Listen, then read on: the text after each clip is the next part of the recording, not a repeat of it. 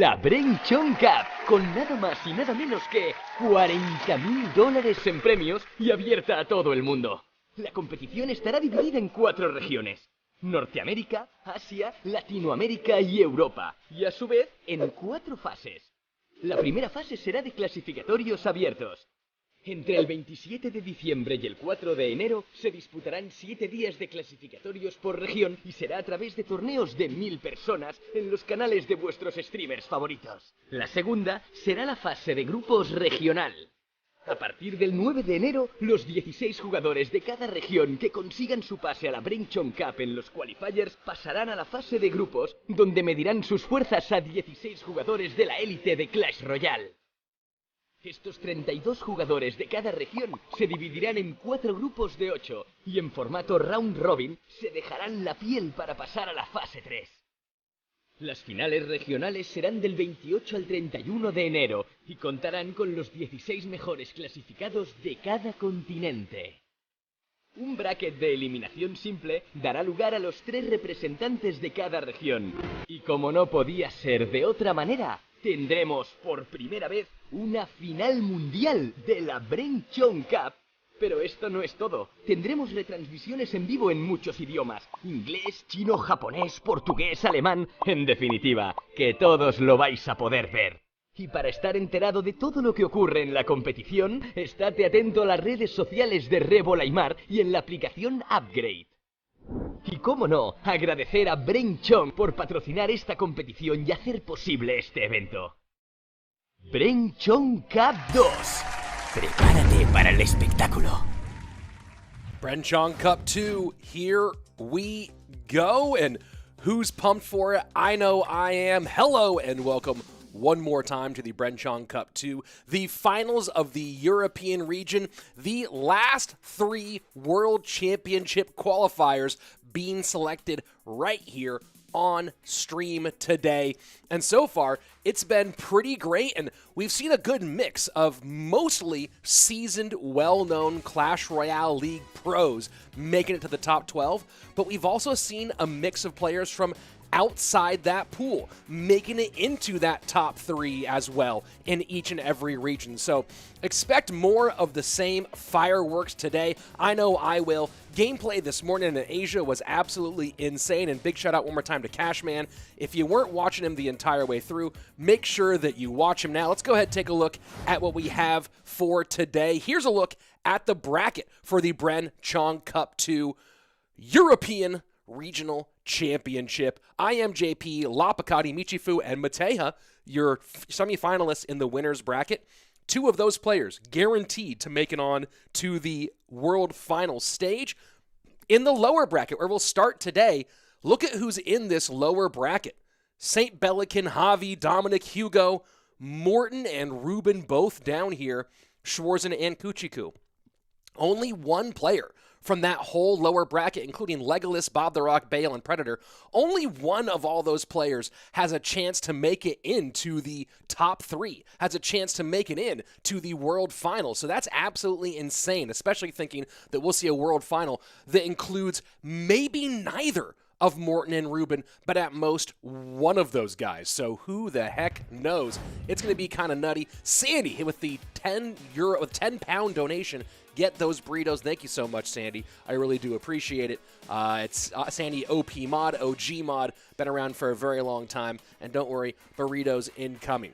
Guys, this is absolutely nutty the way it's been so far. Of course, some of the best in the world have qualified. If you watched Asia earlier today, man, Mugi and Igor, both absolute monsters. Greco getting in, though, as well, which was pretty impressive. And if sorry if there's any spoilers on this one, but if you did, shut your ears and then go ahead and watch the replay later. Latin America, Stang Sand, the standout, the non-CRL pro qualifying, but some other big-time qualifiers as well. And then, of course, yesterday in North America, a nice swath. So go ahead and check those ones out. If you haven't, let's go ahead and take a look at AppGrade, AppGrade, AppGrade on both iOS and Android. 2 different spots where you can download it. That link works for either one of those. So go ahead and download AppGrade to follow along with all of your information. That's the way to keep up with not just this competition, but other competitions as well.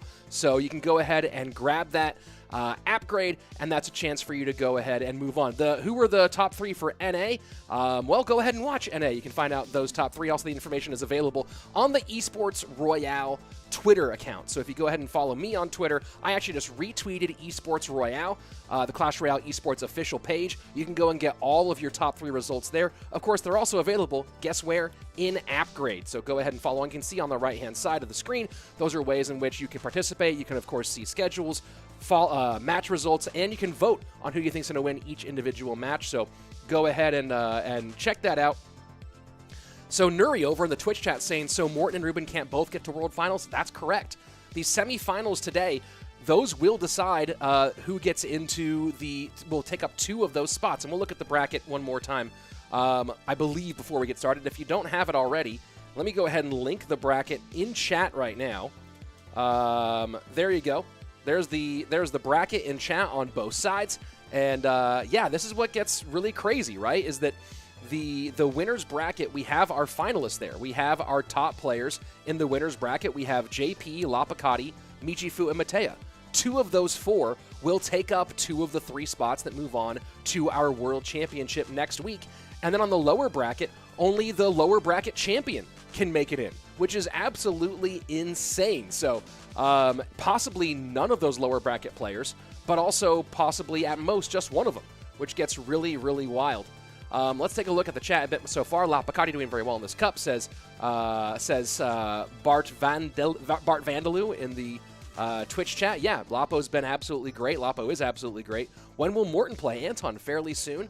So we'll be seeing his action, don't you worry.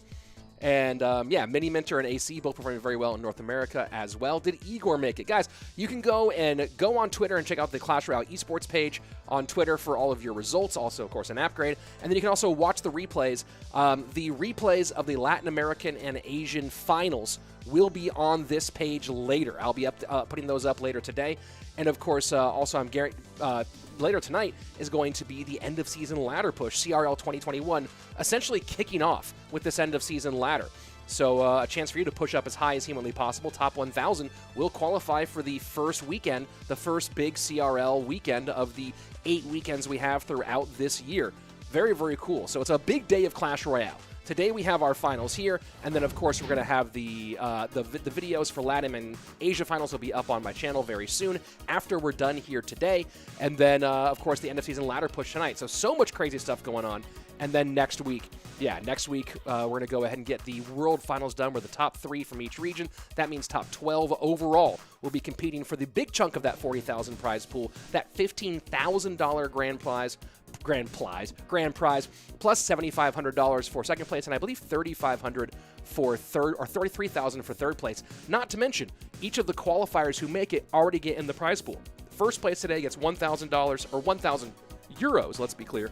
Second place gets $500, and third place gets $250. So that's pretty rad as well. So what happens after the top 3 of each region? The top 3 from each region qualify for the top 12, which is our World Championship. That's going to be pretty cool. What are your thoughts on new music during the game? I haven't heard it yet. I've been hearing rumors about this. I am absolutely excited, Yash Vardian, saying in the chat, what are your thoughts on the new music? I think that would be super cool. So if that's actually the case, sign me up. It's been one of my sort of off-meta, off-brand, out there kind of quality of life requests is new music options that could be in there. Can we get the cool background? The P.E.K.K.A background will come out for the championship, guys. So once we get to the end and people are actually starting up qualifying, that's when we'll go ahead and pull out the P.E.K.K.A background. We'll change the backgrounds as times go on today. What card would you like to see receive love this balance change? Well, balance changes are happening in a couple of months, actually, because they're 3 times a year now. And receive some love? That's an interesting question. What could receive some love? I mean, I always know the ones that I want to have nerfed. I never know the ones that I want to have loved. Will there be a co-host today? Not sure. Not sure. Have AC. I'm not sure if he's available because he's probably sleeping, getting ready for that end of season ladder stream. And then we'll see. We'll see what happens with a potential co-host today. But it might be just me. Not entirely sure. What do I think about EQ? EQ needs a nerf. No sunglasses today. Don't worry. The sunnies will come out, but we always start off with my my beautiful blues, and then we go on to the sunglasses later in the day. Guys, one more time, here's the link for CRL 2021. Tonight is the end of season ladder push. You can be in CRL 2021, but it requires that you push tonight. So go ahead and get that done. Here we go. jumping into our first match of the day, elimination match, best of 3. All of these lower bracket matches are best of 3. Keep that in mind. And this is going to be HaviCatorzay against DoooMiNIk. We'll see if Dom can pull one out. Flying Machine for Dom. And one thing that we've seen so far in this season, and specifically in this event, Flying Machine is kind of a menace right now. And we've seen a lot of matchups where Flying Machine is absolutely abusable. Luckily for HaviCatorzay, he does have the Musketeer, which will be a good response to the Flying Machine. We've seen a lot of matchups lately where the Flying Machine is just untouchable, unreachable. So who knows? We'll see how it goes out today. Graveyard. So Graveyard Musk, not as popular for Graveyard these days. Of course, Graveyard, super popular overall. GY in, Flying Machine, Baby Dragon, Barb Barrel. We'll see what the rest of DoooMiNIk's cards are, but right now looks like he might have some difficulty trying to go ahead and actually control some of these Graveyard pushes. We'll see. Zappy's behind the Knight, Barb Barrel in front, and here comes the Lava Hound. Musketeer, Zappy's, and Cage for HaviCatorzay to deal on the defense. Big question will be is how well does Javi protect his Musketeer in this matchup? Miner and Fireball together. No Fireball Zap here for DoooMiNIk, so the Muskie can't be taken off directly, which is really good for Javi. But the question is how well does he protect it against those Miners when they come in? So we'll see. Fireball does go straight to it, and the Bat does finish off the Musketeer. That's absolutely huge for DoooMiNIk, who's known as a Lava Hound player, and you see how expertly he measured that one. Saw the Musketeer focusing on the Lava Hound, knew the Bat could escape, so fireballed the Musketeer. And that was a brilliant, brilliant play by the German. Nicely done by DoooMiNIk, who is now up 1548 to 754. And he sets up his Cage one more time as Javi gets ready for his next Graveyard push. Barb Barrel pulls the Knight all the way back across. Good timing there. But then Barb Barrel goes the opposite direction for HaviCatorzay. Lava Hound down. Baby Dragon doing a good job against this Graveyard. Graveyard push does not get a whole lot. Let's see how the protection of the Musketeer works out this time. Flying Machine in the middle, maybe trying to predict that Musketeer potentially. Does not get the timing right, so Poison comes out early and gets the Flying Machine off. Miner to the safe spot this time, and that's a lot behind it. Goblin Brawler going to give that extra splash damage to the Baby Dragon as well, and that's Tower down. That's Tower down, and I don't think there's any chance here of Javi getting one back. He might try to Graveyard here. I don't think it's going to do anything. That's a GG. That's a well play. DoooMiNIk going to be up 1, putting HaviCatorzay potentially on the chopping block here into the opening match of the day. And Dom's one of those guys, when AC was on the other day, he said that DoooMiNIk is really, really good. A guy who's very smart and just hasn't had the big stage as an opportunity yet. So very well played by DoooMiNIk as he takes the win in the opening game of the day. Remember, these are best of 3s for the first part of the lower bracket. Once we get to the lower bracket or elimination bracket championship, that will be best of 5. And of course, all of our winners bracket matches are best of 5. But first of all of these lower bracket matches are going to be best of 3, and they are also ban on first loss. So for those of you guys who are coming to join for the first time here, ban on first loss, meaning, of course, that now HaviCatorzay has the option to ban a card from competition for the remainder of this best of 3. We'll see if he goes Lava Hound. That's pretty on the nose to go Lava Hound, but you understand not wanting to play against it. And of course, if you don't ban Lava Hound, now you're trying to game for it, and then you might be playing games upon games upon games. DoooMiNIk, though, playing very, very well in that game against Javi. Read everything perfectly, and it really all came down. That first big push that got the Musketeer on the right-hand side. That's what we're talking about focus, right? We were discussing the other day the idea of how focus is important for a deck like Miner Wall Breakers. Well, focus important there, recognizing that Musketeer was targeting the Lava Hound, and then knowing he could Fireball there because the Bat would finish off the Muskie. That's really, really talented play when it comes to Lava Hound. So you want to talk about high-skill Lava play? That was high-skill Lava play from Dom, making use of a situation where he didn't have the best option to take care of the best defensive troop on the opposing side, but still got it done anyway. Let's take a look at the chat for a minute as we wait for our game number 2. I'm displaying North America on the screen. Good call. Let me go ahead and change that one. I was watching Baby Boy Slaton until the very last moment today. We'll go ahead and jump into the action here, and while that's happening, I will go ahead and get that changed off stream or off screen here. So let me go ahead and change that one to the Europe. Let's see, where is the, let me go find my European overlay. It's somewhere around here. There we go. And now I have changed that overlay to Europe. We're all good.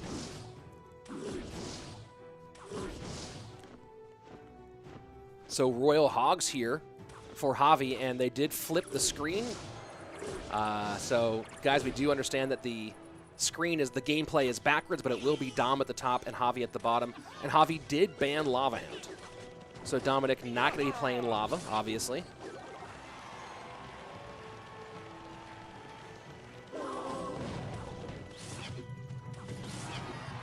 Dom with Zap and Tombstone. Very interesting combination here. So everything about Dom's deck kind of screams Lava Hound so far. Very curious what Dom's going with after Javi banning Lava. And it's Golem, so he just like does Lava but with Golem. I was wondering if that was the possibility, but it's so strange. And Dom, wow. Given the well played already.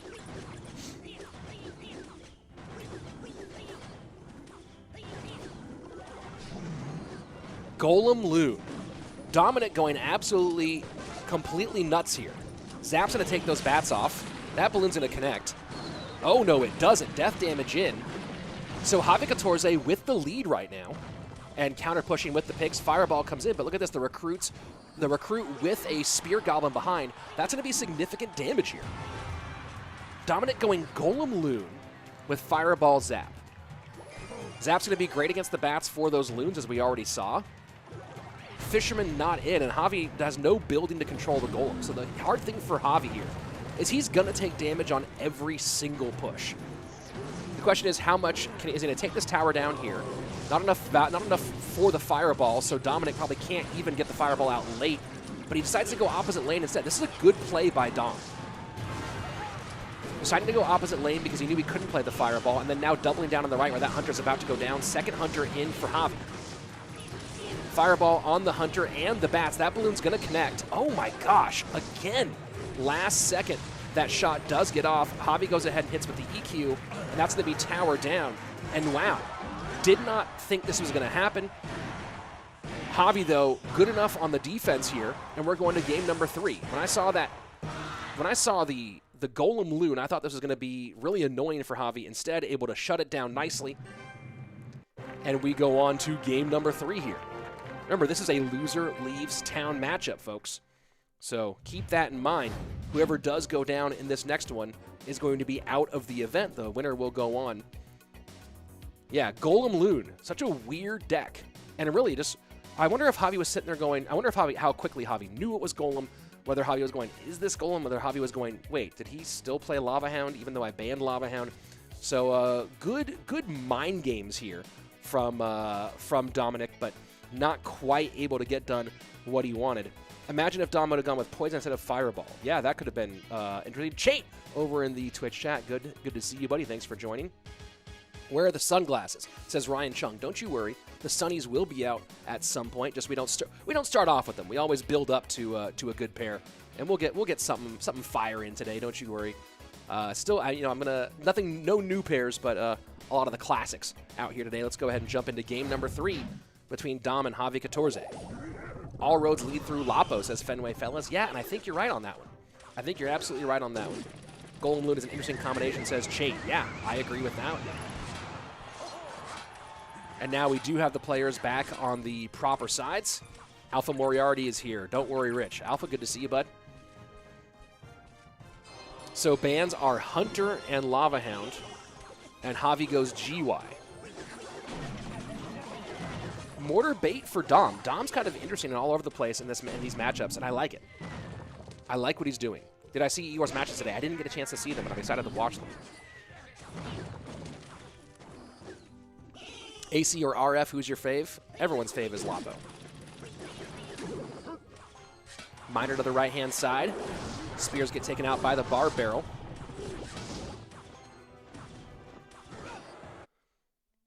And that's a little stutter there. Don't worry, guys. Can I play 1v1? Nope, but thank you for the support. Do appreciate it. I mean, you can qualify for these tournaments.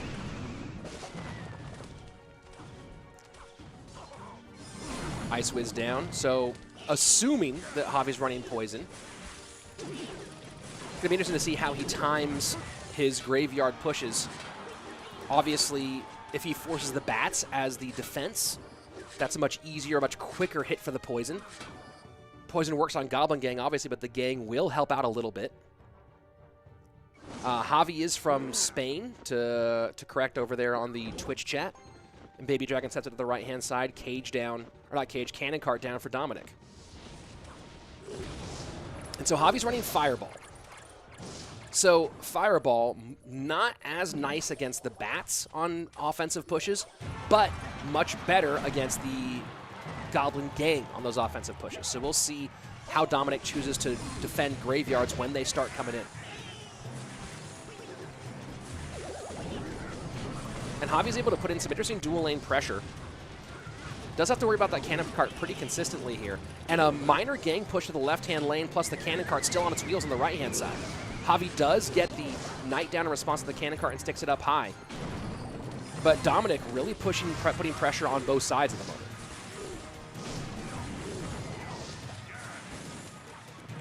Baby Dragon in, and I don't think that Javi supports this. No, he wants to go ahead and play some good defense here.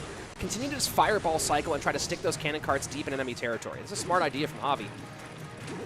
And a good miner there from DoooMiNIk. This is a dangerous push. Man, that NATO is so risky, but you do see the correct placement there. Does pull the cannon cart down in time, but you understand the risk happening there as well. Fireball comes out and gets both the Mortar and the Goblin Gang. Or not the Goblin Gang, sorry, the Minion Horde. Minion Horde. I mean, how often do you see that these days? Good NATO work from Javi. Bar Barrel comes out. Javi's got his cycle in a good spot defensively, but Dom's pressure has been tremendous so far. Does he control the Mortar?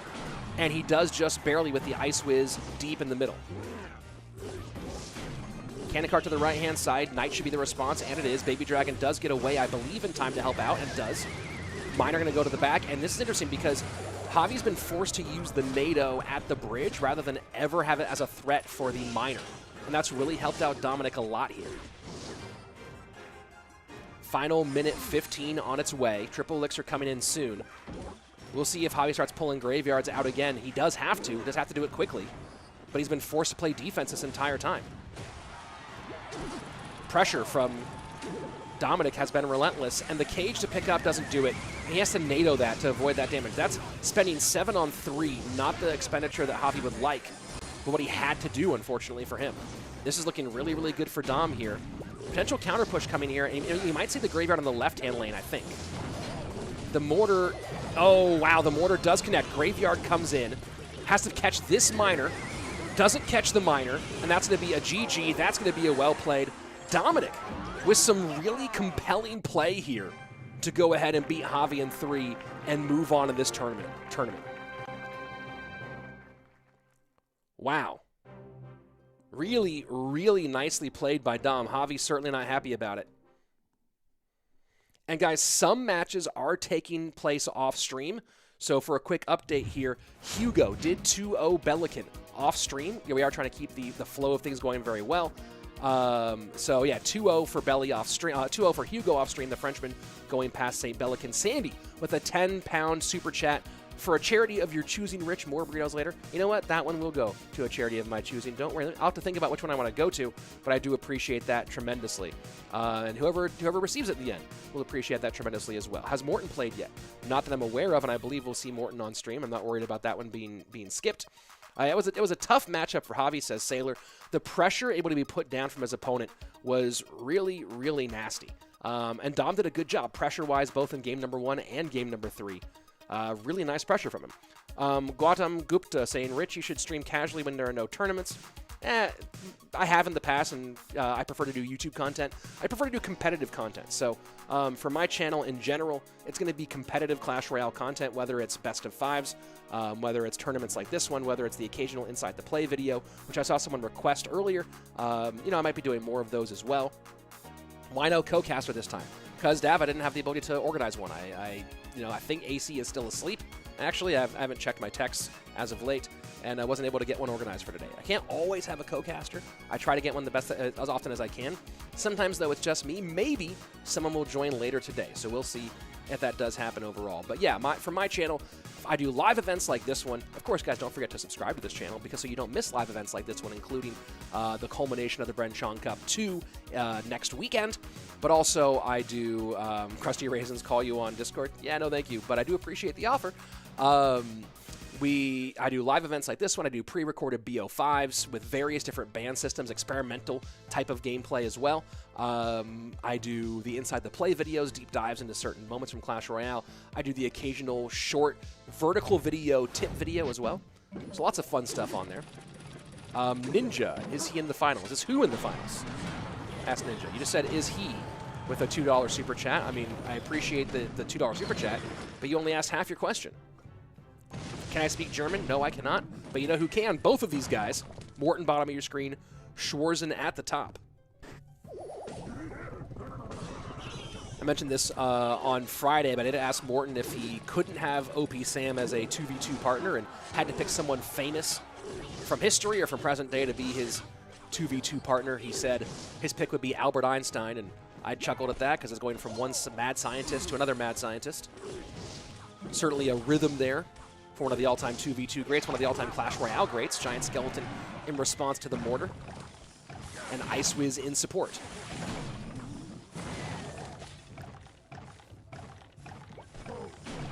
So Loon here for Morten, and Mortar Miner EQ for Schwarzen.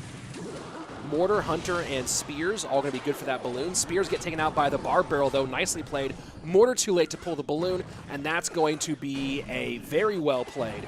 That should be tower down on the left, and now Schwarzen is trying to push that left-hand side and well and make up for some of the loss here. He's not going to get that tower down, and a nice King Tower activation does get in, and you see Morten kind of like, oh, okay, I guess that worked. The one who won the last round. Is he in the finals? No. We are still pretty early on. Here is the bracket, guys.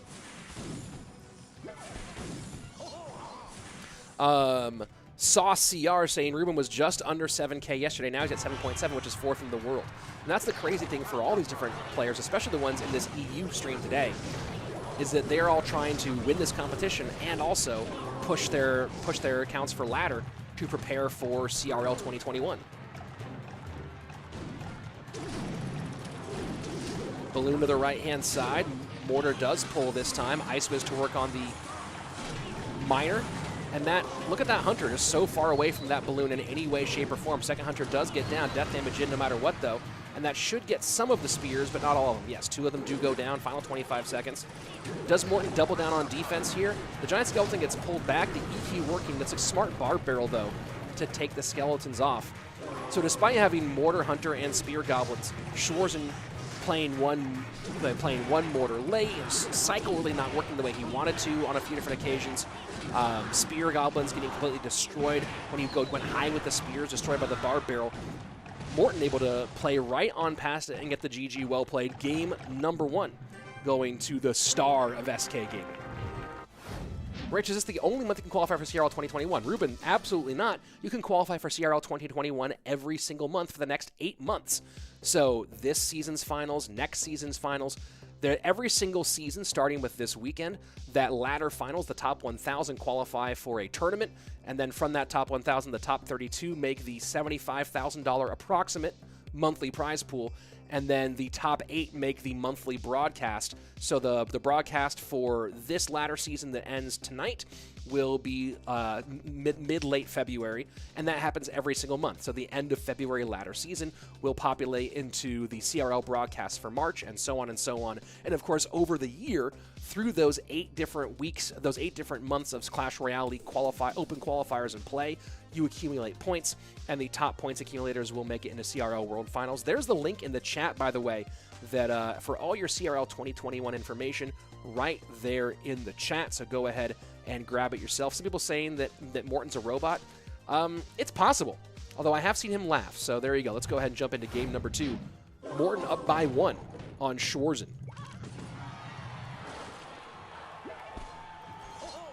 Yeah, the hard part, I've tried to ask, by the way, I've tried to ask a few different pros to come join on the cast today, but all of them are saying, I am not in the tournament, so I've got to focus on ladder.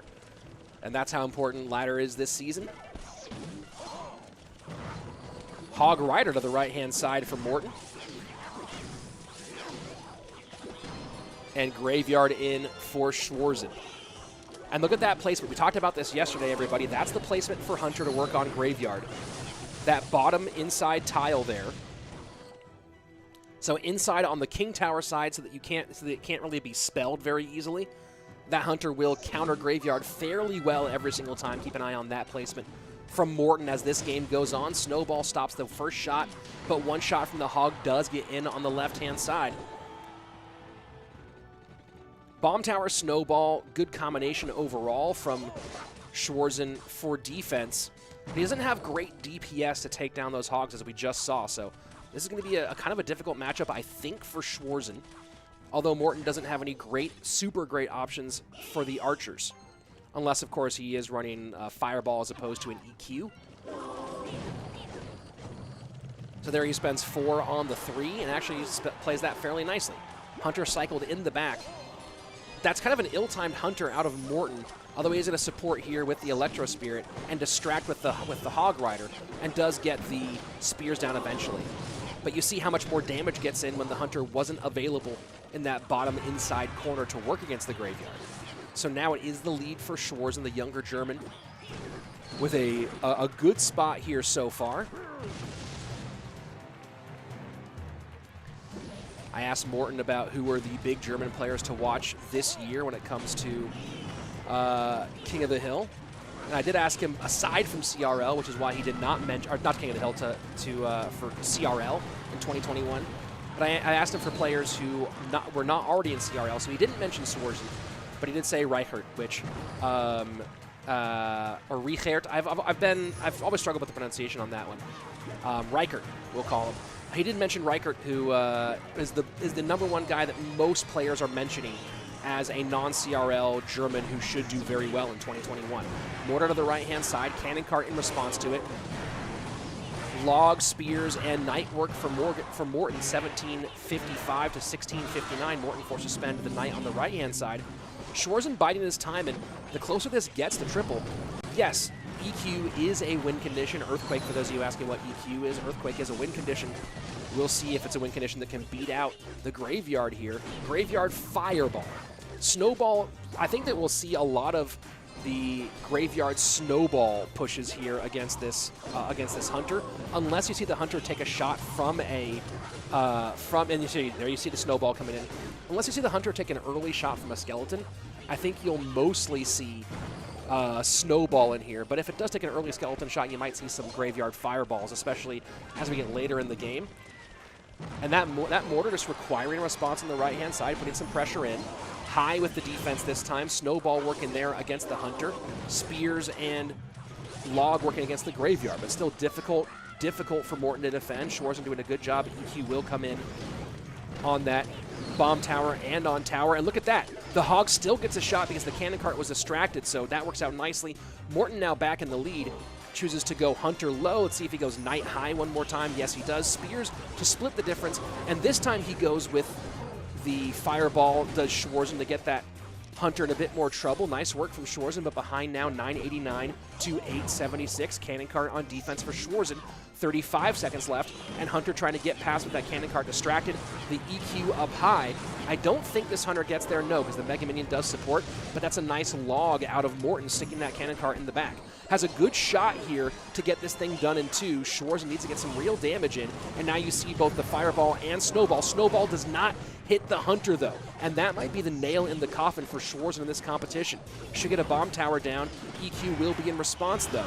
So take a look at this. Schwarzen not able to defend. EQ's obviously gets his Graveyard down, and then just an easy defense here from Morten to close things out, and that's going to be close, but a GG well played.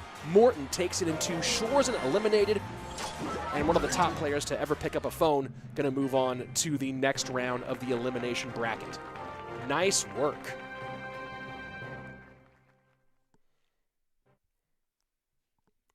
That Snowball miss was kind of brutal. Let's go ahead and jump back into the chat. So let me take a look at the bracket for the moment here.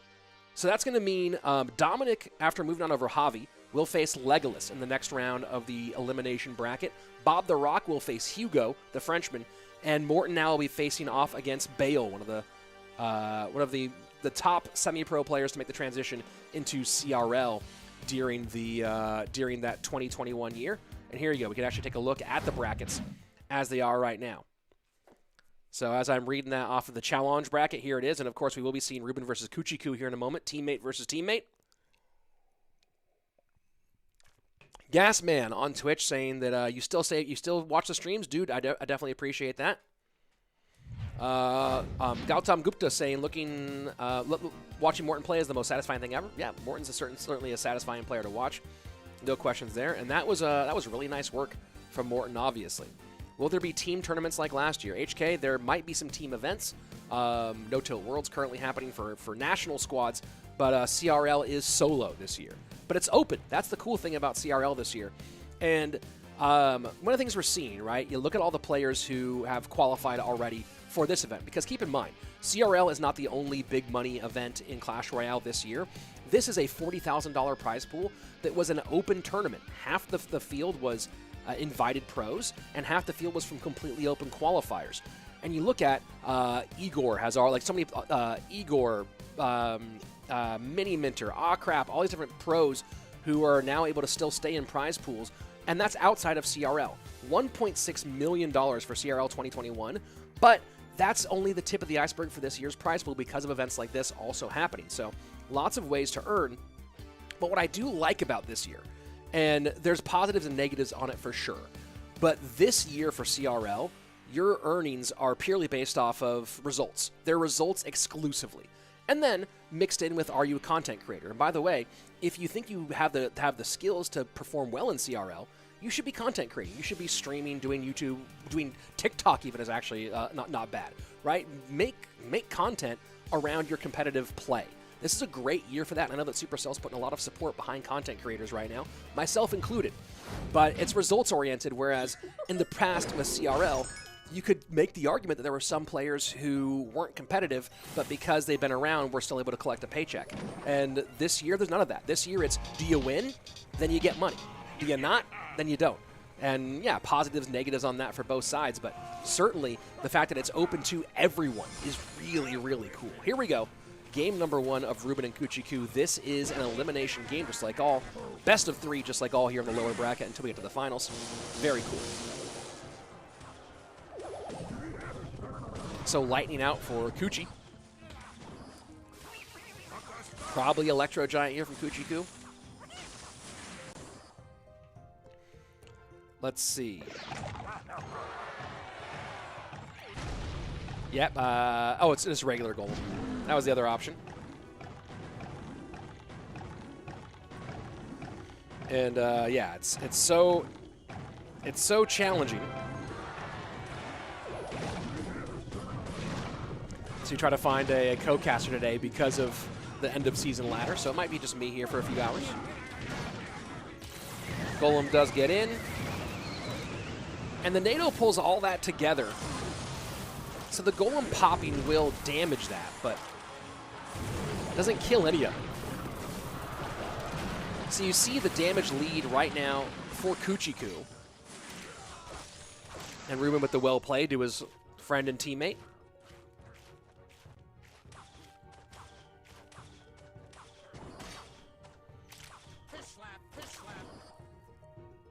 So the big question here for RUBÉN is how much pressure can he create away from those golems, right? And golem cannon cart makes this really annoying because RUBÉN playing against a golem deck, usually the idea here is to pressure when they overcommit, but Cuchii can kind of avoid golems sometimes and then be able to create pressure of his own with that cannon cart. We'll see how he decides to play it, not to mention that cannon cart can act as a second building when it goes down for these Royal Giants. But RUBÉN cycling really aggressively here. RUBÉN, one of the best in the business at knowing when to be aggressive and when to hold back. And right now, going really aggressive, and that Royal Giant all over tower. Luckily for Cuchii Cuu, all those troops staying away. from the initial giant skeleton bomb, so able to create some pressure with this counter push here. Bar barrel forced out from RUBÉN. No building here from RUBÉN, so has to control, has to pressure, has to control, and has to DPS on these golems. And look at that, immediately it's Cuchii Cuu on the right-hand side, a golem with 2 troops in support. Fishboy going to pull that golem aside. At some point, we don't know when that point is. At some point, RUBÉN is going to probably decide to go and take that golem to King Tower specifically. We'll see if he does decide to pull that trigger. It feels like that's the move eventually. We just don't know when he'll do it. For now, though, just trying to control in the middle. But at some point, he's going to need to make sure that that damage, even that death damage, stays off tower. The only problem with that is you put your fisherman kind of in a place where it can't get involved in the fight. Giant skeleton left-hand side for control, and Cuchii's going to probably set up just defense on this side. He's feeling pretty good right now. Lightning takes a fisherman off, Hunter cycle behind, and this is going to be a good death bomb here for RUBÉN.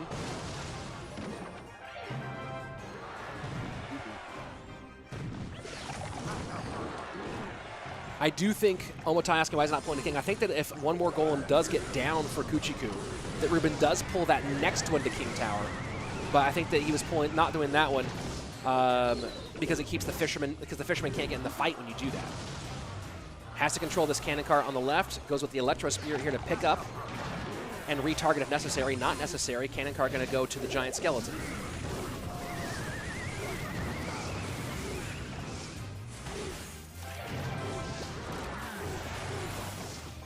.632 on the left-hand side.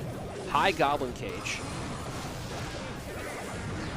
Royal Giant being distracted like crazy. NATO's all that stuff back. Cuchii Cuu playing a good game here. Second Royal Giant down. The pressure from RUBÉN is kind of crazy. It seems nuts to see the amount of pressure that this deck can create because it spends so much elixir on the other defensive, and that's a GG. That's a well played. RUBÉN takes game number 1 over his team.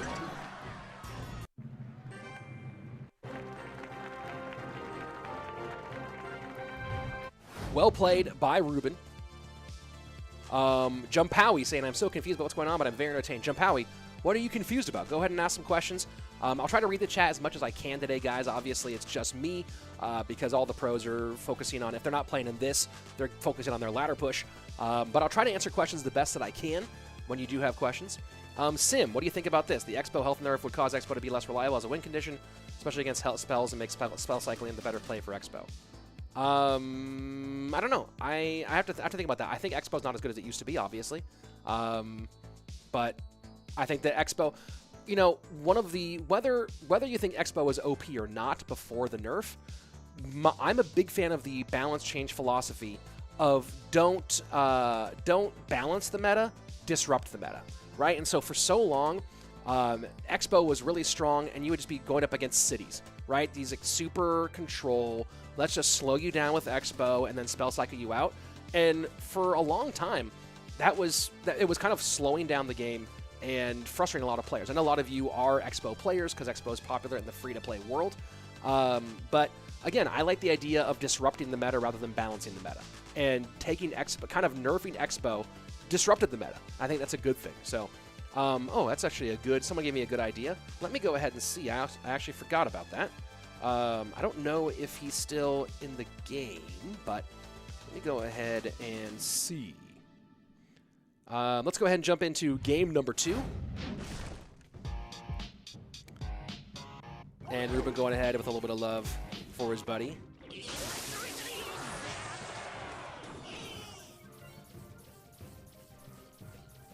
Is there a Spanish live? Yes, there is. There is the Spanish chat. There's a Spanish stream. You're gonna watch it in Espanol. Go ahead and check that out there. Minor wall breakers for Cuchii. I like the move here. NATO the ban for the longtime Team Queso player. But minor wall breakers from Cuchii Cuu. I like the move going that direction.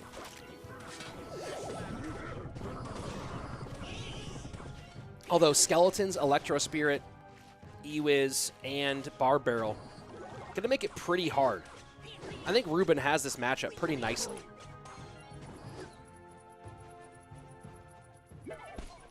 It's going to be so difficult. RUBÉN has great ways to both catch the miners and to stop those wall breakers. I think this is a pretty rough matchup for Cuchii in this situation.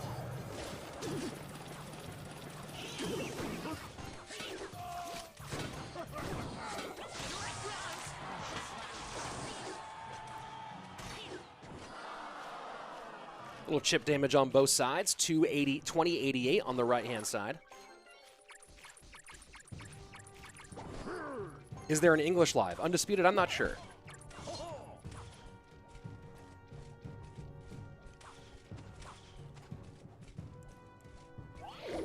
Wall breakers to the left-hand side. And you can see, pretty easy. Had to spend 3 on the 2, though, did RUBÉN. We'll see how often he can spend just the skeletons. But look at this. RUBÉN's able to defend, this matchup-wise, RUBÉN can defend high and low pretty easily, consistently.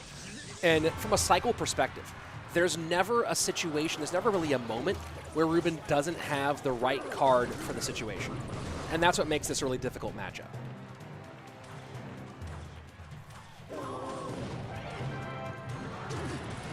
Cuchii Cuu. We'll see how he's able to defend against the RGs. Has Bomb Tower, and there it comes out. I don't think he's not playing the Hunter version. So that last card for Cuchii should be Fireball, unless he is playing Hunter instead of Fireball, which would be interesting. It's possible. I don't think he is, though. So DPS-wise, it's kind of hard to... It's really hard for Cuchii to create offense and be able to play defense here. Well, that's going to get one shot. No, just barely goes down 1916 to 1886, now 1814. Cuchii Cuu in the lead. That's not going to last, in my opinion. Bar Barrel has to come out, and wow, one does connect here.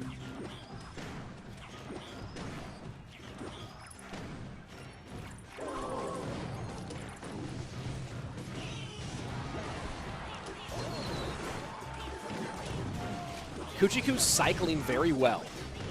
And that's probably the most impressive and most important thing here. And look at that, the timing on the Fireball to get the Hunter off. Cuchii Cuu's actually playing a gem of a game here. Playing a really gem of a game here. Continuously putting pressure on. You see the skeleton cycled in the back there from RUBÉN. Thinking maybe a miner was going to be coming in just for some extra pressure. But Cuchii not going too aggressive. And look at that.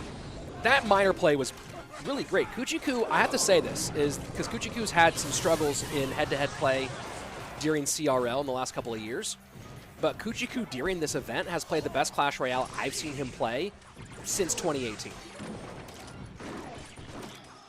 Win or lose in this best of 3, this is a really, really good game for Cuchii.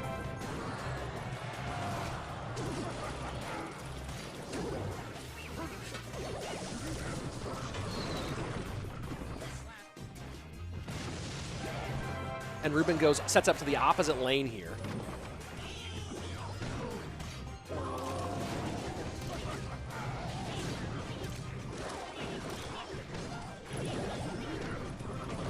Bar Barrel in, Bomb Tower going to go down, and now Royal Giants in both lanes.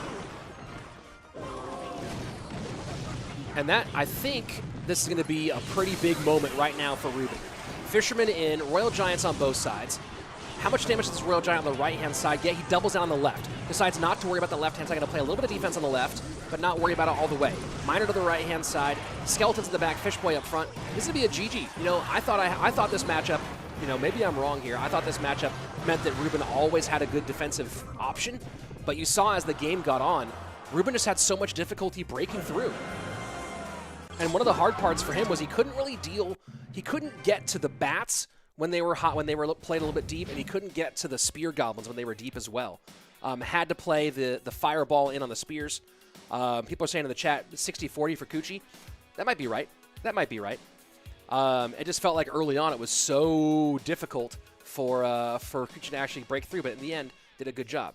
Dude AP, Rich, everyone must understand everybody can't play as well as Lemon Tree, played the Expo tournament. Many tried, nobody succeeded. You have to be good at it. Okay. I said people are arguing about Expo in chat. I don't really care. But, you know, if you like Expo, great. If you don't, great. But I do, again, I don't mind. I like the Expo nerf because it disrupts the meta and takes a thing that was frustrating for most players out of the game for a while that was insanely strong for about a year and a half, for maybe 2 years. So I don't mind it. And, you know, if you have the cards to support Expo, there are other relatively free-to-play archetypes you can pivot to without too much difficulty. So I don't mind that nerf at all. GG's well played to Cuchii, yeah. The key for RUBÉN was double lane pressure, says David Marquez in the Twitch chat. And yeah, he got it, but he got it late. I'm not sure what Dan's saying there in Spanish, but oh, that's Cashman's Twitch, but also check out Cashman's Twitch. Let's go ahead and jump into game number 3 here. All tied up. RUBÉN with a chance to knock out his teammate. I mean, Cuchii with a chance, both guys actually, with a chance to knock out their teammates. Bans here are Miner and NATO.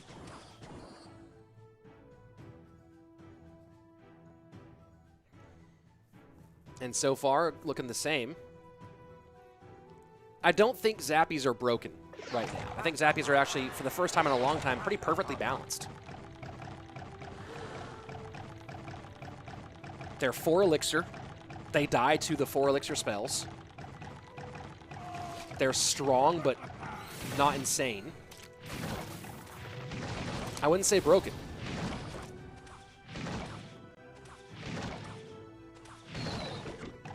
I remember Crafter, SRW Gaming, mentioning Crafter. Crafter used to be in the clan I was in, non-meta Musketeers back in the day.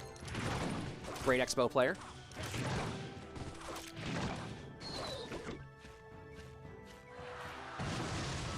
So interesting mirror here.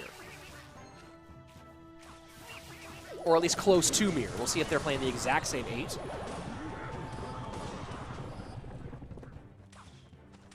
And with the first half of regulation away, damage pretty even.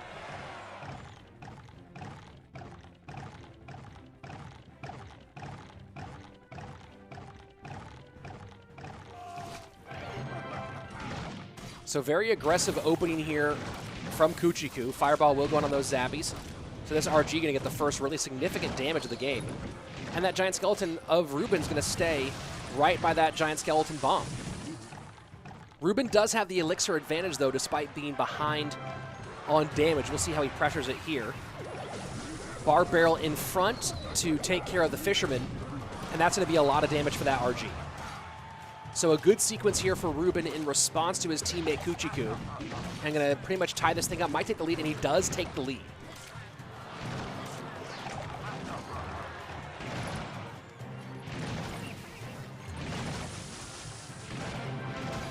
RG down up high here for RUBÉN. And that's a great moment with the, let's see if that bomb goes off early. It does not go off early, but still, no matter what, lots of damage. Cuchii Cuu pressuring the right-hand lane, down 756 to 15-18. Zappies out. Interesting choice there. I think Cuchii might have fireballed those Zappies a little early. Prediction, that's a nice prediction Bar Barrel on the Fisherman.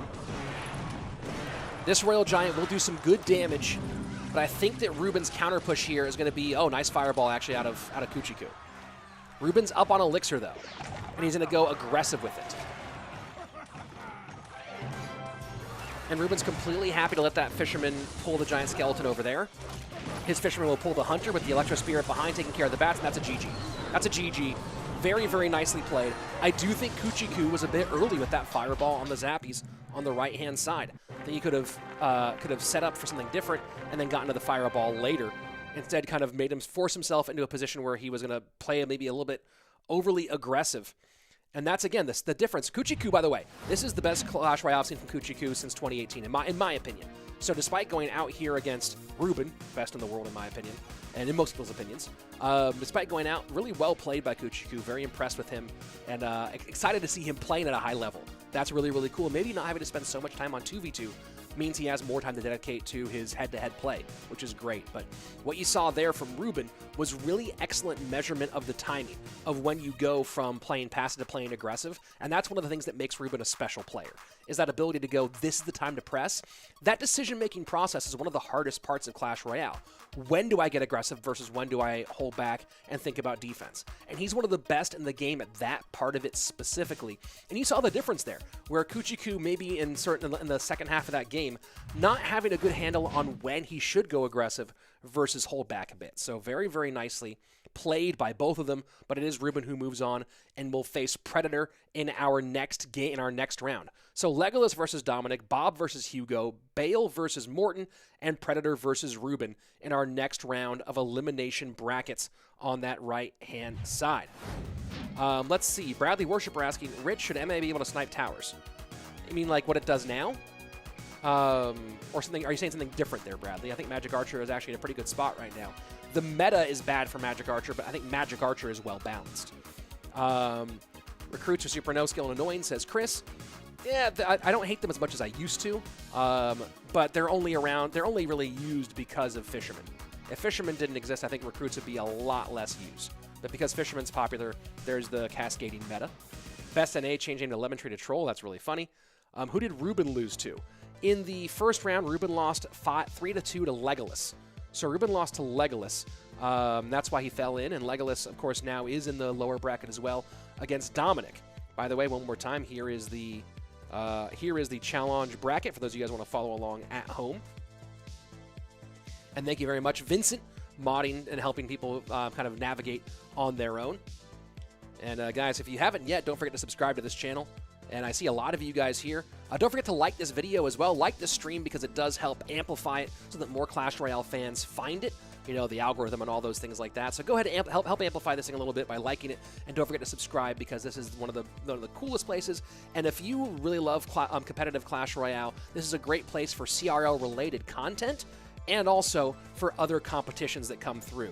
You know, this channel's been the home for various no-tilt competitions, for many of these Revel AMAR tournaments like the Bren Chong Cup, CWA Cup, AMG Cup, things like that. And then, of course, other competitive content, including my own BO5s that I put together with pros as well. So don't forget to subscribe to this channel, like this one as well, ring the bell for notifications so you don't miss any of it. Thank you very much, Surgical Wizard, for the like. Rich, do you think that skeletons are broken? Absolutely not. I think old skellies are broken, but these ones aren't. Why isn't Andrew casting with me? Andrew might show up for the finals. We'll see. But Andrew and I will be back together, of course, for Clash Royale League. Don't you worry. The Bash Brothers going to stay in it the entire way through. And all your 2021 information, Vincent Modding throwing that in the chat right now. So I think they're taking our time to set up our next one. We should. Oh, Legolas. Never mind. Legolas versus DoooMiNIk taking place off stream. News update for you guys right now. Legolas beating DoooMiNIk 2-1. So Legolas, the Ukrainian, will move on to the next round of the elimination bracket. DoooMiNIk out after a 2-1 loss. Legolas, of course, does train with Igor, LaPoKaTi, and Dreaming Fly. Nice little crew they have there. So you definitely some great gameplay from him. Here we go.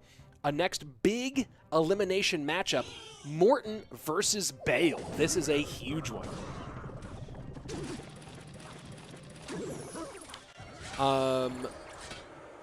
Let's see. Looking like might just be minor cycle here for Morten rather than minor wall breakers, or mortar miner for Morten.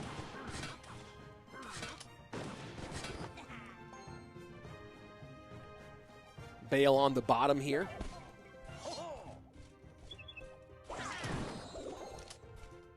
Bale, of course, played with Dignitas in this last season of CRL. After hoping to be in Clash Royale League for a long time, was a star of the Orange Crown League, which takes place in Spain. Was totally dominant there and was an easy pickup. An easy choice for a pickup for CRL. Struggled in the spring, but played very well in the fall. Had some big-time wins.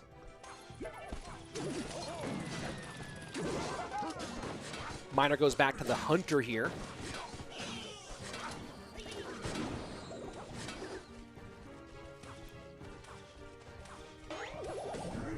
So Morten going with minor EQ cycle.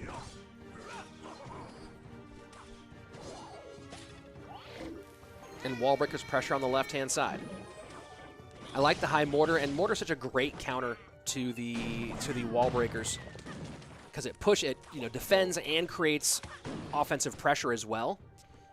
We'll see if at any point Morten decides to defend the Wallbreakers like that and then try to defend the mortar, or if he just lets things like that Bandit or a Barb Barrel take that mortar off. That's going to be part of Bale. And we'll also see if Bale decides to get aggressive and pressure the mortar or control the mortar as time goes on. Morten recognizing not against NATO, so goes inside with the miner rather than to the outside spot. You saw the Mega Knight go to the outside, trying to predict that. Miner Wallbreakers to the right-hand side. And again, high mortar here. The Knight, though, pulls away from the mortar, and a nice zap out from Bale. And that zap going to be really annoying for Morten for those spears. It's an even trade, but it means also that Morten can't rely on those spear goblins offensively or defensively here. Although now, and again, Barb Barrel and zap. Basically, those spear goblins are just going to be things that Bale spends spells on. Bandit into the right-hand side, and that's a nice delivery. Bale pressuring hard, and now Morten really can't do a lot about this one. Has to eat that Miner. Mortar high, Musketeer in response, and those will get zapped or bar barreled. Zap does take him out. Musketeer going to go push on that right-hand side. 16-30 to 14-15 as we go closer to sudden death overtime. Muskie does not connect, though, and that's big for the German. Now just 23 HP separating these two. Knight picks up the Bandit. Mortar sets up high, and Morten might just eat these. I think he's going to. Yeah, he's just going to go ahead and eat the damage there. Not worth fighting that one. Good call there from Morten. Of course, now that does give dual lane pressure. Zap misses one Spear Golem. That buys Morten a little bit of time. Bale with good dual lane pressure here. We'll see how much he decides to keep on pressuring. Morten can't just let a free set of wall breakers go again. He's already played that card, and now he has to actually defend these wall breakers. Delivery comes out, gets the wall breakers. Miner going to do a lot of work in the back here. Delivery, though, not available now to help out with the Mega Knight on the right-hand side. And you see Morten currently in the lead. We'll see how Bale presses those options, though. Musketeer down to the middle, and the EQ plus the Mortar plus the Hunter working again. And I think that those wall breakers hit the, they hit. The delivery does have to come out to save against one, though. 606, and Morten should be able to EQ cycle here. He might throw, I think, one, maybe two more Miners, although he also might want those Miners to control the Mega Knights. Knight does come out to work, bar barrel in. He might Miner to Miner here, and he does. Bale, though, good pressure on the left-hand lane. That's a good push from Bale. Mortar high, and Mega Knight gets in deep here. Doesn't get a swing on tower. Ooh, boy. Damage on both sides, lots of damage on both sides. Bale shredding that left-hand tower. Morten in a whole lot of trouble. Miner comes in, can Morten catch? Ice Spirit to reset. The zap comes in, and a Mortar has to come out on defense from Morten. This is absolutely brutal for the German. Miner and EQ into the opposite side. 61 HP remain. Bandit high. Miner going to come into the front one more time. Does the Ice Spirit stop it? It doesn't, and Bale gets the win. Very, very nicely played by Bale to take that win away from Morten. GG. Wow, what a great game that one was. Whoo, boy. And that was the hard part, was that, Morten in the end couldn't make similar decisions. He couldn't decide to sacrifice. He sacrificed HP as a resource earlier on in the game. But as the game went on, didn't have that luxury anymore, and those small spells making the Spear Goblins completely obsolete. And then Morten now starting to get spread thin because Bale knew which lane Morten was playing in. He was just playing in that right-hand lane, so it was Bale's option whether he wanted the game to be split from side to side, and did that very, very well. Where are the glasses? Don't worry. They'll come out maybe after this match. We'll see what happens. That opposite lane pressure, though, was really, really nice from Bale. Very, very impressive gameplay from the Spaniard. GG, well played. Game number one going to Bale. Now Morten on the chopping block here. Where are the Daily Shades? Don't worry, guys. They're coming out. Let's see. Reading some more of the chat here. That's a great match. Yeah, the little bit of leaking messed him up, maybe. And sometimes it's hard to make decisions in that situation where you're talking about the dual lane pressure. So, Bale doing nicely there. Eric Vol saying Bale's gain momentum while Morten was losing momentum. Yeah, I think that's a fair assessment there. A very fair assessment on that one. Let's see. Any other things in the chat here? Okay, don't forget to subscribe, of course, also. Notice me. Lucky Long John. I will not notice you, Lucky Long John. If I'm Bale and coming up with Graveyard, it says 18. It says 418. We'll see. We'll see what it's showing. I'm curious about what the ban call is from Morten. He could ban Miner, but I think he wants to play Miner. I wouldn't be surprised to see Morten either ban Wall Breakers or ban Mega Knight. Let's go ahead and see what he does here. Of course, Bale, known as a good Lava Hound player, bans Bats. My man Rich, do you read poetry? Limited. Read some T.S. Eliot back in my youth. Miner goes to the front outside, gets a couple shots here. 2390, the opening salvo.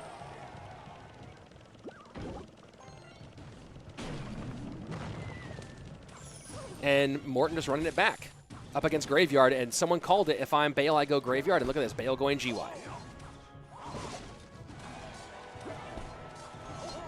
Bale's career highlight.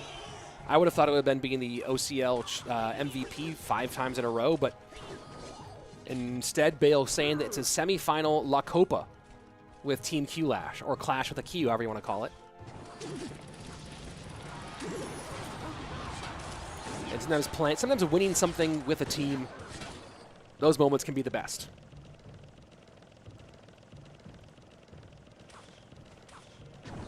I asked Morten what he thought the most difficult part of CRL 2021 would be. And in his opinion, the hardest part is the qualifying stages. After you get past the top 1,000 ladder, I don't think he's worried about making that at all. But that qualifying stage, there's going to be so many good players in that qualifying stage that it's going to be a really hard gauntlet. He thinks it's going to be harder than winning World Finals for CRL.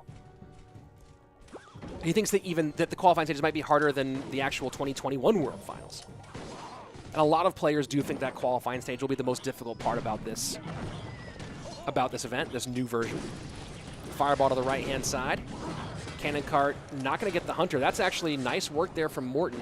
The Miner helping distract the cannon cart so he could turn it around.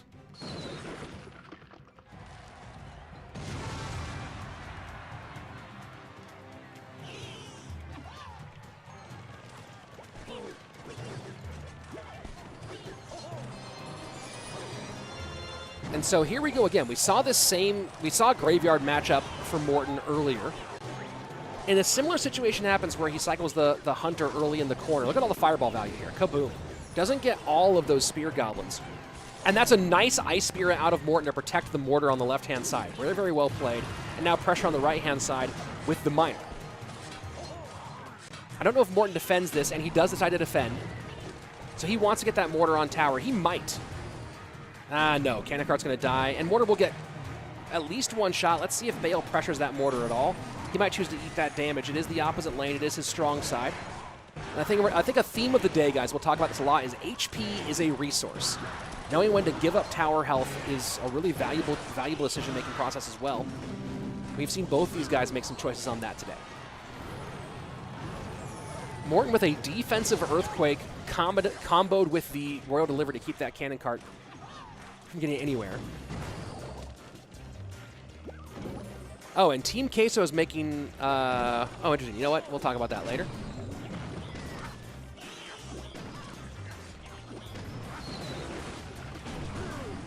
Snowball to the Spear Goblins. Graveyard in. Delivery and Knight, the response, spears to the inside. And again, kind of like last game, where we saw what was happening, where we saw Bale making the decision to put pressure on the opposite lane. It's using a different methodology here, but it's Morten as the one who's trying to put pressure in the opposing lane. Just using that Mortar. That Cannon Cart escapes. That's not what Morten wanted. Great news for Bale, though, because this Cannon Cart forcing out the Hunter.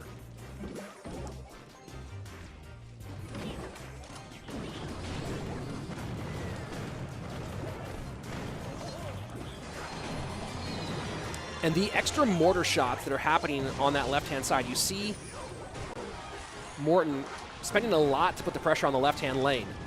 Able to cycle quickly enough to defend the right-hand side, though. Here we go, final 30 seconds. It is Morten in the lead, pressuring that left-hand side, doing everything he can to keep the fight over there and to force Bale to spend there to survive and not put enough on that opposite lane. Look at that, naked Graveyard in for Bale. So he's doing Graveyard, Fireball, Snowball, and maybe Fireball, Snowball too fast. He should have staggered those a little bit more than he did. Fireball goes in. Snowball could have been a half second later because the Snowball really hit nothing. And that's a GG well played. We're going to game number 3. Very nicely played by Morten. Sorry, I was reading something there, folks. Every once in a while, you have a Channel 4 news moment where you end up reading something that you see on screen rather than saying the thing that you meant to say. But yeah, Morten with a very nice play. We're going to game number 3 here in a moment. And let's see. Looking at the chat here for a moment. Let's see. If I'm coming out with Graveyard, yeah. 418 made a great call on that one. Why is Mortar suddenly famous? I don't know if famous is the correct word here, but Mortar has been big for a long time. I mean, there were periods where the top 5 out of 10 decks on ladder were Mortar, right? You'd see a finish, and you'd see that Mortar was all over the top 10. So I don't think Mortar is suddenly famous. I think Mortar is actually not as popular as it has been in the past. Minor Wall Breakers has kind of supplanted Mortar in some ways, or taken at least some of the decks, some of the decks that would be Mortar and made them not Mortar. So there we go. Attention. Thanks for your attention. All right, Schlimmer, nice work. What were you going to say about TQ?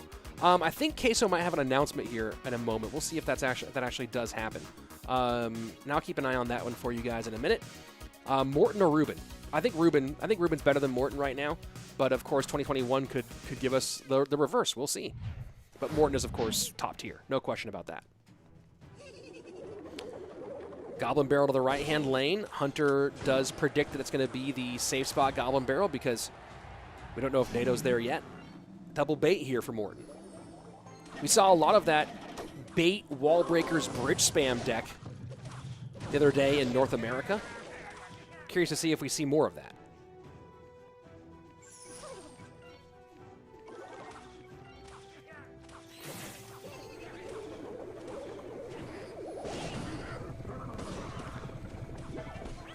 Zappies do split. I'm Ron Burgundy. Yeah, 805 Joe. Exactly what I'm talking about. Where you read something rather than what you meant to say. Oh, so that's I guess the announcement has been made.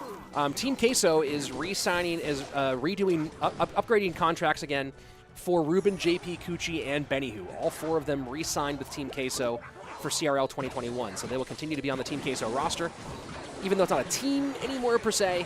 It's solo, but that's still the plan for Team Queso. So very glad to see that Queso is not abandoning Clash Royale and continues to support their pros they've been with for so long.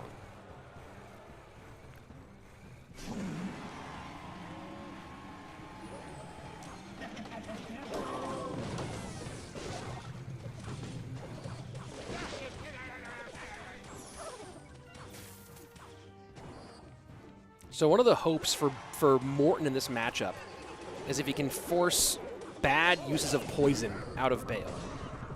It's going to be hard to do, but that's one of his goals there, is to force poison to be used in inopportune moments by Bale. Hunter cycled in the back for Bale. Cage should be the control mechanism primarily if it's not Zappies.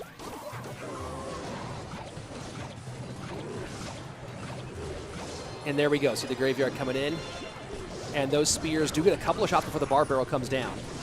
Knight to control the Baby Dragon and Dark Goblin in the back. This Dark Goblin going to be an absolute menace for Bale as time goes on.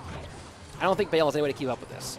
And as you see right now, the amount of distance that Morten's creating before we get into triple elixir is really valuable for him.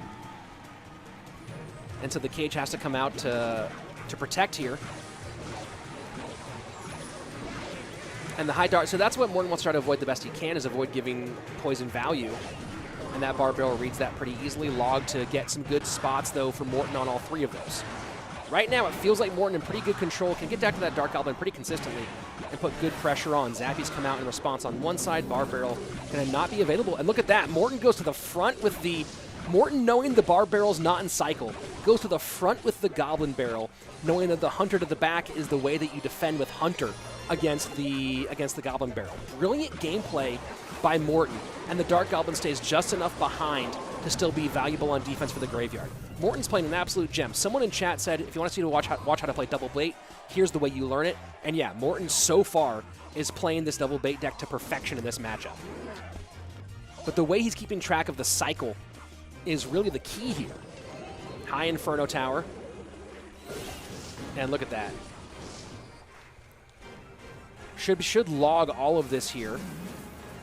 Decides not to, instead going to put pressure on the left-hand side. Morten's slowing down a bit at this stage, and now here comes the log. Maybe he was hoping for one more troop to come out before he spent that log. Also knows that Graveyard's going to be incoming, and there you go. Bale going aggressive with Graveyard on the left-hand side. Bar Barrel does take care of the Goblin Barrel very easily. And now a very nicely tanked for Graveyard coming out on the left-hand side. Knight high to control. And look at the Dark Goblin placement way in the back. That poison has to come out late, and the poison's not going to do a whole lot. Does get the Dark Goblin off, gets it off way too late. They're now skeletons more than sufficient to control. And look at that, Bale not happy. He knows he just got hurt on the right-hand side, although putting really good pressure here. keep in mind, no big spell for Morten does make closing this a bit more complicated. And this time the Dark Goblin a little bit earlier here means that Morten has to spend a lot more on defense. Goblin Barrel in on the right-hand side, 99 HP remaining. That's going to be it. That's a GG. That's a well played. Morten with the let's go. And that's how you play double bait. That was great gameplay out of Morten.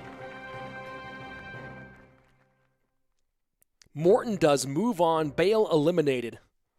And man, that was how you play that deck in that matchup. And a couple of moments of the constant pressure. But for me, the standout moment was Morten knowing the Bar Barrel was out of cycle, so he played the Goblin Barrel to the front, knowing that the most likely response was Hunter to the back, and that got some good damage there as well. Very, very nicely played. Good matchup, I think, for Morten overall, but, you know, that's one of those ones that you can easily get caught out if you don't do it correctly. Clash Royale Esports with the GG. Morten just outcycled him every time. Yeah, Morten outcycled him every time. It was very, very nicely played. Let's take a look at the bracket. I'll go ahead and link that in the chat for you. They might show the bracket on stream here in a moment. Vivek saying, I feel sorry for the handsome Bale. Yeah, Bale is certainly got a nice chiseled jaw. And oh, guys, that's right. That's right. So your lower bracket, this is crazy. On one side of the elimination bracket is BobTheRock, who took the win over Hugo 2-1. BobTheRock versus DoooMiNIk. On the other side, and it's only a best of 3. Why is it only a best of 3? Morten versus RUBÉN. There we go, an elimination game. I wish Morten versus RUBÉN was best of 5. I wish so much it was BO5. Oh, why do they have to end up in the same spot of this bracket? But Morten versus RUBÉN, best of 3 coming up. Obviously, it won't be the end-all, be-all. This is not a match that decides anything in terms of who's the better player, but it is certainly a match that we all want to see. And I'm really pumped we get to see that. That's so cool. Oh, that makes me happy. That makes me really happy. I'm pumped for it. You know what? I'm so pumped for it that it's time for... Oh, yeah. Here come the Blues. Let's go. Man, are 2 win conditions usually better? I don't think so. Who looks stronger, 2019 Team Liquid or 2020 Team Queso? 2019 Team Liquid, for sure. 2020 Team Queso, I don't know, man. That's actually tough. I mean, 2020 Team... here's the thing is, 2020 Team Queso is Team RUBÉN with JP, with other guys showing up on occasion. 2019 Team Liquid, like, was a full team effort. Right? That's kind of a hard one to say, but I think that 2019 Team Liquid was better than 2020 Team Queso. 2019 Team Liquid, right? They won CRL West. They got second in CRL West. They won. Oh, here we go. And here's the announcement for you guys. They'll put us up the team competition for the and put us up the 2v2 competition. And let's say that until the end, everything we had until now. They will organize a competition that will be open for everyone through the ladder system. I'm going to read all these, and I guess this is the announcement video. So I guess I did the announcement a little bit early there. But, yeah, talking about who's better. It's a tough blow for the Clash Royale ecosystem and esports that we have been generating these years. All organizations are going to be communicating their away from Clash Royale. Okay, maybe some or a radical change in how they will approach it.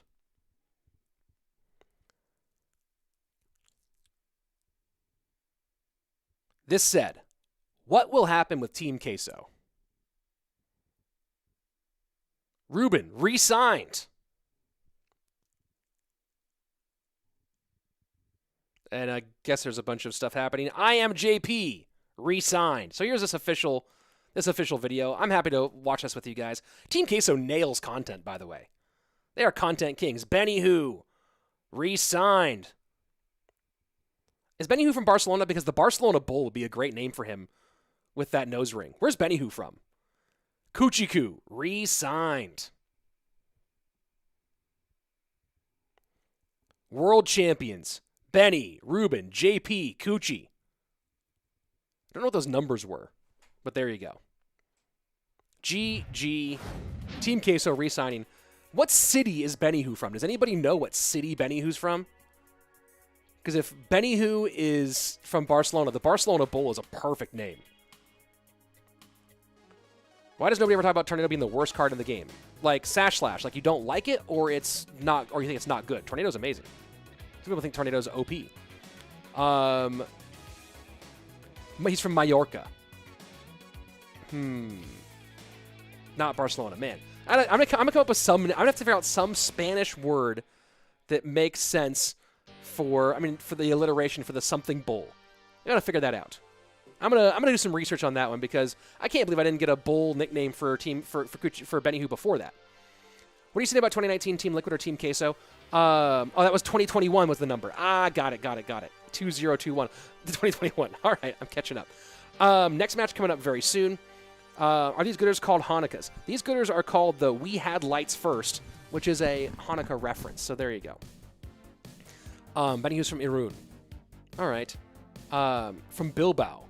From Bilbao? Is Benny Hu from Bilbao? The Bilbao Bull? Is that really true? Someone needs to confirm. I need someone to truly confirm what city Benny Hu's from. Because if he's from Bilbao, the Bilbao Bull is really fun. Really fun to say. Man, why did I not come up with a bull nickname for him so long ago? Very frustrating. Just a missed opportunity for Slaton.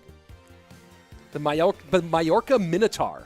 Ooh, that's a lot. That's a lot. A lot of words there. But, yeah, I'll have to play with it. Benny Hu's from Moscow. It's hilarious. Guys, by the way, if you're waiting for the match to start, I'm not in charge of the matches starting. I'm waiting for the... this is all being run from the production studio in Spain.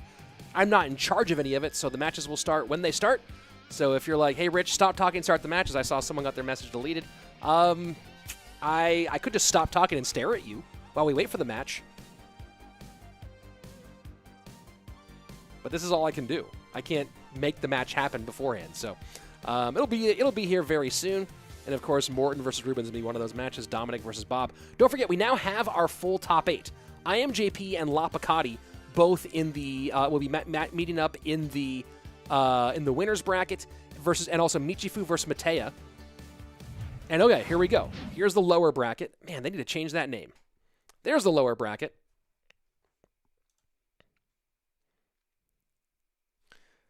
$805 Joe, Rich, start the match and nerf the cards I don't like.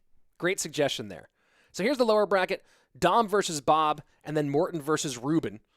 So Morten or RUBÉN will be in the lower bracket semifinals. One of those two. And then Morten or RUBÉN, whoever goes through there, will face off against whoever falls out of the upper bracket. This is going to be really interesting. Really interesting. One of those guys is going to go out next. Same thing for Dom and Bob, and then they will wait the people who lose the winners bracket semifinal. Remember, this is double elimination, so the people in the lower bracket are all on elimination. They're all possibly out. Those guys on the upper bracket, the winners bracket, JP, LaPoKaTi, Michifu, and Mateja, all still have a loss to give. And that's the overall format of this stuff. RUBÉN beat Predator off stream. Yeah, that happened earlier. And guys, here's the challenge bracket. For those of you trying to follow along with the action at home. And here's my sub link in the chat right now. If you haven't yet, don't forget to like this stream and subscribe to my channel, because we're back here again for the World Finals, which will happen next weekend. The top 3 from every region, from Asia, the North America, LATAM, and from Europe. So that will be next weekend. And if you don't see the alert in game, subscribe to my channel and ringing the bell for notifications is a great way to make sure that you do get the alert no matter what, and you don't miss people competing for that €15,000, $18,000 first prize. Of course, also other content throughout the year, etc., etc., etc. Like, subscribe, ring the bell, and yeah, waiting on this next matchup. Hopefully it comes up very soon. And Clash Royale Esports, like and subscribe. Hey, listen to Clash Royale Esports. They know what they're talking about. And don't forget also, guys, to subscribe to the Clash Royale Esports page. Do you like Clash Royale Esports? Well, guess what? Guess what? Well, guess what? There's a Clash Royale Esports page just for you. That's where the home of CRL will be found. And, of course, the Clash Royale Esports YouTube channel did recently hit 1 million subscribers. There's the link right there to the Clash Royale YouTube channel. So make sure you go ahead and subscribe to them as well, so that you always hit every great piece of Clash Royale Esports, including CRL 2021. There will be some CRL 2021 related content here on this channel, but of course the big show, the top 8 each month, exclusively on the Clash Royale Esports YouTube page. So subscribe to CR Esports as well. And don't worry, you'll see me there alongside my co-host Andrew Guy. It'll be super, super fun all year. And guys, I know we're waiting for the matchup. Hopefully it happens very soon, and we'll get that. Let me go ahead and read some chat here.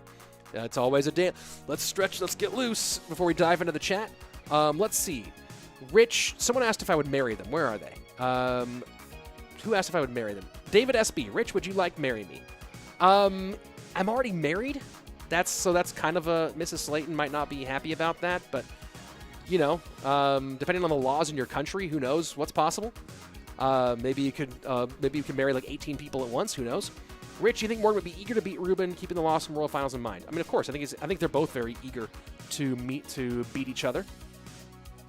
Let's see. Breaking news: Predator is disqualified from the No Tilt Worlds. Interesting. Where'd I get those glasses? They're Gooders. They're my favorite glasses brand. There's a link in the chat if you want to get some yourself. But yeah, I've owned this pair right here is like my 14th pair. I'm addicted. I might actually have a problem. Our lowers bracket should be starting soon. Let me check with production. When do we start next game? Because what in the world is going on? Married to a musketeer? Maybe. Who won the last match? Oh, here we go. Next game coming on. Let's do it. And oh boy, what could be better? Morten and RUBÉN. The only way it could be better is if this was a best of 5, or better yet, a best of 7. I could watch these guys play all day.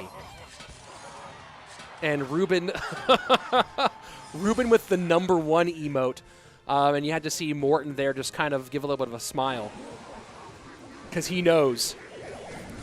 RUBÉN poking the bear maybe here. We'll see. This is a best of 3, unfortunately, not a best of 5. Loser leaves town. So will RUBÉN repeat history after taking out SK Gaming in the CRL Western Championship and, of course, in CRL World Finals? Or will Morten reverse fortune and send RUBÉN out early from this tournament? And RUBÉN going Balloon. Morten had to expect he'd face RUBÉN playing Balloon at some point. Balloon is one of Morten's favorite, or one of RUBÉN's favorite archetypes. He plays a lot of Balloon, even enough that if there's one thing that he maybe plays almost a little bit extra, it is Balloon. Oh, did Morten also show the same emote? Good to know. So good spread here. NATO takes care of the spears. It feels like NATO shouldn't kill spear goblins. Doesn't that feel like it? It does feel, I mean, I guess it's 3 elixir to 2, but it does feel like NATO shouldn't kill spear goblins. And we talk about NATO being a little bit overpowered. That's one of the reasons. That's a good example there. So RUBÉN spends 3 on 2, and then Morten does the same in the opposite direction. First couple of minutes about to pass, double elixir on its way. And with that connection there, Morten does his first damage in the right-hand lane, does have the overall lead. Baby Dragon and Balloon is going to be a little bit annoying here for Morten, because that Hunter really can't get too many targets. NATO here from RUBÉN, but the high bomb tower to pull back. That miner gets on tower, though, 1974. Controls the Baby Dragon, but death damage in on the right-hand side. Morten going to lose more damage on that right-hand tower, 1702 remaining. Spears to the left-hand side.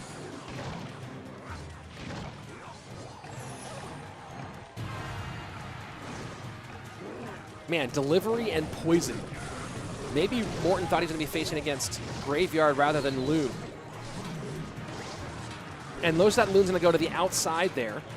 Does not get pushed past the bomb tower, though, because bomb tower goes a bit to the inside like it should. RUBÉN doing a good job with these NATOs. Continues to add to his lead, 1382 on the right-hand lane. And Morten now going to pressure, Graveyard in, but Giant Skeleton stops any tank from getting across the bridge.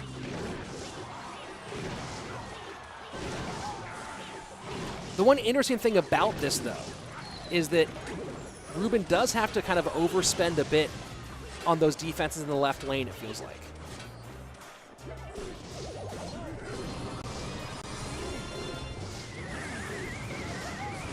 And that's where Morten can get back in this one, is that RUBÉN does have to spend a lot to defend Graveyard.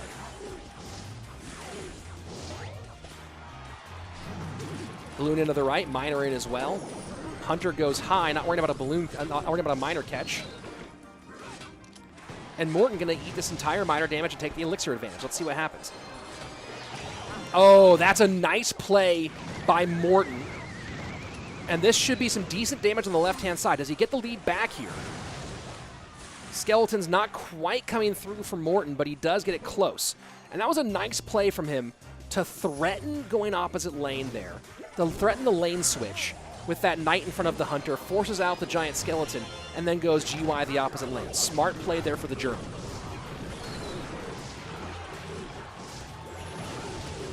And not enough to take the lead back here. You see Morten cycling Ice Spirit Knight behind King Tower, maybe expecting a miner to come in there. Doesn't happen. And now it's RUBÉN who decides to switch lanes here, and that giant skeleton putting a lot of pressure on the left-hand side. Balloon in as well. Gonna need a bomb tower here for Morten. Bomb tower goes high, delivery to help. Morten does take the lead in the left-hand lane, and now that balloon controlled high. So RUBÉN's gonna have to go back to the right-hand side here, I think. He might double down here on the left, has a lot on the left-hand side, but I think he does have to go back to the right. And that knight not gonna get the pickup on the miner. Giant skeleton getting in deep, delivery has to come in high. 9 seconds left, 8:06 to 7:11. And RUBÉN does not have a big spell here. Morten cannot catch the miner. NATO trying to make enough, and does it happen? Oh my word, Morten can't believe it. RUBÉN with a great play on the right-hand side, takes the tower. GG, well, takes the lead there. GG, well played. RUBÉN takes game number 1. What an amazing matchup that was. Oh boy. Oh boy. Did you want to see RUBÉN and Morten play? Did you expect to see that? Of course you did, because that's the best in the game. Oh my word. Guys, did you like that? Like this stream, subscribe to the channel, because that's what we get to see here on youtube.com/RichSlaton. There you go. Guys, if you're just joining, this is the Bren Chong Cup 2, the European Championship. We're going to take 3 players from Europe and send them to the World Final and take a big chunk of that $15,000 prize pool. But right now, we are being treated to RUBÉN and Morten, and the only problem there is it's a best of 3 and not a best of 5. Wow. What a game, what a game, what a game. Balloon damage, death damage needs a big nerf. A lot of people say Balloon needs a nerf. Maybe death damage could go down a little bit. I don't think he'd have no death damage. But yeah, that's been the big discussion of whether whether Balloon is OP or whether Balloon is broken. And I'll go with OP. I'll go with OP over broken, but to each his own. But nice win there for RUBÉN in game number 1. Game number 2 on its way. RGB saying, I want to see Morten versus Mugi, but most fans wanted to see, Morten versus Mugi, but RUBÉN, I guess. I mean, RUBÉN versus Mugi was the big request throughout all the CRL 2020 season in the fall. So I think more people have been asking for RUBÉN versus Mugi, which so far RUBÉN has the lead on that one. Let's go ahead into game number 2. Speaking of leads, RUBÉN up 1 with a chance to send Morten packing here.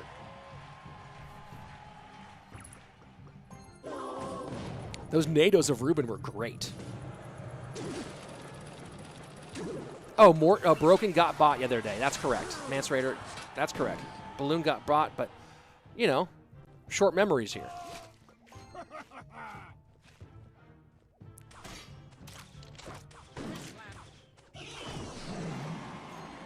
So now it's Morten's turn to go Balloon, with NATO as the ban.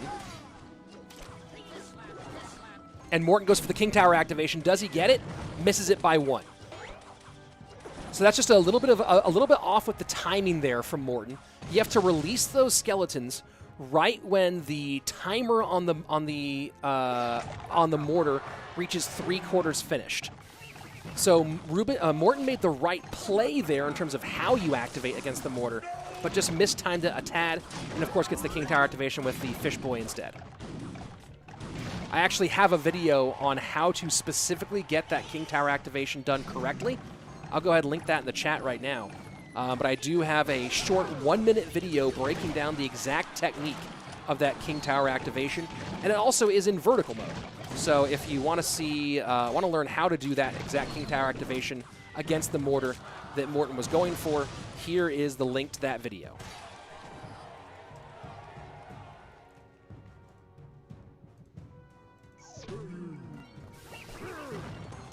And you can see the exact timing situation there. Right now, RUBÉN putting pressure on and way ahead on the left-hand lane.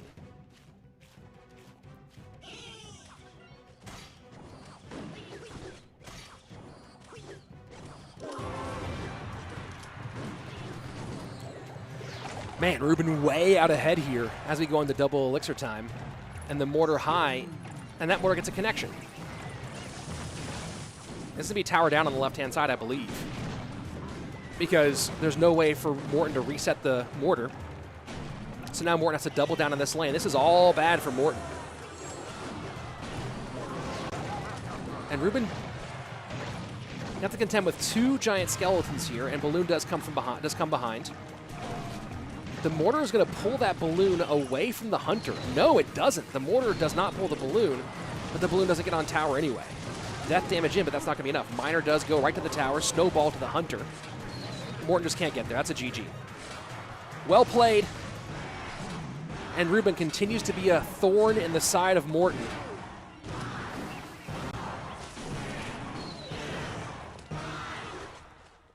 Well played, and I'd imagine Morten not stoked about that one.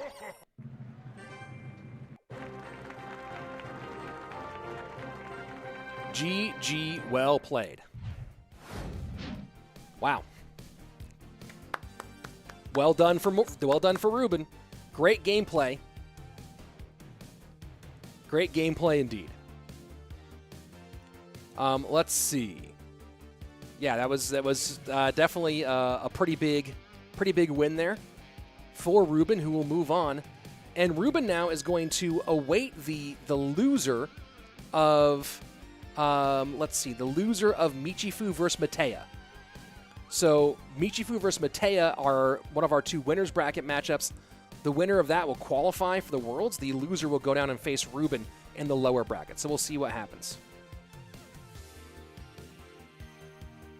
Let's see. RG Beast in the Twitch chat saying the problem with Balloon is that if you get death damage, which can be 500 damage to win a game, all you need to do is 8 death damage balloons. Interesting thought process. I'm not going to read that whole thing right now, but interesting. And here we go. RUBÉN moves on, and I guess Bob beat DoooMiNIk. So Bob and RUBÉN both move on in the lower bracket. Morten out, and they'll be awaiting the losers. So now we're going to head back up to our winners bracket. Oh, let's go on. Never mind. We're going to stay at the winners bracket here. I'll come out here, and all the people who are saying RUBÉN is bad or plays cheap decks or whatever, RUBÉN is consensus. Ask any Clash Royale League pro, except maybe the ones who think they're better than he is, which even that's very few. RUBÉN is the best player in Clash Royale. There really isn't a question about it. And it's not even a matter of opinion, really. It's a matter of fact. There might be 3 players in the world who can claim to be as good as RUBÉN, potentially. But the idea that anyone would say that RUBÉN is bad or plays cheap decks or whatever, you're just factually incorrect. There just isn't a fair argument. RUBÉN is, if not the #1 player in the world without question, he is at least top 3. And anyone who has a different opinion of it has a wrong opinion. It's like people who say that ice cream doesn't taste good. You're an insane person if you have that opinion. So, yeah. I'll happily die on that hill, and if me saying that upsets you, I don't know, man. Maybe go for a walk or something. But yeah, we'll see. I mean, RUBÉN might not qualify, but was the best before he came into CRL. Was the best player not in CRL when he was under 16, and then of course in 2019 winning the No Tilt League Special Edition, CRL West, and World Finals. So,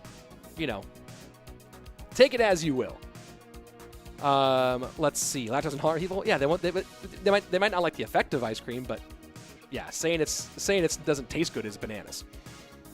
There's such a thing as wrong opinions. Kids these days. Yeah, Mance Raider always speaking truth there in the chat. So we're gonna go ahead and you know what? You're just gonna get. If you guys keep on spamming, mods, feel free to go ahead and take care of the spammers. Who are my top 3 players? I'm curious to see what happens over the course of this next year. But Mugi and RUBÉN are my top 2. After that, I don't know. Morten should be in there. He's been struggling a bit as of late. But Morgan should be in there. I don't understand people who say RUBÉN is a cheap player. That's crazy. It's crazy. I'm during the matches, I'll mostly focus on match play. But here I'll engage chat. People are insane. Obviously, you don't watch Mugi. Yeah, Mugi's one of the top 2, and Gabriel, I know that you've been standing for Mugi a whole bunch. RUBÉN and Mugi are the top 2 in the world, in my opinion. I don't think there's a strong argument there against that. You can go one way or the other on those two, and Wallace is definitely a good candidate. Wallace has a chance to be considered a top 3 player in the world for sure. He's definitely, I think he's Wallace's top 10, no question. But yeah, RUBÉN and Mugi are the top 2, and in my opinion, RUBÉN's number 1. And I don't know how to say anything different. Let's go take a look at the Twitch chat, which is where I haven't looked at the Twitch chat very much. And Twitch chat seems like they have a little bit better handle on things at the moment. And Sailor saying this, RUBÉN is not one of my favorite players, but he's 100% the best right now. I think that's pretty fair. AC and RUBÉN for finals, who knows? LCOP is off form lately. It can pop off in the fall. Yeah, LCOP's perfectly capable of LCOP's certainly one of the GOATs, and LCOP is a first ballot Hall of Famer, no question. Speaking of potential Hall of Famers, here we go into our first winners bracket matchup. The winner of this best of 5 qualifies for the Worlds. LaPoKaTi versus iAmJP. Let's go. And timed out for spam. LaPoKaTi top of your screen, iAmJP at the bottom.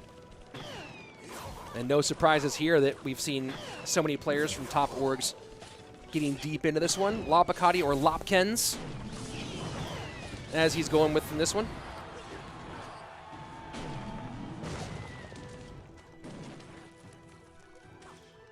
And no surprises here, Lapo going Mortar. But just straight up Mortar Cycle, Mortar EQ Cycle for the 17-year-old from Minsk. Probably the best known city in Belarus.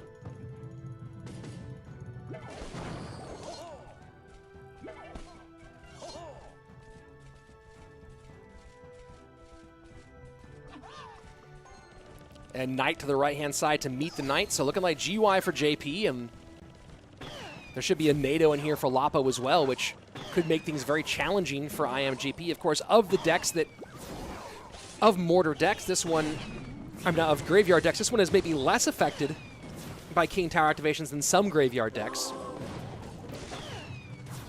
But still, you don't love to have a King Tower activation when you're playing Graveyard. Although, when you look at this, it's going to be hard for Lapo to activate King Tower against these specific troops. It would kind of require a bit of a mistake here from JP to give up a NATO-based King Tower activation. So we'll see what Lapo's plan is here and if he can pull one off, or if he decides that that's just too much of an expenditure.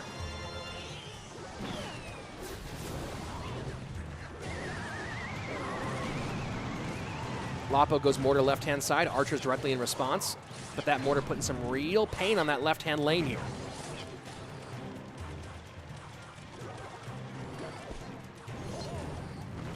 And a straight EQ cycle.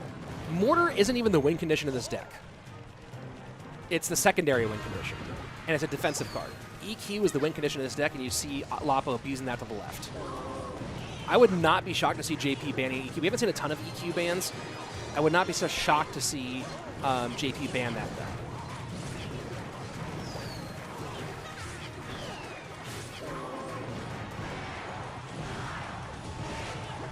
Right idea. Look, good idea there from JP trying to get through that log skeletons, but it does drop the cannon cart.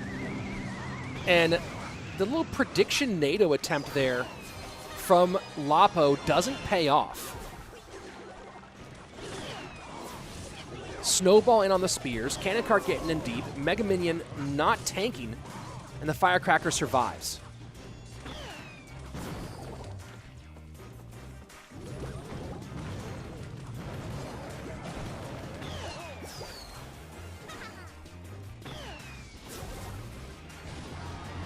And his skeletons to protect the Firecracker doesn't matter because JP goes for the Fireball. And now Lapo struggling a bit here in this bridge fight. Momentum has been for Lapo most of this game, but it feels like starting to swing back towards JP a bit. The hard part for JP, of course, is he cannot stop EQs, and he has a lot of trouble getting to that Firecracker. Has to overspend every time. When the next Firecracker comes out, we'll see if a Fireball goes in on it. Maybe Fireball here to the right. And instead working on the focusing Snowball to try to get those skeletons on tower, but EQ log defense fine. And he can't get to the Firecracker.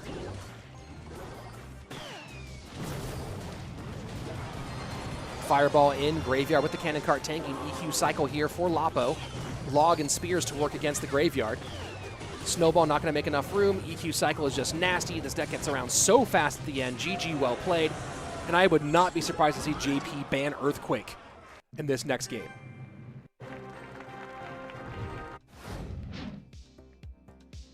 What a game, what a game, what a game. Wow, absolute wow. You know, talk about matchup situations.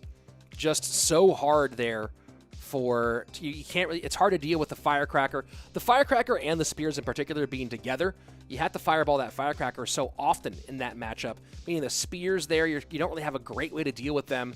And then EQ is shocking, is surprisingly good against defending against Graveyards. So, you know, that's one of the things that people, when they're playing EQ against Graveyard, don't do enough, is use that Earthquake defensively.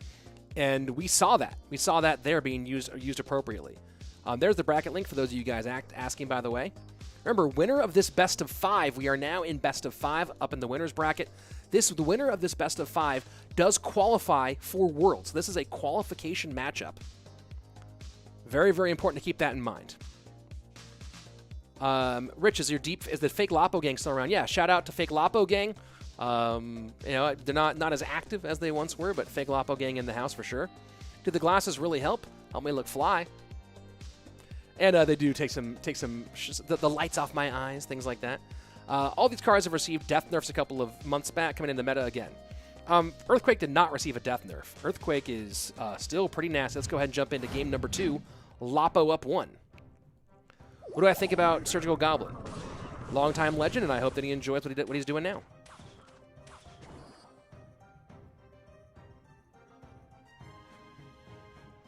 RGB saying I can also sit for hours watching Lapo and Igor playing Mortar EQ. Yeah, they're both so good at it. Who has the better team, Team Queso or SK? Depends on how you define team. Do you find it by the whole, by all the players together, or do you find it by, right? Like I think that SK has the better collection, but when JP pops off, he pops off, as we've seen, and then Ruben's room. This is a best of 5, so Lapo does not have match point yet. LOL, no pound. Thanks for your rating party of 5 over on the Twitch side. Co-streaming this on YouTube and Twitch. And Log the ban here for JP. Interesting choice. And you know what? I actually like that ban better than EQ, because that does essentially take a lot of the EQ decks out of the running, because Earthquake tends to be run with Log. A lot of fireball value there at the bridge. The E-Wiz, though, will survive. And JP decides to bank some Elixir.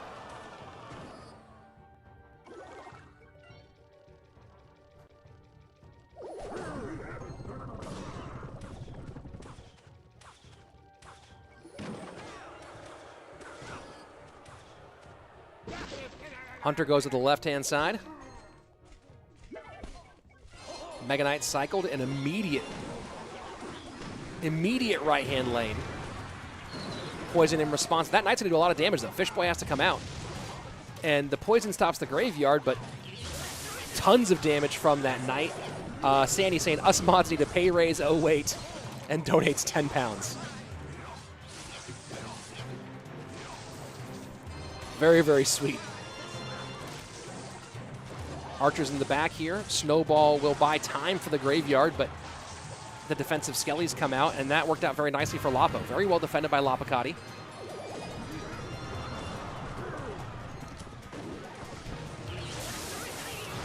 Fireball doesn't get the E-Wiz, does get the Hunter. Still a lot of damage for Lapo on the right-hand side.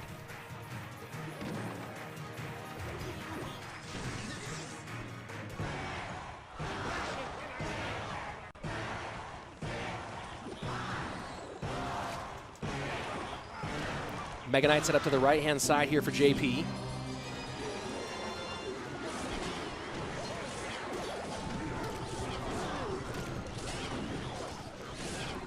Difficult matchup for JP because his Graveyard defense is essentially Snowball late, use Troop defense, but he doesn't want to use Poison defensively. He wants to use it offensively.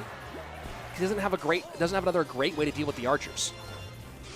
And we're seeing the result of that here. See, look at that. The Graveyard Swift gets a ton of damage there with the Mega Knight up high. Yes, he has a Mega Knight counter push. But then you can see Lapo just put the Archer's Way in the back. Knight up front, Mega Minion still working on the Mega Knight. Yeah, this is a really difficult matchup for JP. Graveyard in, he's got the poison on defense, and he doesn't want to do that. And this is what makes this difficult. Lapo can just force out defensive poisons, meaning that he has his choice. And look at the shaking of the head there by JP. He knows it. He knows he's stuck in a bad rhythm because there's no good way to deal with the archers. Snowballs all that early. This is an opportunity for JP here. He won't have many of them. Double Mega Knights down, and now you can snowball off that first set of archers. But just look at the way that all that behind got shredded. 3 Mega Minions.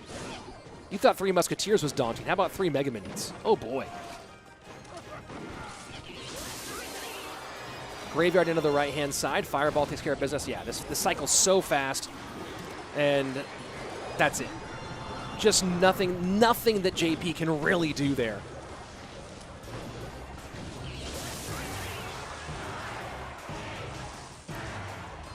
And Lapo's going to have match point, up 2-0 right now.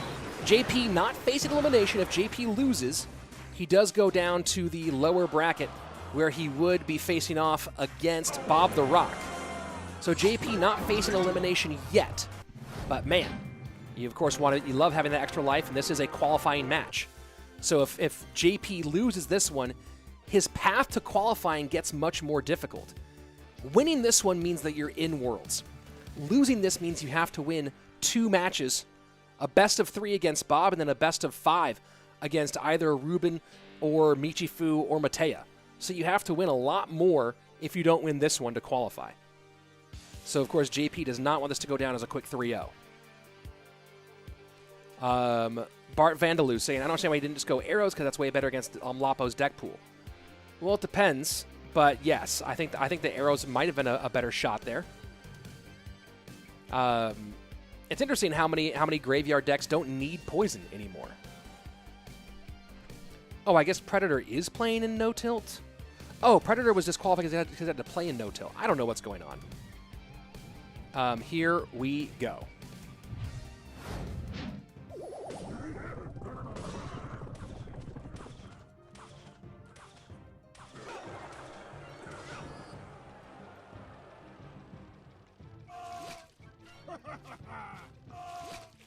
So it might be a mirror match here with these two. We'll see what happens. Coming up next is going to be Michifu and Mateja. Mateja is the last non-CRL player in the European region. Every region so far has had 1 non-CRL player qualify. This could be the first region to have all 3 qualifiers be CRL players.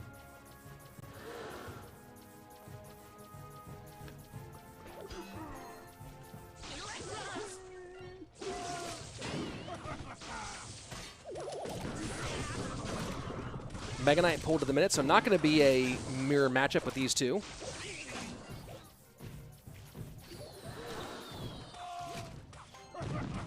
And Morten is eliminated, for those of you guys who are asking right now in chat. Morten was knocked out earlier. There's the bracket.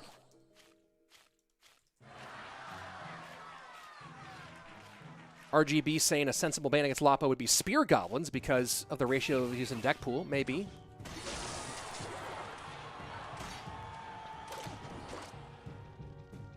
And now JP switches to arrows, and Lapo not running an Archer's deck.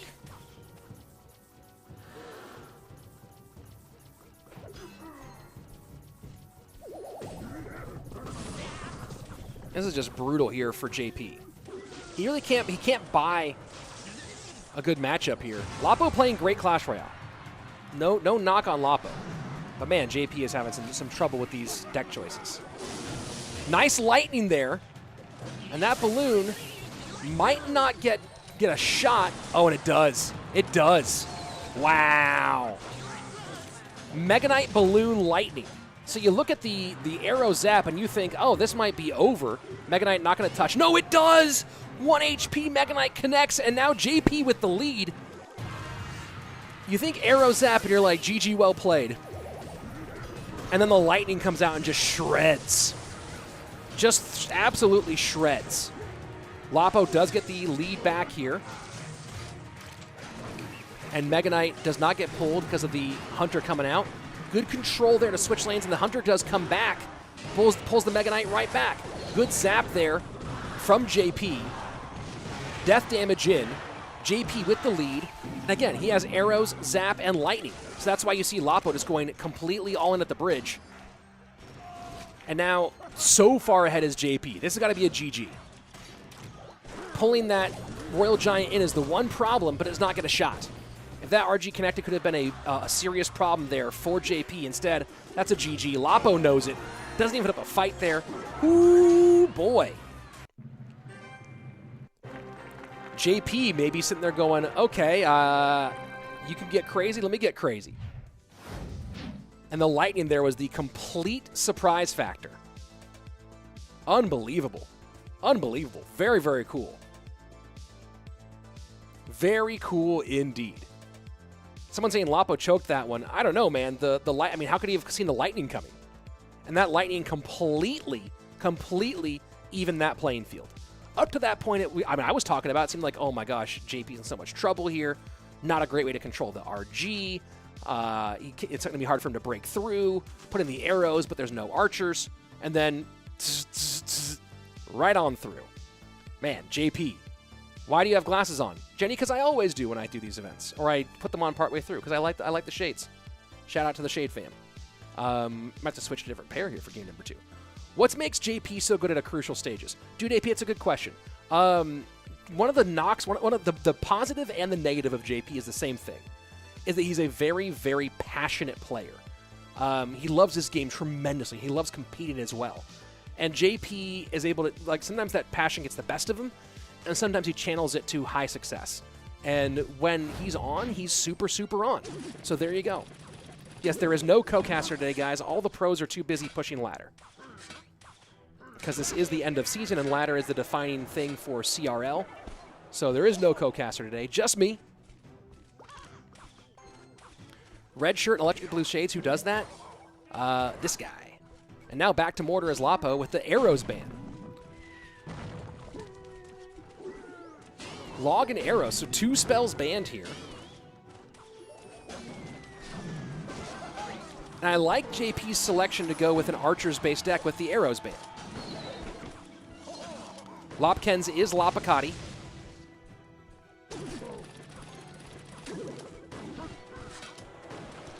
You don't see a ton of log bans these days, and you see very few arrows bans.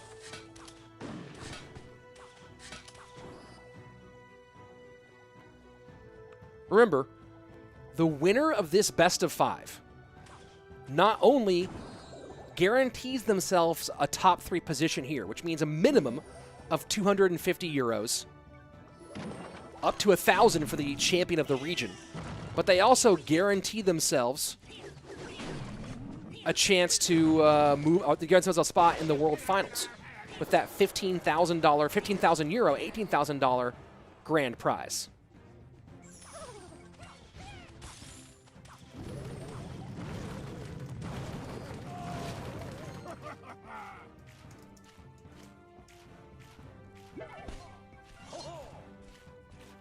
So back to Mortar Minor for Lapo.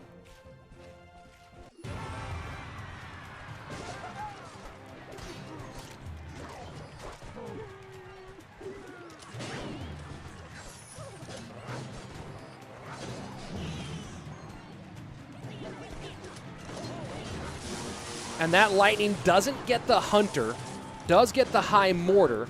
A second Hunter comes down. Death damage in.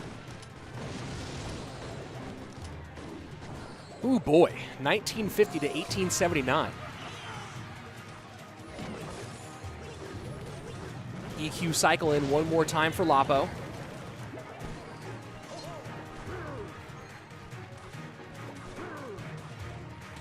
Man, that work on the Lightning, and this time the Lightning does get the Hunter.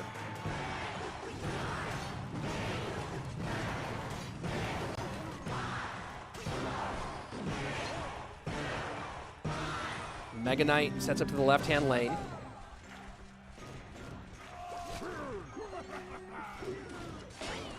I like the uses of Lightnings here for JP. We've seen so much Hunter, and the zap for the spears. Lightning will get both the Mortar and the Hunter here, I think. Does play it, there we go. But that's not going to do much here for JP, and he knows it. Final 90 seconds, Miner in, JP not going to catch, and second to maybe try to go for the back of the Tower King activation. I don't think that, does that still activate? Can you still activate Miner like that? EQ on the left-hand side, cycle in. In triple, JP has a lot of options there to get that Lightning and get the value. He might Lightning early here. Yeah, he does. He wants the tower damage. Smart move.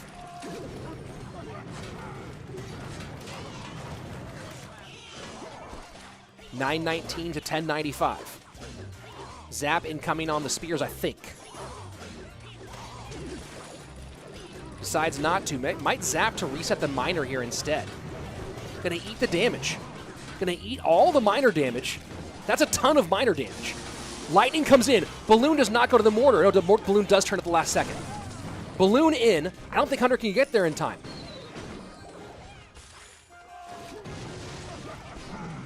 Balloon down one more time. Mortar high. Spears and Mortar defending the Balloon. Lightning in. Earthquake. Miner. Will the Miner get picked up this time? Has to. It needs to zap here to retarget. Zap won't retarget. EQ will be enough. Can Lightning beat EQ? No, it can't. Not enough Elixir. GG. Well played. Lapo qualifies for Worlds. He's your first man in to the top 3.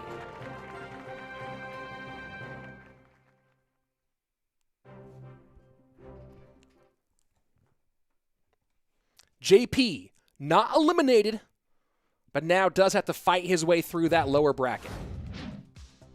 Absolute wow here.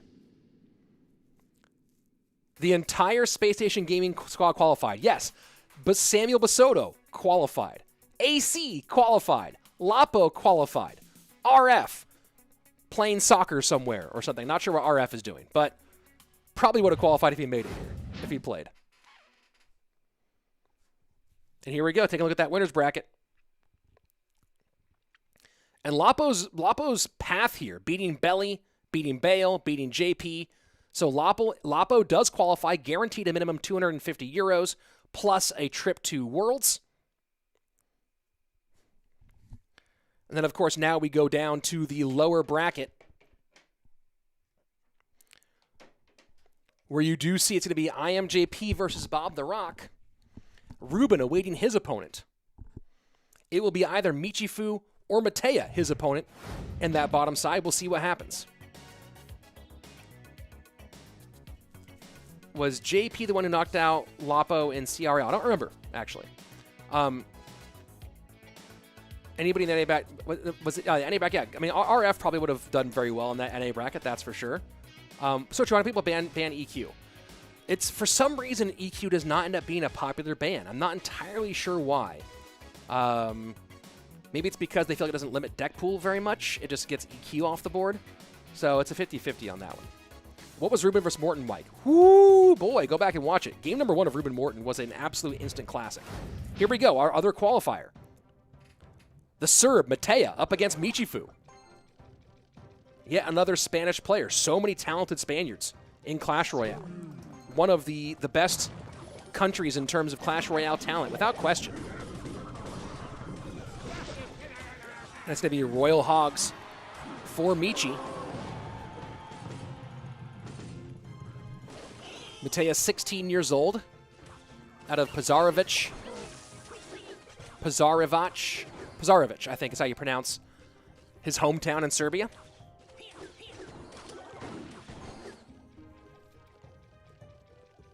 Career highlight for Mateja, beating Belikin in no tilt. Personal best For Mateja on ladder, I think he's high 7K. Yeah, 7.7K personal best on ladder. Which is, of course, enough to make it into CRL. 12th is his best finish.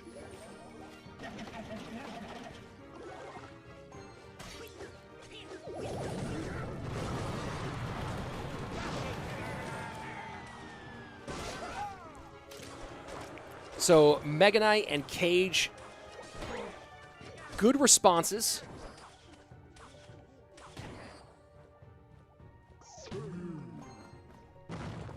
Michi goes to that left-hand lane.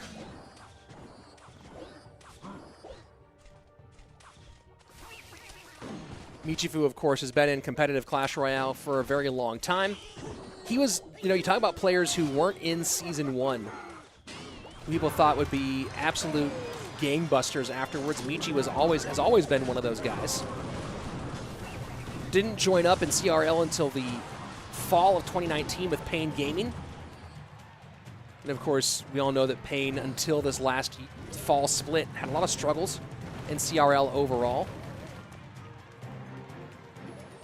Took some time off from CRL, played for Cream Real Betis in the No Tilt League, where they won the 2020 spring season, and then came back with Cream in the 2020 fall split for CRL. But maybe more known for Michifu is his very high-level ladder finishes. One of the top ladder players in the game. And expect to see him in that postseason, that CRL mix every single month this year. 916, shout out Sacramento on the top right-hand tower for Mateja. 12-18 on the bottom right-hand side for the Spaniard Michifu.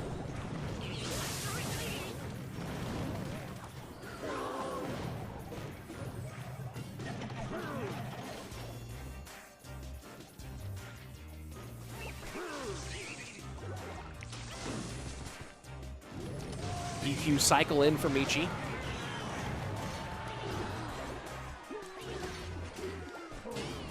And this is a good opportunity for Mateja. Tons of tanks. Delivery can't control all of them.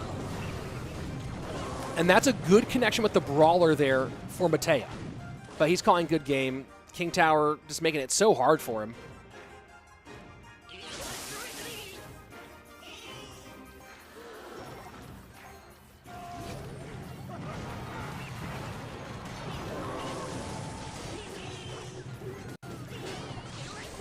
Very curious here. Hold on. There we go. GG, well played. And I will weigh in on this chat on this particular issue. Earthquake is, by definition, not a glass cannon. A glass cannon is something that does a lot of damage but is killed easily. Earthquake is a spell that does a lot of damage, but it's not killed by anything. So, yeah, it's not calling Earthquake a glass cannon is inaccurate for the definition of what a glass cannon is, but Earthquake is a spell that does a lot of damage. So there you go. And Earthquake could be a nerf, whether it's an elixir change, some sort of other balance change, but yeah. I will weigh in on this one. Earthquake is not a glass cannon specifically. But it is a very powerful card that could use a nerf. Let's see. My analysis on BeliKin not playing that well because I remember him playing very well in CRL West. I don't know. We didn't get to watch his matches today, so I don't know if you can say he didn't play well. His match was off stream. So there you go. Let's see. EQ's a win condition. Yep, absolutely. Earthquake's a win condition. I would wear that shirt. Someone makes it, I'll wear it. You know what I mean? I'm in. I'm in, fellas. Bracket. Here's the bracket link. I switched glasses. Did I? Really? Oh, interesting. Here we go. Game number 2. Michifu up 1. Ban is NATO from Mateja.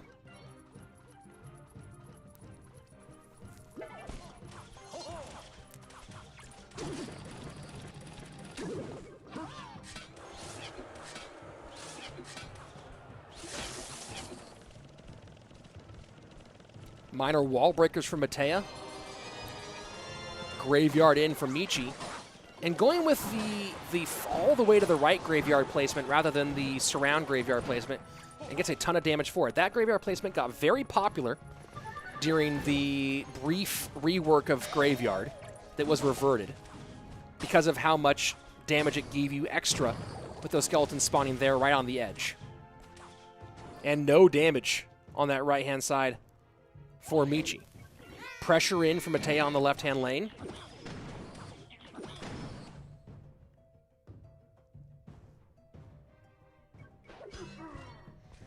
Mega Knight to the right. So Mega Knight Prince for Mateja in this Minor Wall Breakers deck. Very interesting.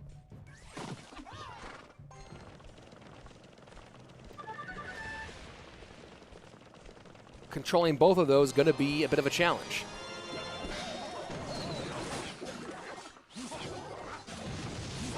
And defensive Graveyard has to come in for Michi.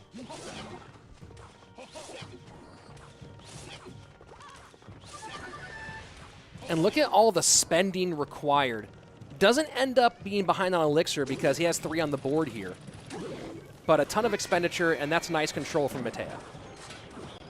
Great way to get control of the game there. Minor gets that left-hand tower, wall breakers with the kite, and now Mateja has the Elixir advantage.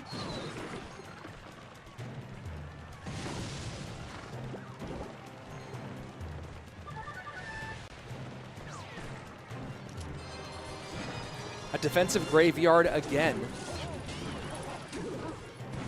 Absolutely brutal from a decision-making process here for Michi that he has to spend those defensive Graveyards to control both that Mega Knight and that Prince.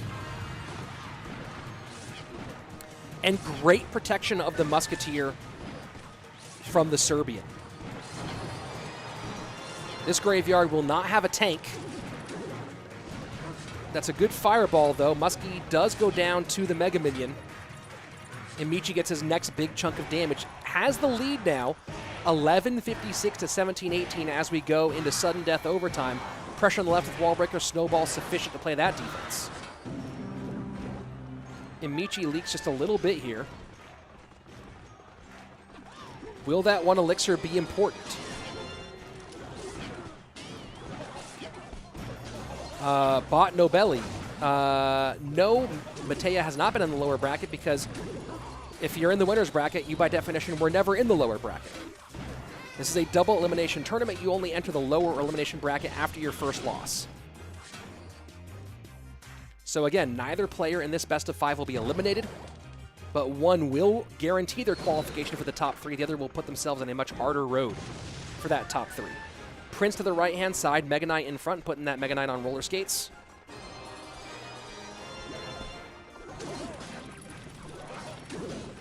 Minor in, bats in, wall breakers behind.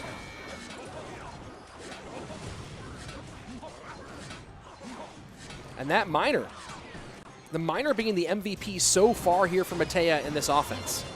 And it's really the pressure on the right forces Michifu to play there.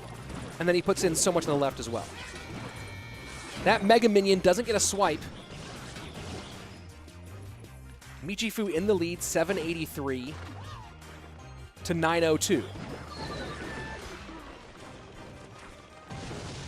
Thank you, Sakina Fusby, for your longtime support, and of course the bump to the Burrito Fund, $5 Australian.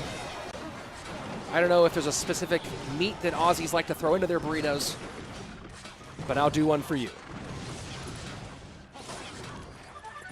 534 to 566. Minor going to get not caught again.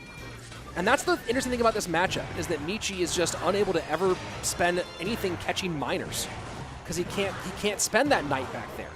Does he get this one? Not enough damage coming in, no spell, and Mateja evens things up here 1-1. 1-1. There's no D or T at the end of 1 as far as I'm aware. GG, well played, all tied up. We'll see what Michi goes for with his ban here next. And guys, we are at 579 likes. Thank you very much. Do appreciate that. I see 1,500 of us here watching. If you haven't yet, like this stream. It's a great and simple way to support not just me, but support competitive Clash Royale overall. And of course, there's the subscribe link in the chat one more time. Don't forget to subscribe so you don't miss any of this at all. Unreal with that Mega Knight Wallbreaker decks. Yeah, I believe that that's Mateja's one-trick deck. I believe that Mateja goes to that MK Prince deck a lot. I could be wrong here on that one, but I believe that that's the one that he goes for. Opinion. Graveyard is the most luck-based win condition.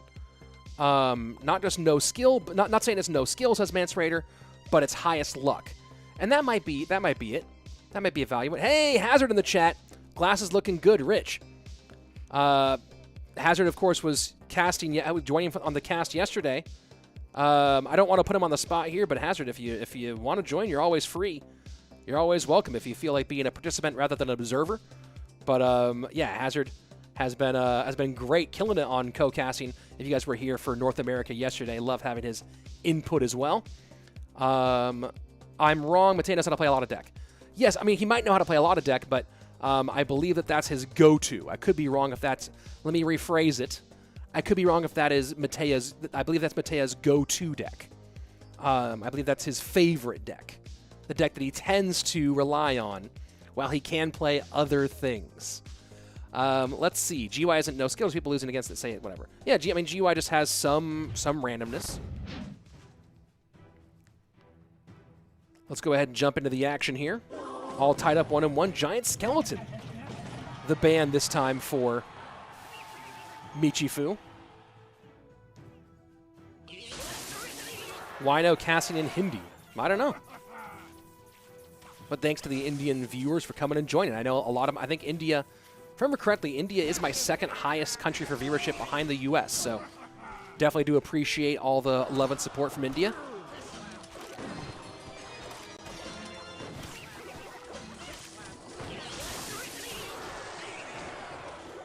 So Graveyard versus RG, it looks like here.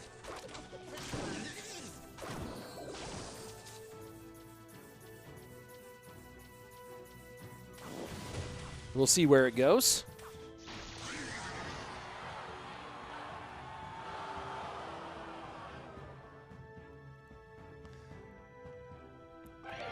An aggressive Royal Giant here from Michi.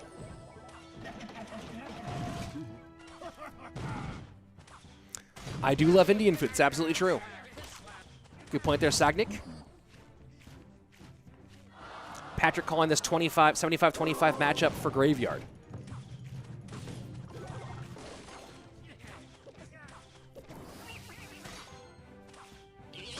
Hunter defends Graveyard better than some might think. A lot of people don't know the proper placement for Hunter against Graveyard. We talked about it on stream yesterday with Hazard joining in. Joel saying you do a great job, Rich. Loved Crappa commentary the other day too. Yeah, no, I love having all the pros join. Love working with my co-casters, Andrew, who we'll be working with again alongside each other in CRL. Always fun to have someone else to chat with, and love the insight, of course, from the pros.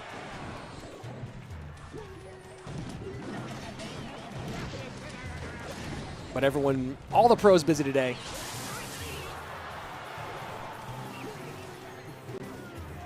Mega Knight in. So far, lead for Michi. Ewiz, Fisherman, Hunter, and Cage. Lots of ways to deal with the Royal Giant. The one big struggle here for Mateja is is having Snowball instead of Log for defending the Royal Giants. Doesn't really have a great way to pull or knock Royal Giants back from the tower. It's just the Fisherman is his only way for that. And that's why you're seeing the lead here at this stage. But of course, as we go on, the ability to get those graveyards flowing could be really good for the serve. And here we go to the right-hand side. Brawler, Graveyard in. Log working on defense, Snowball to make room. This will be a big graveyard push. This will be a huge graveyard push. This one is massive, gargantuan, Leviathan-like, if you will. How many superlatives can I drop on one graveyard push? I believe that was 5. Royal Giant at the left-hand side, Goblin Cage in response, 1466 remaining, Fishboy to pull. And that's a good fireball, but Royal Giant does go to the opposite lane now. This is feeling worse and worse for Michifu here in game number 3.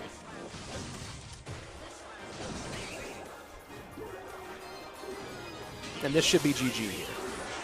This feels like GG. Yep, that's going to be it. Mega Knight doesn't get its second shot. Never mind, holding on for a second here. Is it in fireball range? And just about there. Dalton Andrews with $5. Thank you for the entertainment and solid commentary. Best wishes for 2021 and beyond. Snowball finishing things off. As I say, thank you so much, Dalton Andrews. We're going to game number 4. And someone in chat asking for my korma recipe. Let me see if I can find that. Let's see if I can find where I put... I don't know if that recipe is still on the internet. I know I put it online at one point. Let me see if I can find my killer chicken korma recipe, as I called it. But I think I took that website down years ago. It was not a food website. It was like a general, like, whatever website for me.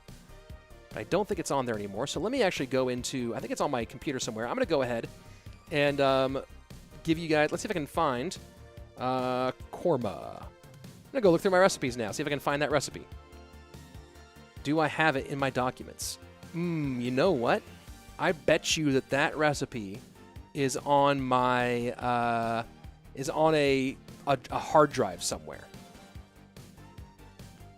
Let's see. Oh, you know what? I actually know where that recipe is, guys. I know this is so off topic, but we're going to get back to the game in a second. But I know where that recipe is, guys. I will get you my chicken korma recipe at some point, or my korma recipe at some point, which can be applied to chicken, to veggies, whatever it is. But I know where I have it. Rich and his korma OP. Yeah, I gotta go find him my sent emails. But I sent that recipe to a friend of mine years ago, and I know I can find it that way. So I'll send you guys that recipe when I can find it. Let's see. Does it come up when I search here? Ooh, there we go. Let's see.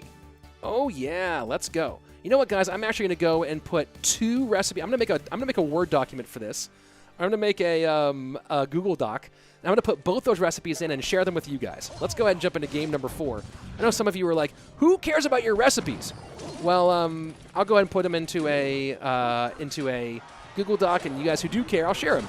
A hummus recipe that I came up with myself after much testing, and the korma recipe that I landed after trying a couple and then adjusting here and there.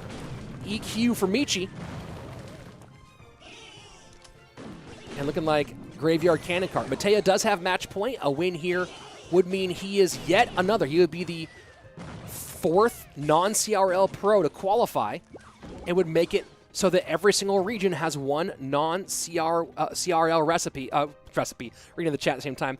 Every region would have a non-CRL pro in the World Finals.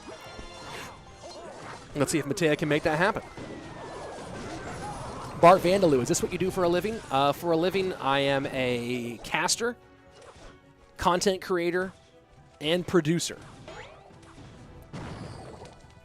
And I've also been a comedian and screenwriter for a living as well. Not doing much of those 2 right now, although we'll see as things begin to open back up.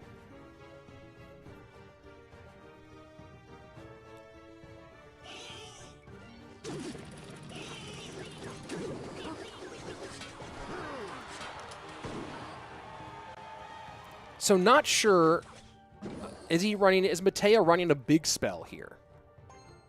He could be running Poison. No, running Fireball. Okay, so he's running Fireball, which going to be a little bit annoying for him against the Spear Goblins. And we're going to see how well Michifu does playing Spears low against these Graveyards when they come in. And Miner turns the Mortar the wrong direction. Michifu playing a great game here. EQ on the Mortar will be very nice for him, of course.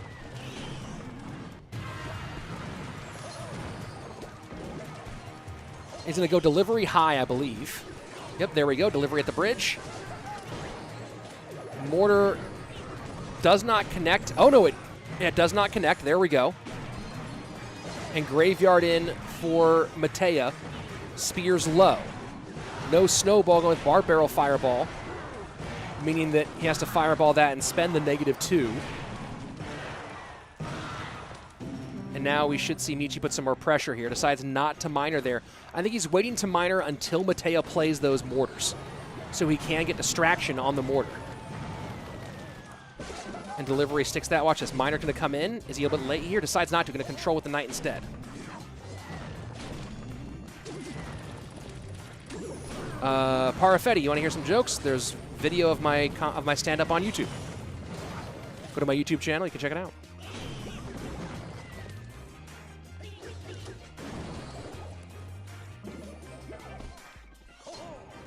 Mo and us. Rich, when someone asks you what you do for a living, do you say caster because that sounds more fun, or do you just say all of them?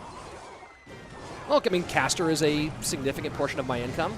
Has been my primary income now for 2.5 years, since the fall season of since 2018 CRL.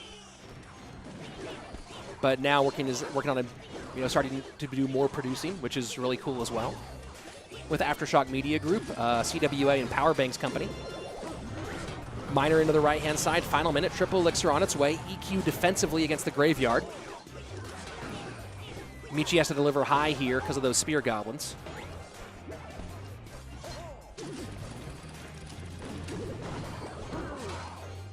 And Miner on. Mateja having to ignore here pretty much. And look at that.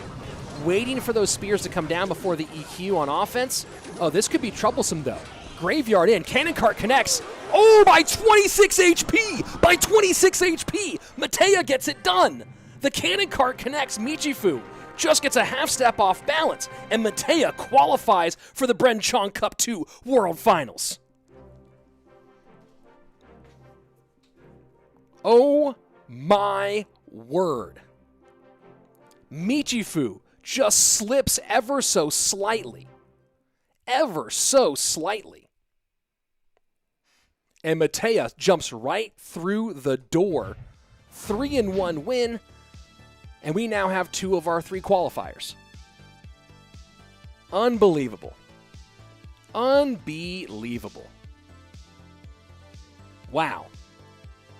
Very, very cool. Congratulations, Mateja. I know he's been grinding a lot before being 16 years old. I've seen him in other tournaments. He's played in some of my stuff before. Really, really passionate. And great job. Great job. And Mateja in. Mateja and LaPoKaTi will be your finals of the winner's bracket. Lopkins, Lapo, LaPoKaTi, whatever you want to call them. Wow. Just wow. And then down in the lower bracket. We're going to move down there to that lower bracket. We're going to have 2 BO3s for elimination rounds. And then we'll go to our lower bracket championship. iAmJP, BobTheRock, Michifu, and RUBÉN. By the way, 3 Spaniards in the lower bracket. Connor Murtaugh saying, attention Rich, I have a question. When will the next stage of CRL be after this ladder season? There's a link in the chat. Why the glasses though? Because they fly. Can CR, you're the best speaker man, really, wow. Mwah. Thank you very much. What kind of headset do I have? I have the Audio Technica. There we go. BPHS1. That's my headset. Audio Technica BPHS1. That's what I'm rocking. Let's see. Was that the last game for today? No, it was not. We still have more. Here is the bracket in the chat. Oh, wait, that was that was actually accidentally my recipe. I did. Let me hold on. Give me 1 second. I'll give you guys the bracket link in the chat. I'm actually in the middle right now of making a Google Drive, a Google Doc right now, so that I can give you guys that recipe. So people asked for it. Let me go ahead and make a doc here. RUBÉN is not out, guys. And hold on, I'm gonna go ahead and then I'll give you guys the whatchamacallit, the recipes here in a moment. I'll also give you guys the bracket link in a minute. Slaton recipes, I'll call it. And I'm gonna go ahead and share this with you guys. Arif, Arif says, I saw Rich Slaton Believe in It Less, and it's pretty good. Yeah, thank you very much. Appreciate it. And here you guys go. Recipes. I have to spell recipes correctly. There you go. Recipes. Enjoy. I'll do them. There's for the Twitch chat, too. So here we go. 2 more elimination matchups. What's the longest time you've casted for CR? Like 8 to 10 hours.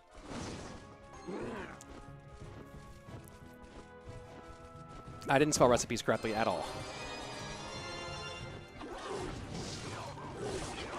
There you go. There's the recipes.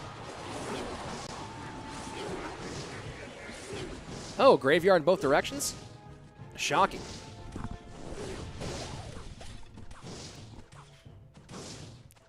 Hesham, I strongly disagree with you on that point. Just so you know. Access denied? Wait, what? Oh, it's... Hold on, let me change it.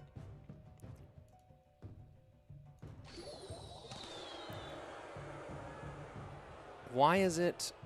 Yeah, oh, there you go. Sorry, guys. Let me go ahead and change that. Access denied. My bad, my bad. There's the link now. Spamming the link just for one moment. There's the recipe link for my korma and my hummus.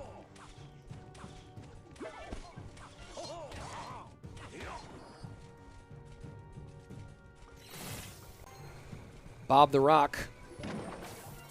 What an interesting choice. Arrows Fireball.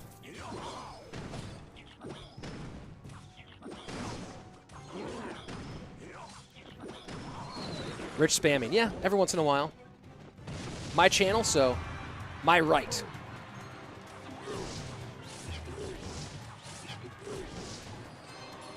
GYN.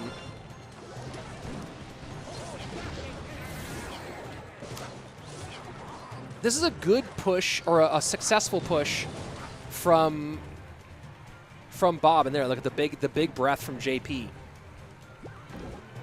Bob is from the Netherlands, not from France. France has the vertical stripes, not the horizontal stripes. Fireball for the Zappies Plus is great for Bob. He can get Zappies some knockback and do some real significant work. And the arrows with the bomb tower going to make it so hard for JP to get to break through and create good counterplays.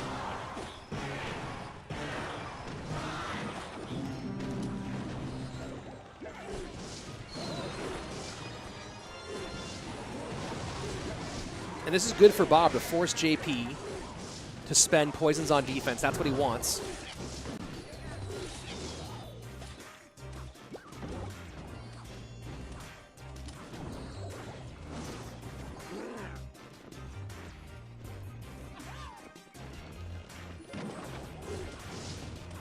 Bob is 17 years old from Enschede.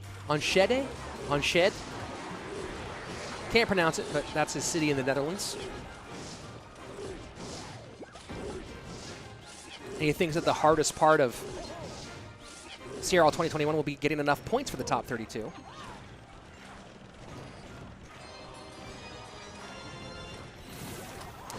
Sangjik asking, do I like rice or naan more with the korma? Oof, it's a tough one. I think rice. Graveyard in for JP. Now he gets a poison down on offense. Snowball, and he's making Bob spend a lot here. Making Bob spend quite a lot, and going with the Zappies high to help support that baby dragon. Arrows in from Bob, and now real pressure here from JP.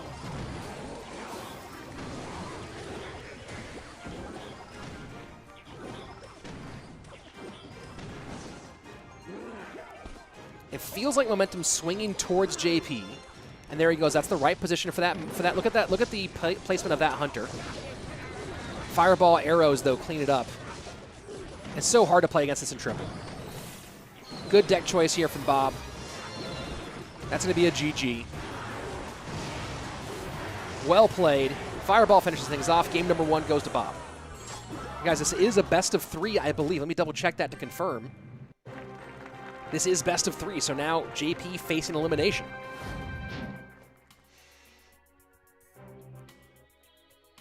Real rough one.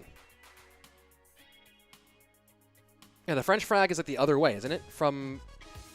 Isn't the French flag opposite of what the Netherlands flag is? I could be wrong. Let me look at these flags. So now I'm pretty sure French flag. Look at the French flag. Yeah, French flag, the stripes are vertical. And then the Dutch flag, they're horizontal. There you go.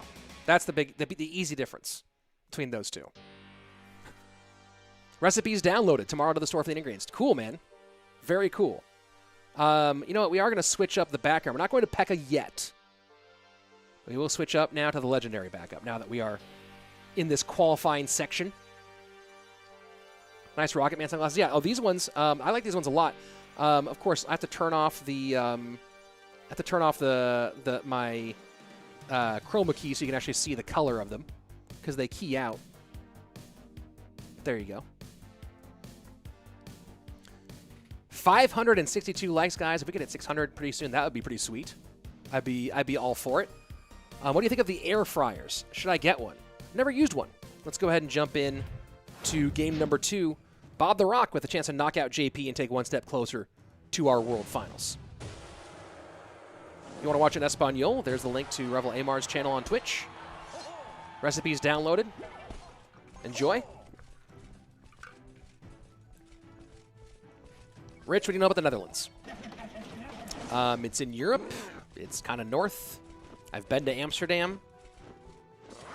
I know it's pronounced Van Gogh, not Van Gogh. That's about it.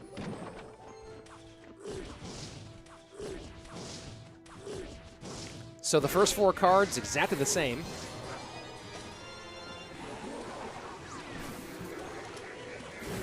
Although musky probably means that they're not a complete mirror match.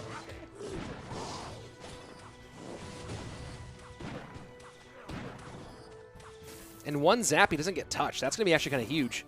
And JP does not, yeah, you see the eyebrow raise there. And I know that Pain is not in CR anymore. I think I knew that. Not a precise mirror, I don't think, when I say the musky.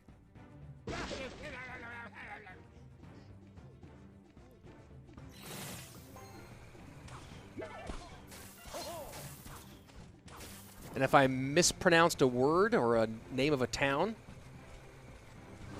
my bad. Oh, so it is mirror, I guess. We'll see if Bob's playing musky here.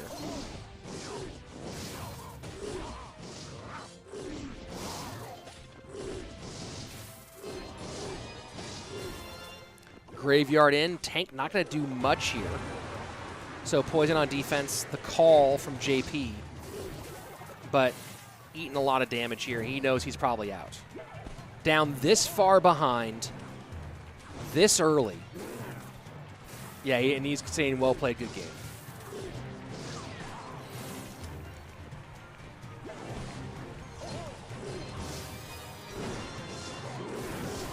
Not quitting, which I like from JP, and it's not in his blood to do it. But what can you do here? Bob has only played 6 cards this whole game. That's what's also crazy about this matchup. Bob has only played 6 of his 8 cards. JP goes Graveyard Musk on the left-hand side. He's going to control this Baby Dragon, but just in this bad spot. He's going to go GY right, I think. But the Hunter comes out.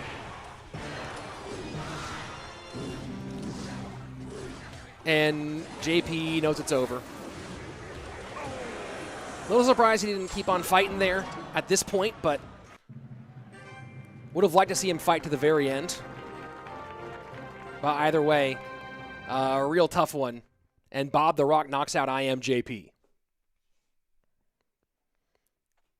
So the golden-haired golden boy from Barcelona, Spain, falls to another golden-haired kid. And as has been said in the chat, maybe the Draco Malfoy of Clash Royale. Yes, Pesman, I've responded to that about Pain not being in CRL. As far as I know, I think they're gone. So it is what it is. JP out. Team Queso now with 1 left. RUBÉN.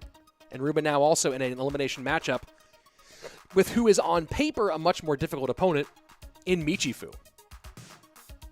This will be a challenge. Do I know why Bob doesn't have Misfits in front of his name or somebody else? Well, he's not with Misfits anymore. That'll do it. TQOP, yeah, maybe. They were great in 2020. and should have some more success in 2021. Who sent RUBÉN down to the lower bracket? That would be he lost in the first round to Legolas, who is already out. So guys, if you haven't yet, make sure you subscribe to the channel, like the video, and etc., etc., etc. Ooh, Hippie one. Been going to the gooder side a lot. And here we go. Well, I'll answer non-Clash Royale related things after this one. But right now, RUBÉN versus Michi. Got to stay dialed in here. So if you have questions that are not directed to about what we're seeing on screen, save them until after RUBÉN versus Michi, because this is a critical one. Either one of these guys, perfectly valid players to make it to the Worlds here.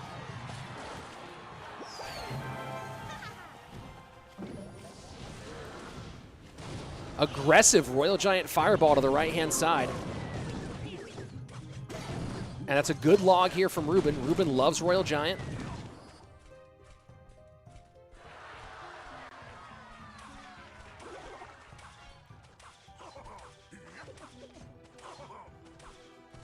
So Michi does have log, NATO, and the mortar to control the Royal Giant. Skeletons and spears to really distract that fish boy. And of course the firecracker to make some annoyance for RUBÉN. Has to play fireballs on it. RUBÉN playing very aggressive early here.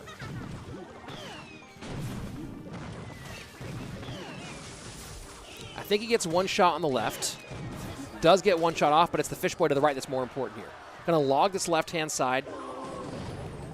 And now Michifu already with the EQ cycle into his weak side.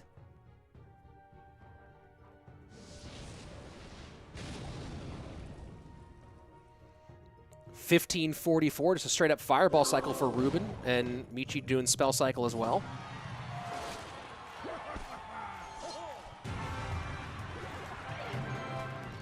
And RG at the bridge one more time. Electro Spirit behind. And the log misses the Electro Spirit, so does help the RG do some work. The high E-Wiz, not enough to get the RG on tower. And there you see the NATO. This is going to be interesting because it's going to be hard for RUBÉN to break through a lot much more at this point. Surprised he already broke through the way he did, to be fair. And as you can see, EQ cycle starting to catch up here.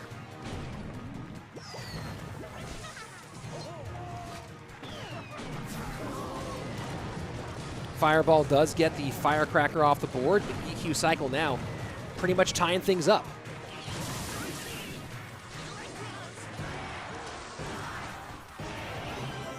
Maybe a bit surprised to see that RUBÉN's not playing a Royal Ghost variant. We know he likes the Royal Ghost variants of these RG cycle decks. And that would be helpful for him to help kind of snipe the middle here.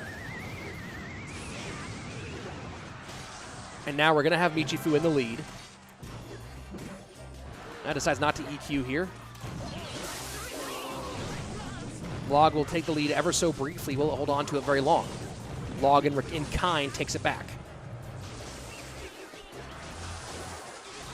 I think Michi wins this one here. Notice the firecracker being played high right now. And that log going to do enough here. I think the RG gets one shot. Oh, it does not. The log saves the day, but does not go all the way the opposite direction. That's actually really, really huge here for RUBÉN. Michifu does start his EQ cycle. Skeleton's way in the back, trying to get to this mortar with the fisherman. But Michi just able to get this RG off the board every time. It's a good E-Wiz with the skeletons to protect. That's a really good E-Wiz here from RUBÉN. RG down high. Will he go Fish Boy again? EQ, Hunter behind instead. And that Earthquake probably puts it out of range. That Earthquake probably means this is a win for Michifu. RUBÉN got ahead so much so early. But now with the defensive ability and the spell cycle, just not able to do enough to turn things around. Log trying to find a way to get RG on tower, but NATO not going to allow it. Does this Royal Giant connect? It does not, and And that's going to be a GG. That's a well played. Michifu puts RUBÉN on the chopping block now.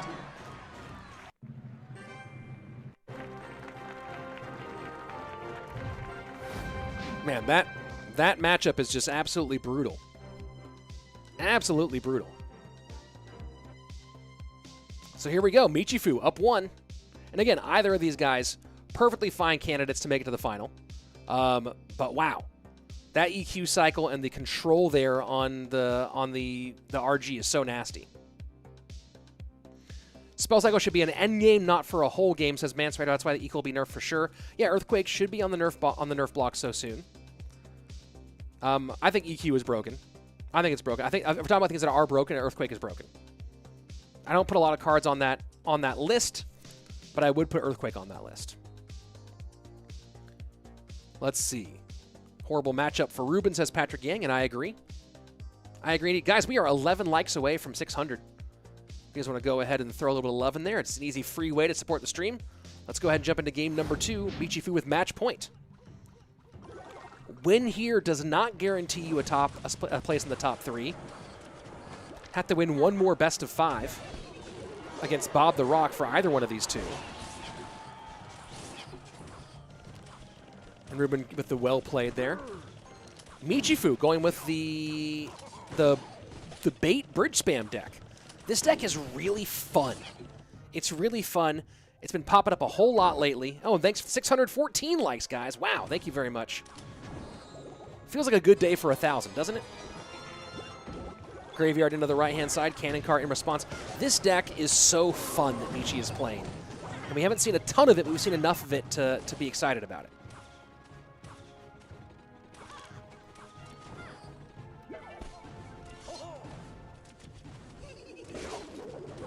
I don't know what RUBÉN's other spell is. We don't, and I guess it's a big spell because it must be Fireball. Could be poison because he might have chosen to Fireball that Goblin Barrel instead of snowballing it, but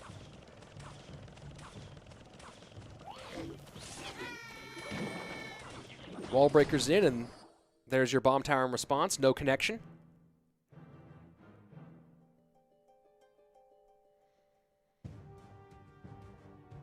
We do already have 2 finalists qualified. That's Lapo and Mateja. The winner of this matchup will face BobTheRock for the chance to be the 3rd finalist.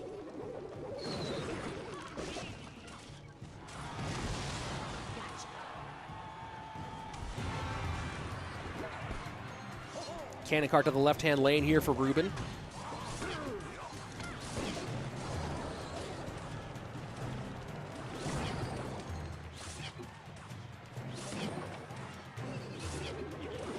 And yeah, my guess is it's poison.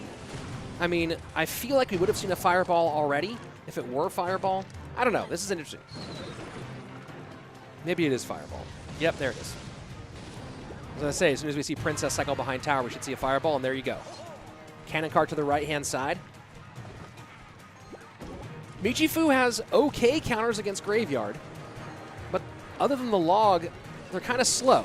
Hunter counters well. Princess can counter, but it's kind of slow.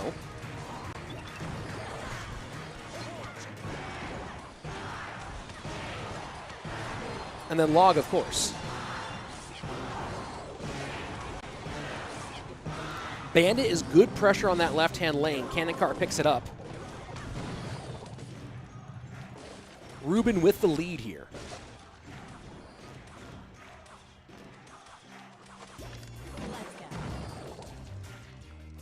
Minute 45 left, 1540 to 1759.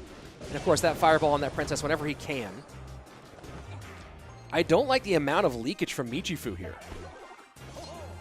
Kind of a lot, giving up every elixir advantage that he has. Maybe trying to get his cycle right. You'd think the Goblin Barrel would be a huge problem for RUBÉN, but so far it hasn't been.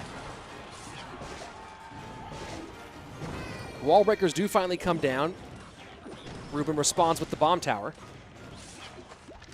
RUBÉN's deck good against the spam, not as good against the bait. And chooses to eat that damage, and that's the problem right there. That's the big problem right there, and that's a lot more damage maybe than RUBÉN expected. Wall breakers in, archers in response. And RUBÉN trying to split the field here the best that he can. And now that we're getting deeper and deeper, that Goblin Barrel creating fits for RUBÉN. Wall breakers into the right-hand side.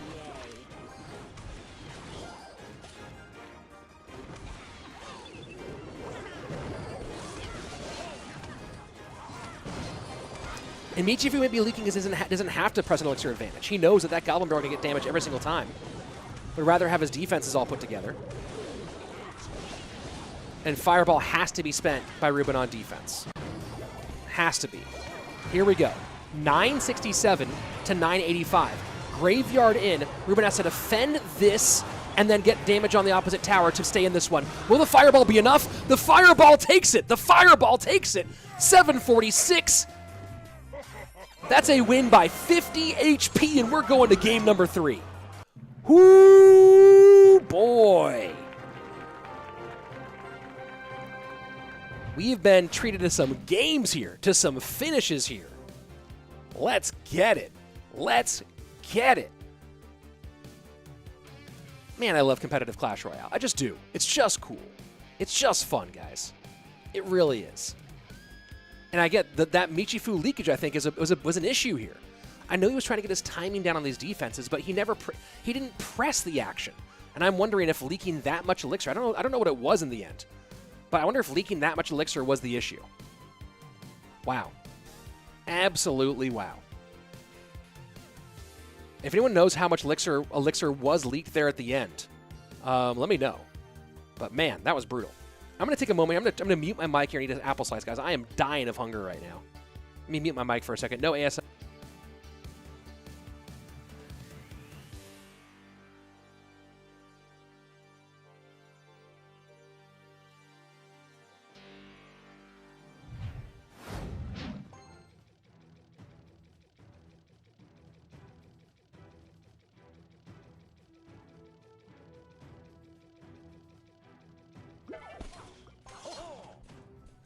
And that, guys, is why you have a co-caster. So someone can cover for you while you eat an apple slice and then get back into the game. 10 plus elixir leaked. Yeah, that's the difference. Michi going Expo. Michi going Expo. RUBÉN going Balloon. Oh, boy. Oh, boy. This is a, you know, you have to, I mean, Michi is an Expo player. And you expect Michi, like, what a snipe. RUBÉN knows it. This is unbelievable. Well played. RUBÉN knows it. Oh, my word. And is Michi going Ice-Bow or going 3.0? Man. RUBÉN not happy about this matchup. And this is probably GG.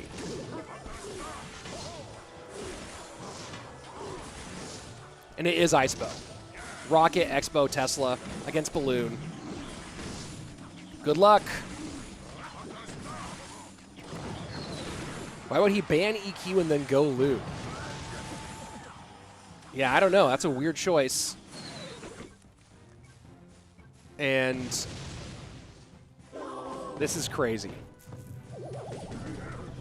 Now he could be playing Fireball too, just for a little extra knockback against Balloon. I said at the beginning. I said earlier today. RUBÉN plays a lot of Balloon. RUBÉN loves Loon. It's one of the archetypes he goes to the most. He's versatile, but he plays a lot of Balloon. And Michifu seeing the EQ ban, playing the mind game, going, hey, you ban EQ. Maybe you're not playing that is specific about EQ. And oh boy.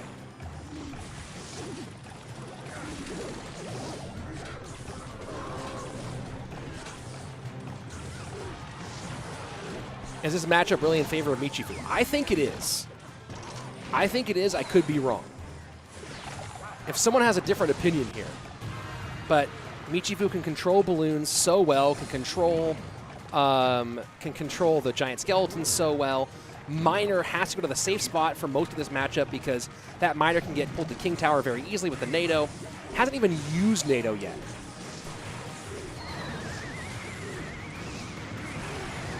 And there you go. King Tower activated. He'll control the Baby Dragon really easily here.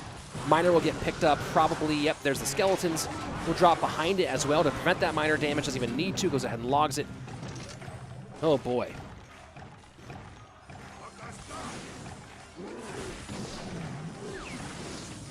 And RUBÉN's going to do his absolute best here. And could RUBÉN go for some crazy outplay? Could Michi make a mistake? All these things are possible. None of them are likely.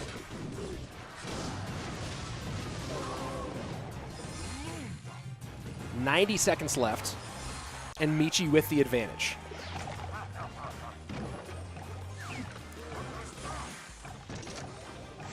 And just going to start logging things at the bridge when he can. Maybe saving it for the miner. And RUBÉN trying to pull out every trick in the book to get through here. NATO not being used for the miner here. Skeletons come out instead. 2022 to 1865. RUBÉN should go for Crown Tower damage for the win, says Vibe Up. That's actually the craziest and maybe good idea. Then that's why you saw Michi, I think, NATOing high here, as opposed to King Tower. It's probably a terrible idea, but that Crown Tower, that King Tower is down to 24. Low Tesla, NATO's to the inside. 1830. And there's the rocket cycle.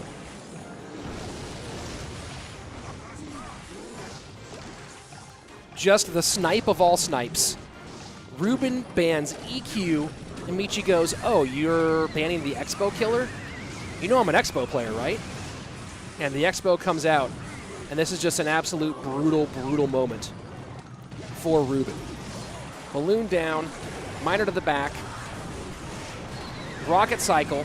NATO won't be enough to make enough room for that damage, and Michifu eliminates RUBÉN and takes one step closer. Unbelievable matchup here for Michifu. Well, all you Expo fans, you wanted to see Expo, you wonder why there's not Expo in competitive? Well, there you go. Michifu totally inside of RUBÉN's head and kills it. And wubba-dubba-dubba. Here's the thing, guys. Losing one best of 3 or winning one best of 3 does not mean you are or are doesn't change whether you're the best or not. I will still say I think RUBÉN's the best player in the world right now. Michifu read that ban. So the hardest snipe one of the hardest snipes I've ever seen in competitive in terms of figuring things out. Just brilliant. Just brilliant choice. I retract my prior comment, although the matchup mattered even for RUBÉN. Yeah, that matchup mattered a lot. That was crazy. That was crazy. You ban EQ and the guy goes Expo. I mean, look, EQ is the Expo killer, obviously. And Michi just going, hey, Michi getting the perfect read. Perfect read. So nice. YouTube chat is full of 4K players. The game's full of 4K players. Man. Vijit saying even I knew Michi would play Expo. I mean, who plays Expo in this meta? Who does that? Well, Michi does, because he was basically saying, hey, what are you playing? What are you playing here? And instead of going RG, he goes Balloon. Oh boy, even RG would have been rough in that one too. Bracket link, please. Well, here's one more time for the recipe link. One more time, guys. For those of you guys who want my korma recipe or my whatchamacallit, my hummus recipe. And then here we go. There's the bracket link. And it's going to be Bob versus Michifu in the lower bracket final. The winner of that will qualify. And of course, the upper bracket final is going to be Lapo versus Mateja. So we are one match away from having our top 3. The winner of the winner of our lower bracket will qualify. The loser will go home. I believe we play our winner bracket final first. So coming up next, guys, is a matchup that so here are the reasons why you want to be first place. Number 1 is you get 1,000 euros as opposed to 500 or 250. But number 2 is you get a first round bye in the World Finals next week, which is absolutely huge. And let me go ahead and show this to you guys one more time. I think I have this somewhere. Yeah, there it is behind me. So here is how the brackets work. And I have the screen really small, so I can't see like where's where. But as you see, all the gold up here, right? Oh, let me go that way. The golds, right? The gold, that's the first place for each region. And the players in gold, the first place for each region, they get that first round bye. Second or third place means you start over here. That's absolutely huge. No, yes, we are going to the lower bracket final first. So here we go. We will have our last finalist decided right here, right now. Best of 5. The winner is guaranteed at minimum 250 euros and a trip to the World Finals. The loser goes home completely empty-handed.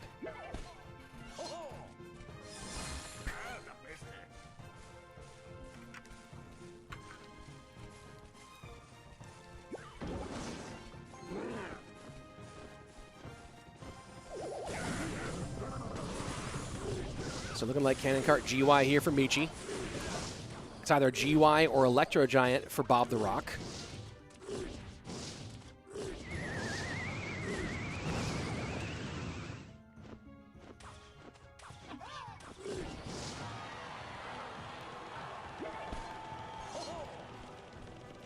It looks like it's going to be GY. Weird choice of graveyard decks. Wait, does Night run on that E-Giant deck? It might.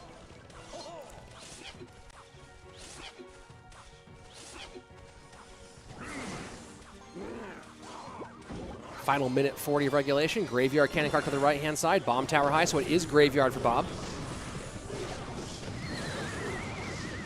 Right? And look at that. Oh, boy. Michi shreds that right-hand tower. Michi shreds that right-hand tower. Well played from BobTheRock.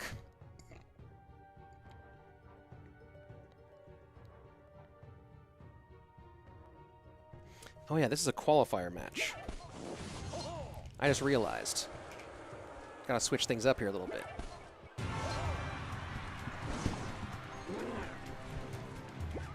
What's my opinion on the 3 best players? RUBÉN, Mugi, +1.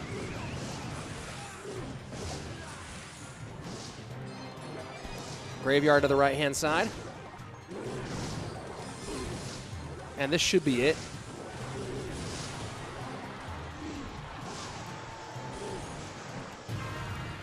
This should be it.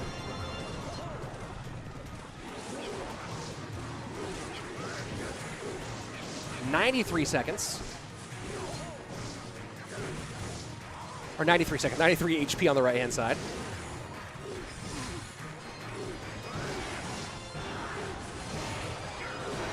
Tower down. This graveyard will not do enough in time. GG, well played. And that's Bob taking game number 1. There we go. Not Bob, Michi. Sorry, Michi taking game number 1. Guys, it's been a lot of casting, and I have not eaten lunch, and I am all on my own here, guys. So I said the wrong name, but yes, it is Bob taking game number... Michi. Michi! My lord, Michi taking game number 1. That one being generated by 1k of damage per tower. Yep, that was absolutely huge. Let's see. I wonder what Bob goes for a ban here. Go eat lunch? Yeah, I need it. I need it desperately. But this is a qualifier match. I can't go eat lunch during the qualifier. Right? Pizza crust. Oh yes, guys, we switched to the pizzas. That's right. And one more look at the winner's bracket.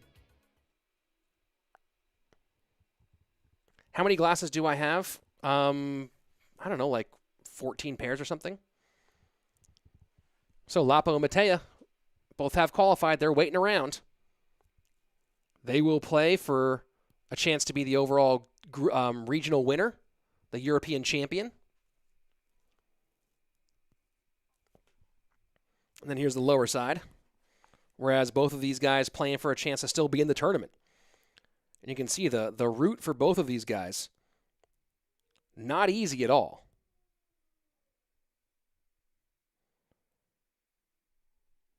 But only one will qualify for the next phase. Only one will win some money. Winter World Finals next weekend. Time to DoorDash or Uber Eats some food. Yeah, time to just grab some. Poor planning today. Although this was supposed to be an hour later than it is, so that's part of it. Here we go. gonna eat my one more piece of apple, guys. Let me mute my mic for a minute. And it's Bowler from Michi. So is this Bowler GY or Bowler Loon? Mute my mic here for a moment. You guys can all speculate.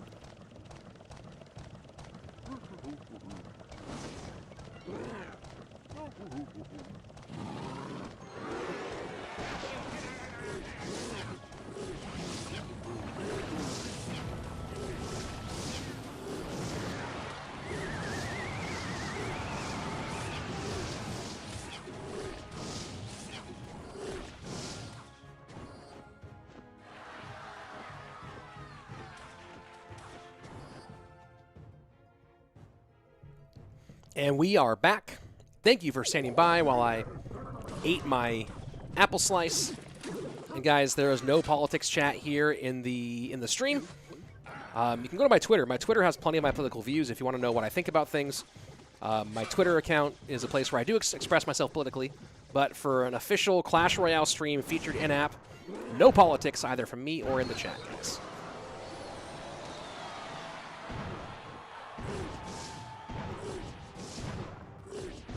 Luis Wittenstein. Yo, I had IHOP pancakes for lunch. Bruh. Nice.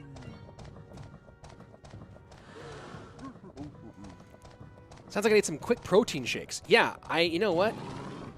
I do. That's a great place. That's a great call. Dalton Andrews, that's a can of worms. Happy to, if people want my opinions, they can go elsewhere for them, just not here. Not the place, not the time. Loon push on the left-hand side here, behind this, maybe? Does Kong versus Godzilla? First of all, it's Godzilla versus Kong, Gustavo. And not politics, I don't think. Wee Fang saying, hey, Rich, how are you, man? How are you, man? I got to see you casting again. Good to see you, too, and I've been casting a whole lot lately. Dear My Future saying that was the most god-tier arrows I've ever seen.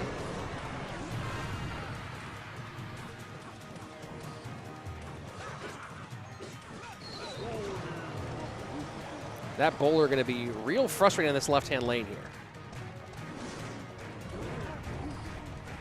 Anyway, fellas, we need Burr to co-cast.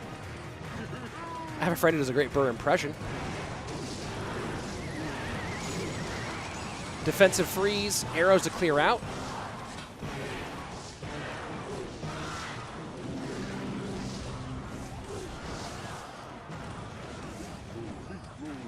Bill Burr would be a great co-caster. Ah, jeez. These guys. Playing a phone game.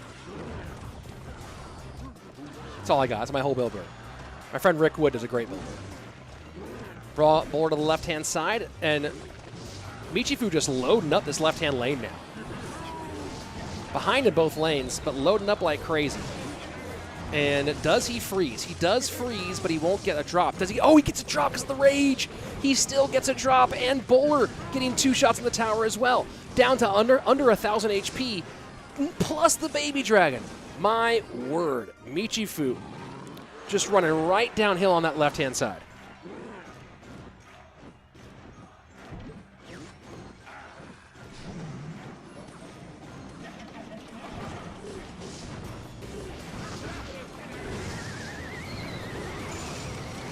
Freeze in, that's a GG.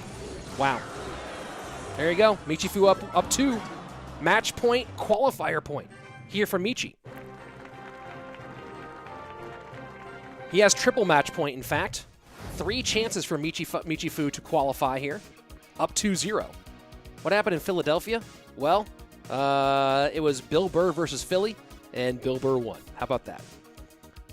Let's see. Best of 5. Yep. Michi's versatility underrated. Michi is very versatile. That's true. He's had a pretty deep deck pool so far in here. Yeah, no, Bill Burr as a caster would be great. It'd be fun. Michifu is the new Anaban? Maybe. Let's see.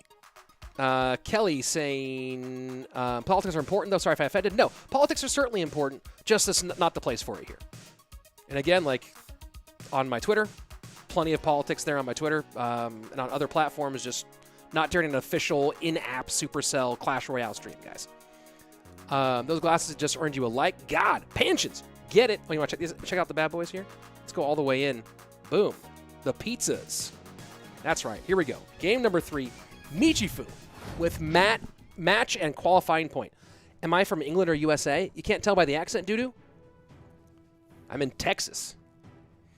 Do I cast any other events? Yeah, I'm actually going to be casting some Apex later this month and next month.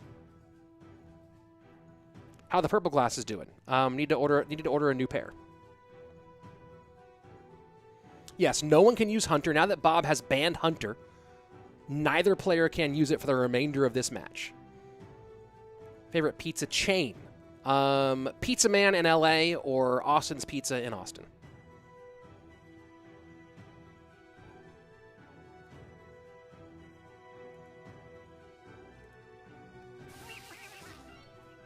Have I ever tried Vegemite? I don't think so.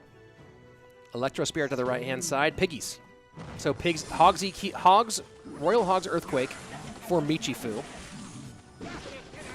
See if it's Graveyard again here for BobTheRock. Is Texas in Europe? As far as I know. Pocket Adventures. If you called out 916 and you live in Texas, you live in 512. Well, I grew up in Sacramento, the 916. I spent the last 12 years living in the Valley, 818 till I die. Positive energy, yes! And now I live in the 512. Still keep that 916 area code phone number, though. Let's go.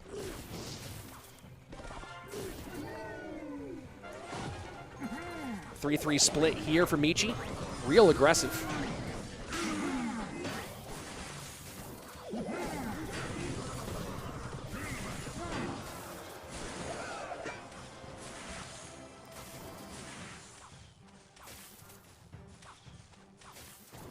$19.51. Michi so far pitching a shutout. Only one ban per player. Ban on first, ban on lost Pocket Adventures. Only one ban per player, though. Once you do lose, 16.56. Man, it's getting hit there. Curious, would you cast the NBA? Well, they'd use the word commentate for traditional sports. And sure. The NBA wanted to pay me to commentate for NBA matches, I'd love to. But what I'm hoping to get back into once we open up is some more MMA commentating. That's how I started in commentary. So the Electro Giant was what I thought he was going to do in game number 1. And the night came out, and that meant it was going to be gold. It was going to be Graveyard. Here the Dark Prince comes out, and that's Electro Giant. And BobTheRock trying to fight his way back in, but defense has been challenging. Offense has been even more so. Michi is just dominant right now.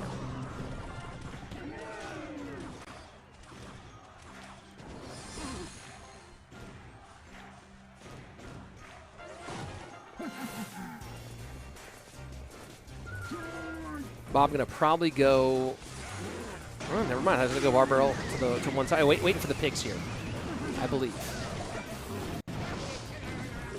Yep, bar barrels the pigs, gets the zappies off, but it's so hard for Bob to actually stop real damage here. So as we go to 90 seconds left in the sudden death overtime, Bob sets up to the left-hand side, but how does he break through? Right? Can't really take he has to take the flying machine off with the lightning, but then the recruits are there.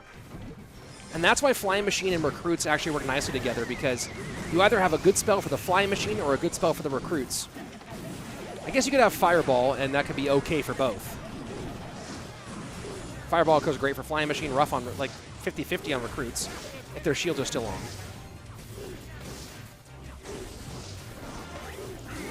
In NA, there are two. Oh, I guess Mini Minter never did play in CRL. That's right. In my brain, Mini Minter did because he was supposed to be on a team and then ended up having to pull out. Oh, this is a lot on the right-hand tower. Bob has a lot down on the right. Fireball does disrupt that, but another E-Giant in. Lead right now for Michifu. Bob, though, pressing the action like crazy. NATO pulls all of that in. Bob trying to cycle back. Lightning takes out 2 zappies and a damage on the tower, but that should be enough. That should be a GG. I believe Michi's in a 3-0 here.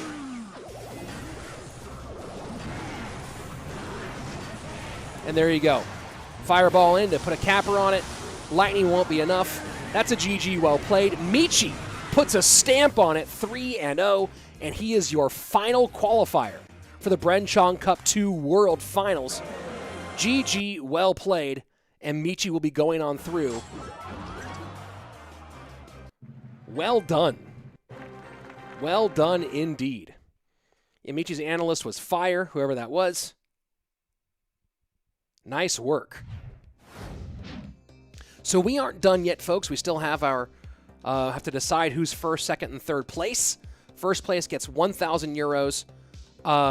Second place gets 500, and then third place gets 250. Plus, first place gets that first round bye that you see behind me on screen, guys. But man, there you have our those three challengers. Max Muster, Mini Minter was supposed to be on Pain, and then ended up not being able to. Man, Michifu was on fire today. Great matchups, great calls from Michi. Go Lapo. Yeah, Lapo and Mateja going to play in the winner's bracket final. And then the loser will come down and play against Michifu. And then the winner of that will go back up and play the winner of the winner's bracket final. Who's in? So LaPoKaTi, Lopkins, whatever you want to call him, he's in. Mateja's in, and Michifu. But what we don't know is the order. 1, 2, and 3. We're at 670 likes, guys. 29 more. And we'll hit 700. That'd be super cool. And don't forget to subscribe, everybody. Why didn't Mini play CRL? I don't know the exact reason, so I wouldn't want to comment on it. We missed the God RF. Who doesn't? Who are the 12 players who qualified? You can to find out who the other qualifiers are. You can go and find the Clash Royale Esports Twitter page. There's the link to my Twitter, and I just retweeted them earlier. You can find that there. Otherwise, you can watch the videos. But I don't want to spoil things here if people if people don't know already. How do the analyst idea work? Is there a contract or some verbal thing? What happens if the analyst works with two people competing with each other? I don't know all those details, and that's up to them, how they want to play it. Why can Mini Minter play in NA if he's Peruvian? And Mini Minter lives in the U.S. and is of Peruvian descent, guys.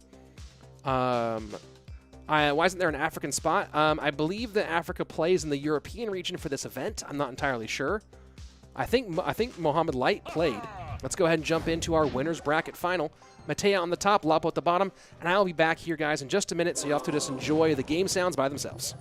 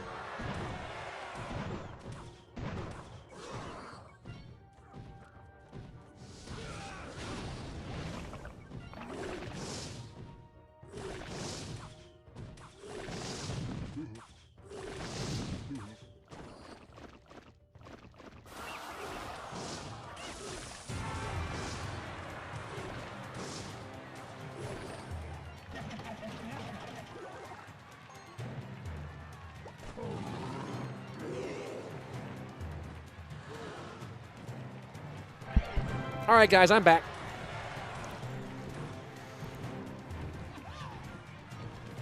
I'll be slowly, occasionally taking bites here, guys. Just a little bit of a snack so I can tide myself over. We have our top three, and Lapo taking one step closer, it looks like, towards top one. We'll see.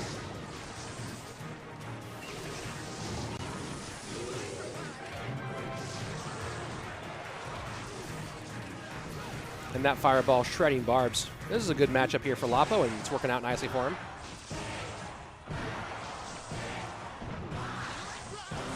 E-Wiz Hunter, Fireball, Electro Spirit. Mateja not doing much to bait fireballs.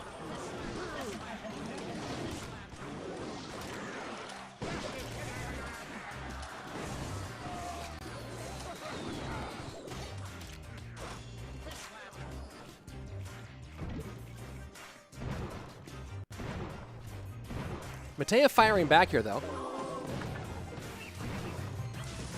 And guys, this will not be an ASMR stream. Man, Mateja starting to battle back now that we're in double and going to triple.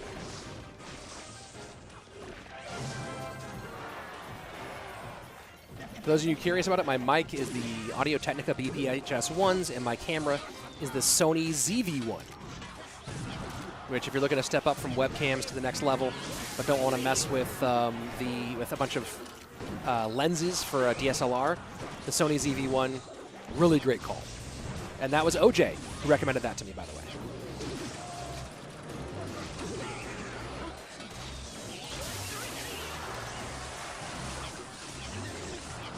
Oh yeah, that's actually a not a full-on wait. I'll just go ahead.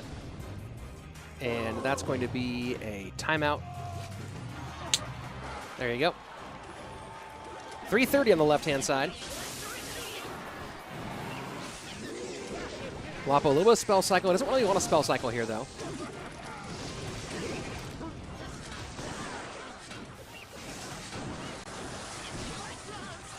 Because he doesn't want that fireball. Using that fireball to spell cycle is real dangerous here. You can get fireball value. Look at that. I mean, that's one fireball to take out 9 elixir.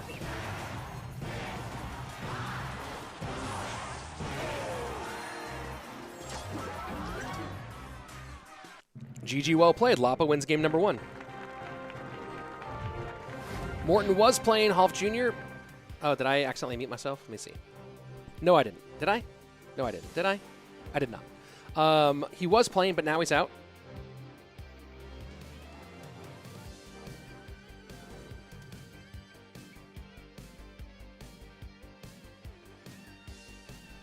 Get those veggie sticks, right?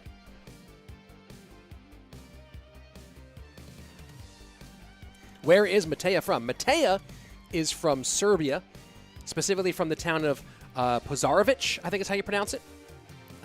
16 years old. Talented young player. I think I'm not currently muted. An Apple Day keeps Andrew away. That's hilarious.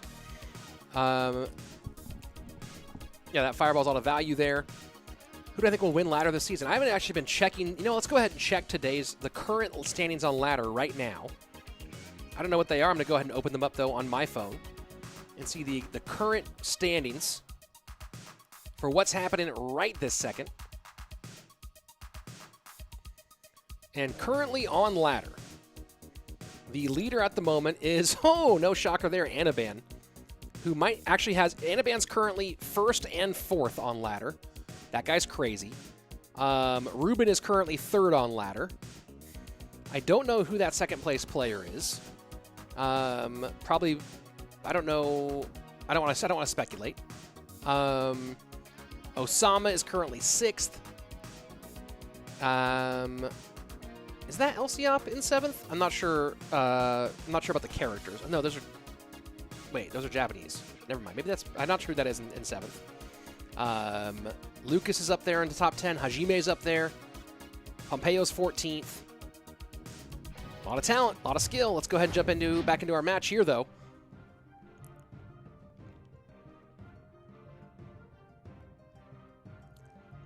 Fenway Fellows. Rich, you get back to 6K this season? I might. I have to do a real push. I haven't sat down. I might do a real push tonight. Right now, I'll tell you guys what I'm at right now.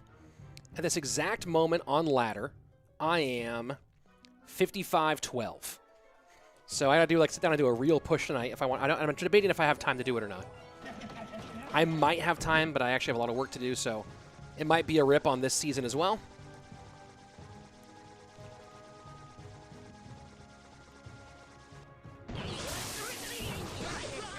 E-Wiz in response to the Flying Machine.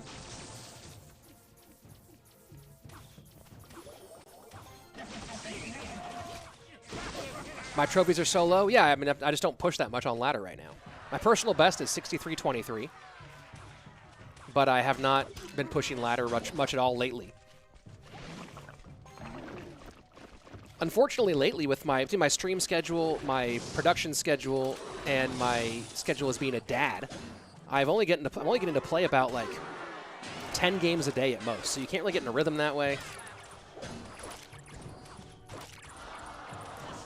And speaking of rhythm, Mateja shreds that left-hand side.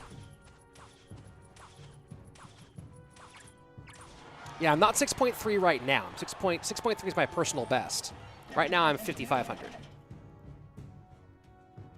Destiny Pro, nice prediction. Yeah, it was beautiful.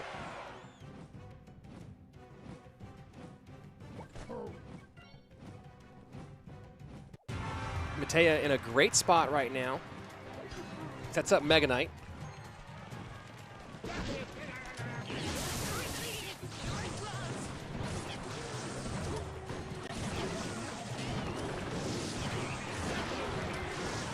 And this was a great defensive sequence from Lapo. I believe it'll turn into Miner being banned makes this Lava Hound deck such an interesting choice. Guys, the next stream I may or may not stream sometime this week, but the next big stream will be next weekend for the conclusion of this event, the World Finals. Does that Mega Knight get the tower? And it does. Oh boy. Oh boy. I just don't understand playing this deck from Lapo. I don't understand playing Lava without Miner and not playing Lava alone. Just straight up Lava seems so strange to me. With how popular all these different cards are, but like Hunter and E-Wiz in particular, I guess Lube will get blown up by that too.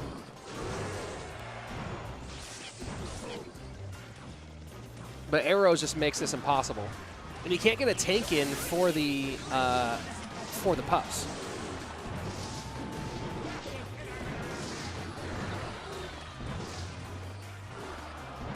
Not even a need for an E-Wiz here. CRL streams begin in February. Information on CRL in the link that I just posted in the chat. If you want that info, go ahead and grab it. Mega Knight sets up to the left-hand side. There's so much on the board for Lapo, but he can't do anything with it. That's the big issue. Mega Knight does connect again. GG.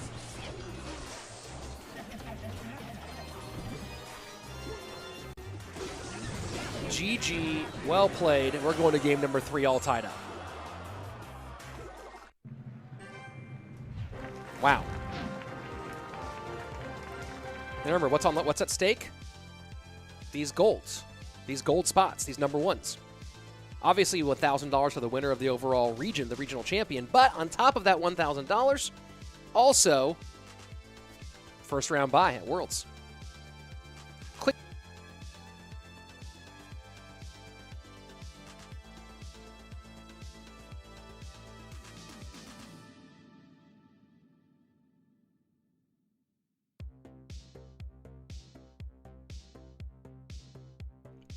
Trying to get some quick snacks in between these. Do I know any words that rhyme with story? Maybe Sakina Fusby. My co-host, John Shevsky, does not, though. What are those, Rich? These are veggie sticks. They're like if you want something that's kind of chip-like, but not for veggie straws. They're kind of chip-like, but they're not as bad for you. Yeah, veggie straws. What's the next card boost? I have no idea what the next card boost is. Rich, low on elixir? Dude, I'm fiending for elixir right now. Hurting for it. How likely is it, do you think, to see one of the SSG players in the finals? Well, since a quarter of the finals will be SSG players, and 2 of those SSG players are Lapo and Samuel. No offense, AC. Good luck, bud. Seriously, good luck. And I hope to be casting you in the final, in the absolute final. Yeah, that's I have strong chance that there'll be an SSG player in that grand final. Hey, Rich, are you good? I'm doing all right. Doing pretty all right, guys. Ranch flavor OP. I should try out that ranch. This is the sea salt. MK is the next card boost, says Spend Pinner. Maybe. Who knows? Who knows indeed. Guys, by the way, as long as we're waiting here, don't forget to like this stream, subscribe to the channel, ring the bell, high five your neighbor, and then sanitize afterwards, of course. So there you go. What's my second favorite card? My second favorite card.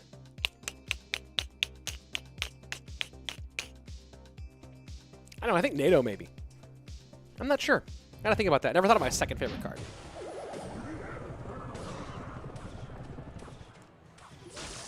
And if you haven't liked the stream, what are you doing? Good point.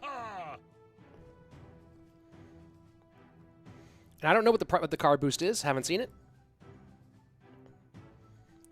And Olgan? No, I love the glasses, so they will stay on. I like my glasses.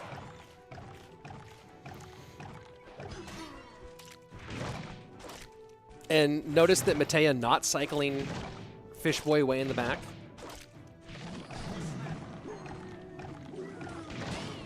Zigzag. Morten had some struggles, but I wouldn't say RUBÉN got destroyed. RUBÉN had some real rough matchups, especially in that match against Michi.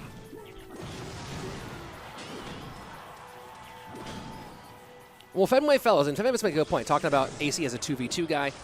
We saw AC, and we've seen AC and Cuchii Cuu both play some of their best Clash Royale. And, you know, it's hard to be a great head-to-head player while also being so good at 2v2. And that makes what Morten and Sam did in CRL, not to mention RF as well. That makes all those guys all that more impressive, right? That you're splitting your time between prepping 2v2 and still being a good head-to-head player. So hard to do. Yeah, Morten and RUBÉN both lost to Michifu. Michi's great. Michi's great at Clash Royale.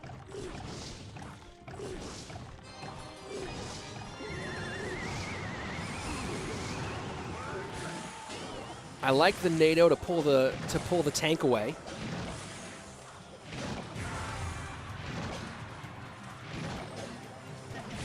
And this will turn into a nice counter push here for Lapo, who sets up Balloon really early. Really early Balloon. So much on the board right now. And not even worried about that fish boy. Gonna get that cage out of the way. Pull all that back over to the bomb. Mateja defends. But Lapo, I think, is going to come out up on Elixir here.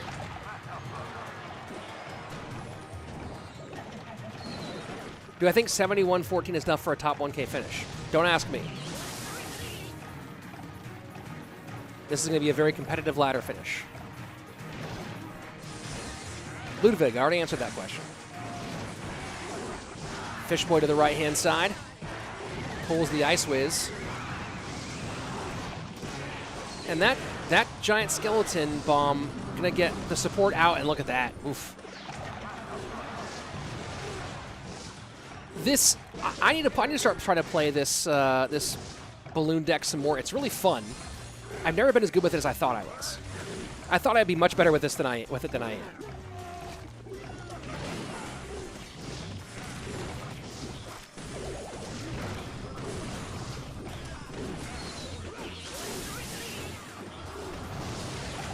Giant skeleton cycle in the back, final 90 seconds. Mateja's just had absolutely zero chance for any real offense. And Hugo Gamboa, just as I'm making that point, says Lapo doesn't stop from the back every time with the giant skeleton. Mateja can't attack. Yeah, that's been the story so far.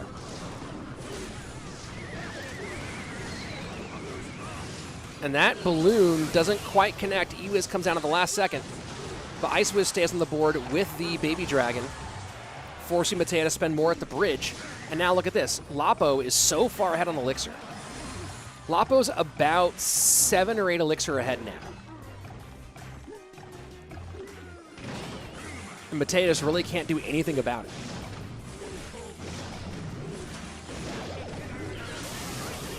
All it takes is one graveyard, though. Let's be real. But when does Mateja get to play it? He gets to play one Desperation Graveyard. That's it. He'll get one Desperation Graveyard attempt, and maybe not even that.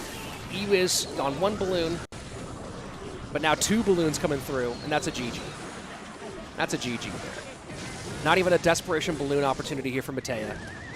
NATO pulls that away for a cheeky little connection there, and put that one in the books. Lapo up 1 now. And a win here would guarantee top 2.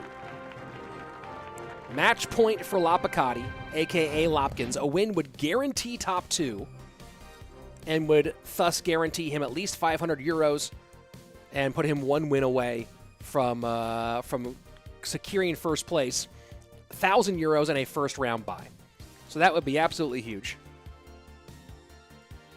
No chance going same lane against Giant Skeleton. It is like you're going, yeah, it does not work out very well in that same lane here.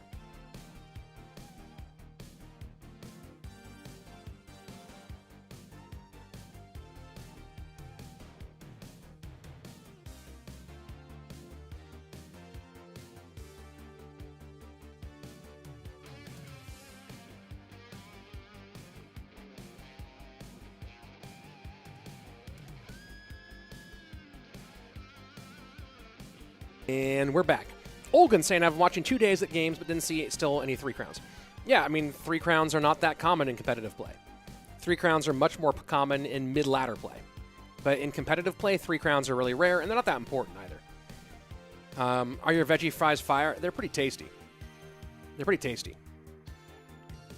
Why do you stretch yourself? Just eat. Well, because I'm trying to commentate here, guys. Here we go. Game number 4, Lapo up 1. Match point here, the first of 2 match points for Lapo. Mateja with a chance to tie things up.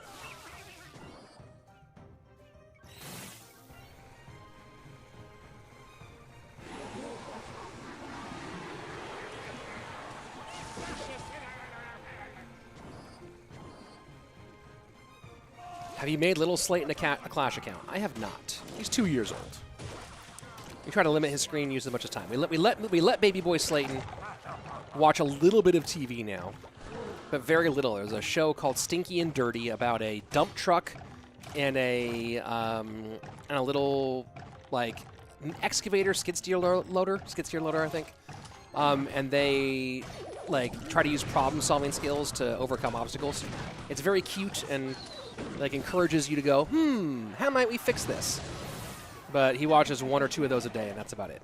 Other than that, we try to keep him, try to keep baby boy Slaton off screens as much as possible. A lot of outside time, a lot of art projects, playing games, etc. And Tung Fung saying about parents want their kids on an iPad. Yeah, I mean, little Slaton does get some time on the Con Kid Academy every once in a while, so it's one or the other. It's either the little TV show or the Con Kid Academy. But no more than like 20 or 30 minutes a day, which is all, even in my opinion, too much for a 2-year-old. But sometimes you got to make dinner. Minute 10 remaining in regulation time. So far, it has been Mateja with the advantage.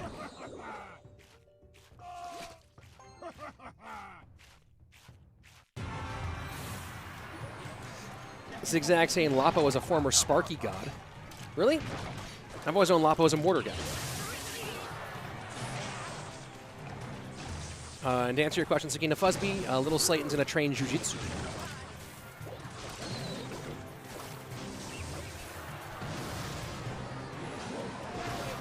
Poison down on the right-hand side. And this is good for Lapo. Lapo would love to spend poison offensively as much as possible, and he can because he's not up against Graveyard.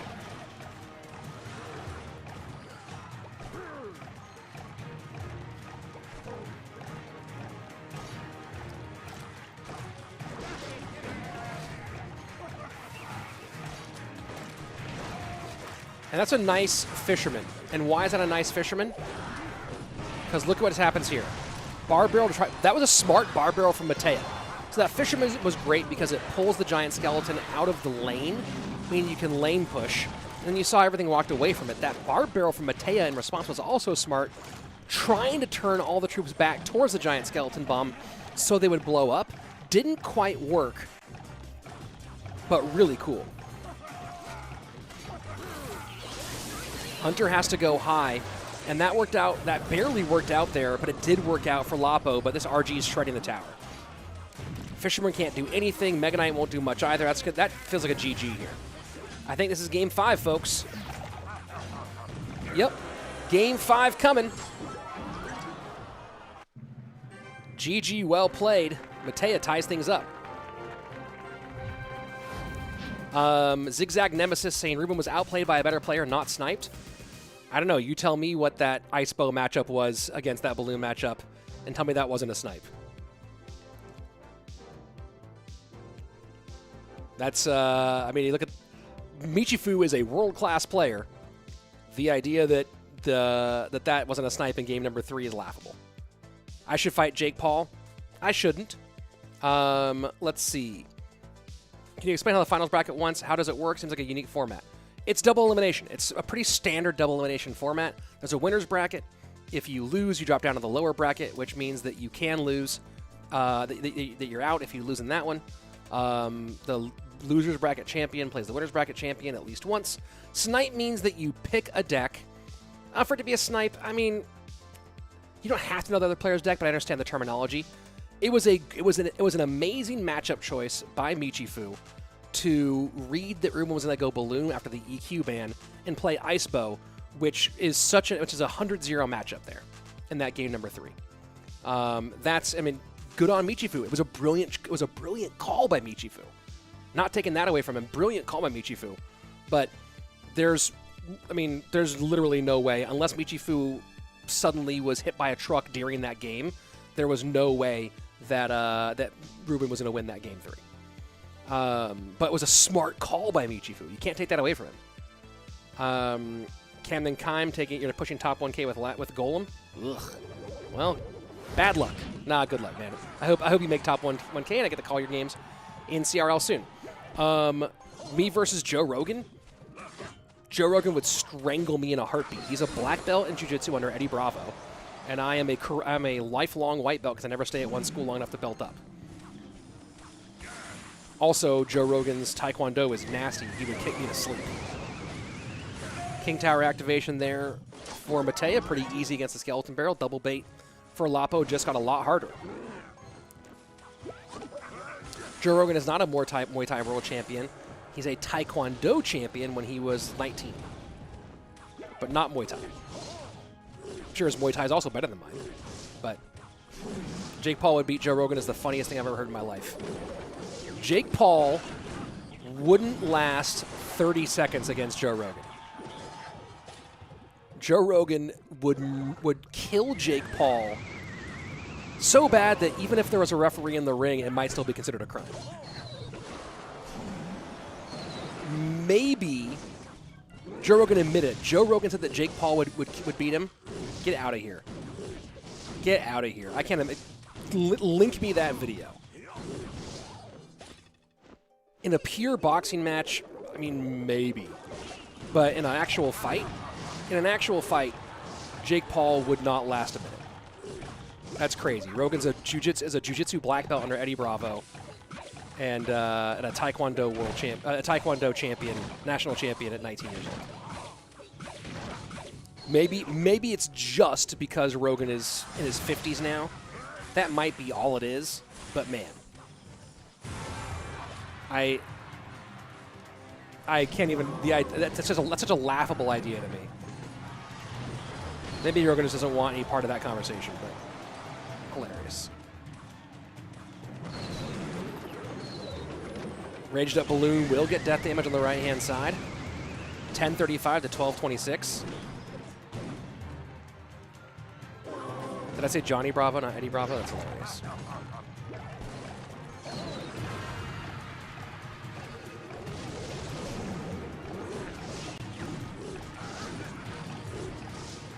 $20 HP separating these two, although that death damage going to help out as well.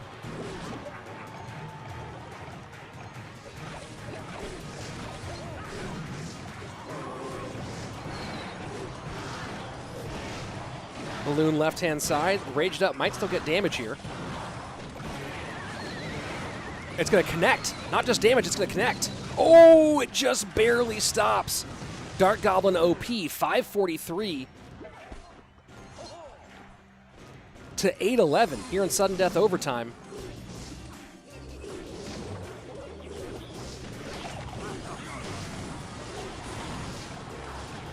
Lapo going to cycle spells like a madman here. Here we go. Log, skeletons, Dark Goblin. He might bomb tower here for the balloon. Does have to bomb tower. Maybe he won't. He does bomb tower. Okay. Goblins do not get any touch. Oh, they get a touch. They get a touch. Here we go. Balloon in. Fireball. There you go. GG, well played. Lapo wins that best of 5 and moves on.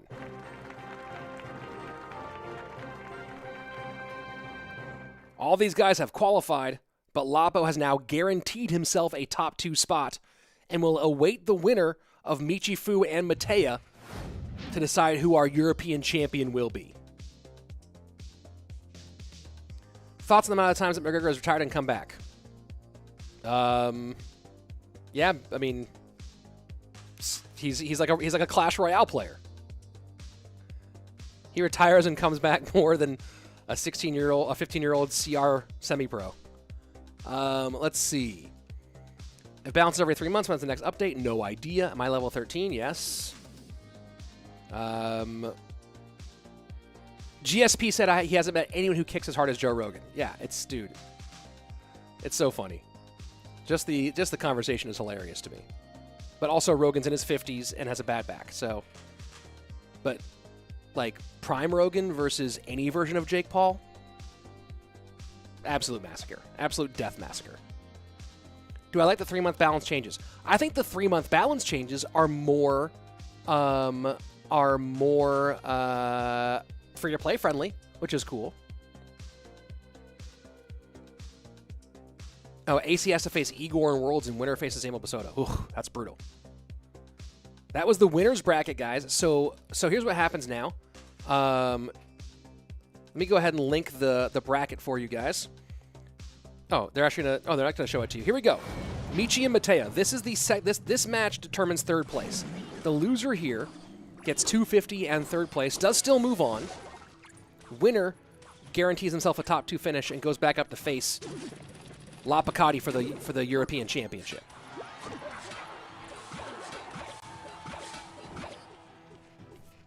This is potentially the second to last match. Of course, if the winner of this one beats Lapo in the first best of 5, they have to play a second best of 5. Double bait against minor wall breakers here.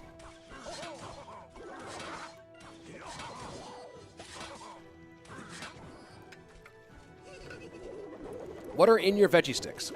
I'm assuming veggies.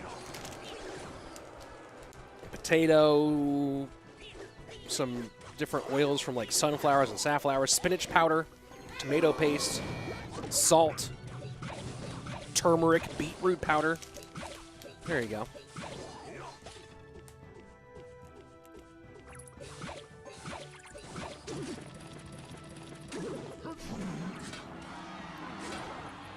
What about Seth Rogen?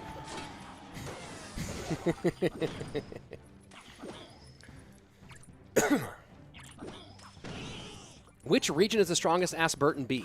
Man, I don't know. That's a hard one. That's a real hard one. All of these have some pretty nasty final qualifiers. Every region has really nasty qualifiers. Not to hate on it, but I do think that NA is going to have the hardest road to the championship out of the 4 regions.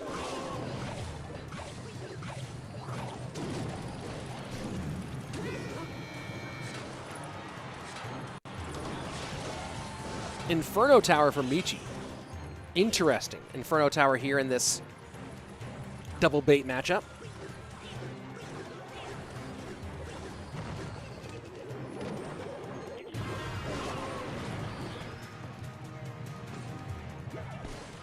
I'm guessing second spell is Fireball, as it typically is here. Gonna have to Fireball the left-hand side, I think. No, gonna log it. Nice play with the Knight.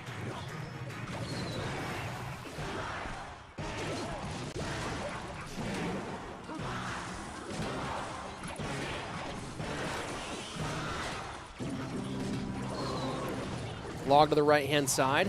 Mateja in the lead here.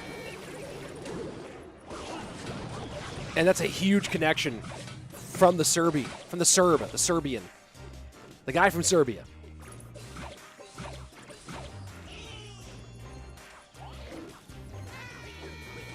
And just Michifu says it's over. GG, well played. Mateja up 1.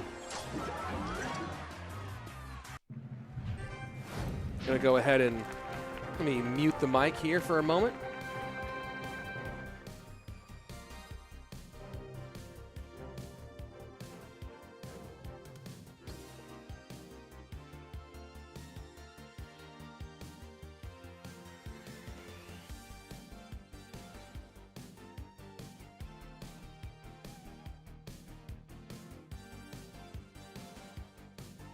And we're back. Let's see. People talking about what their favorite. I hate vegetarians is the weirdest thing. I'm not a vegetarian. But also, why do you hate vegetarians? It's like the weirdest thing to hate.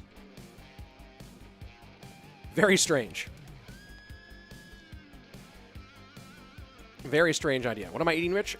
I'm eating veggie straws. A nice little healthy snack there. Samuel Walton in fine form? Yeah.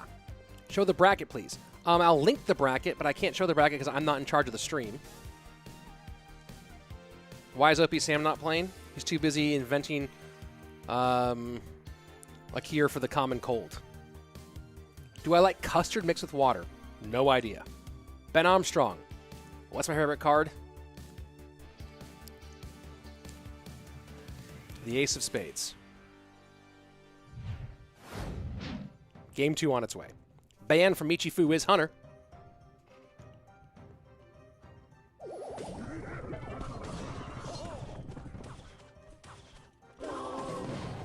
Veggie straws are basically potato chips. It's a scam, says C-Day. All I know is that I look at the health stuff on these ones, C-Day, and the like calories per serving, like it's like not as fatty, not as much oils. From what I've read of, when I look at the health stuff, it looks better than potato chips, but you know, say as you will. Michi going Mortar EQ cycle.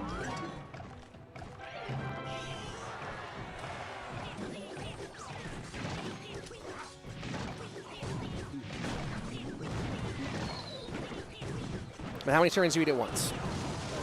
Typically 1. I've not even had a serving yet. But also, they are just pound for pound. Potato chips are much worse. Well, we've seen this matchup before. How the heck does Mateja deal with the firecracker or break past this nice little collection of defensive troops?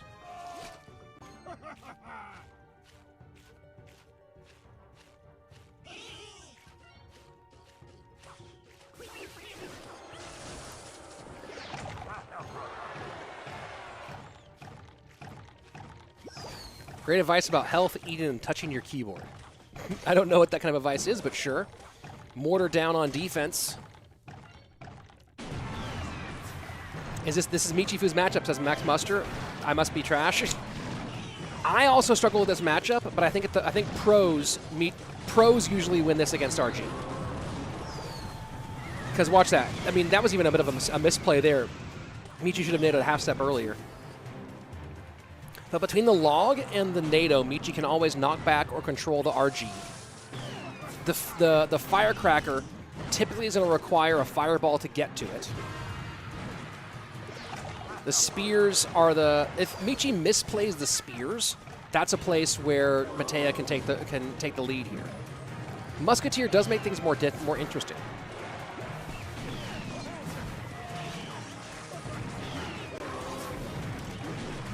And guys, let's keep the chat family friendly, please. Mods, if you would.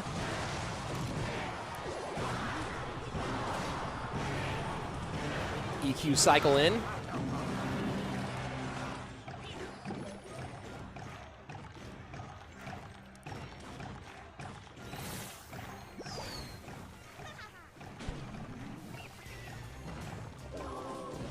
Log to the left-hand side. Fireball works.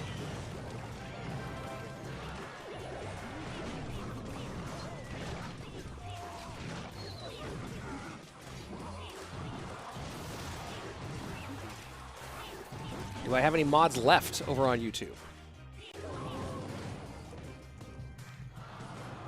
1784. Michi in control for the moment. This is the third place game, HK. Loser takes third place in this best of 5. Winner moves on to face Lapo for the overall championship.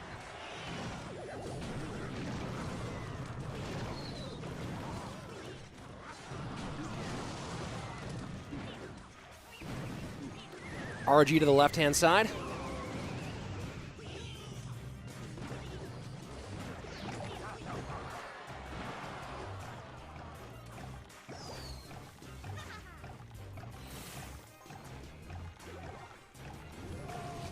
And there's the EQ cycle on the right.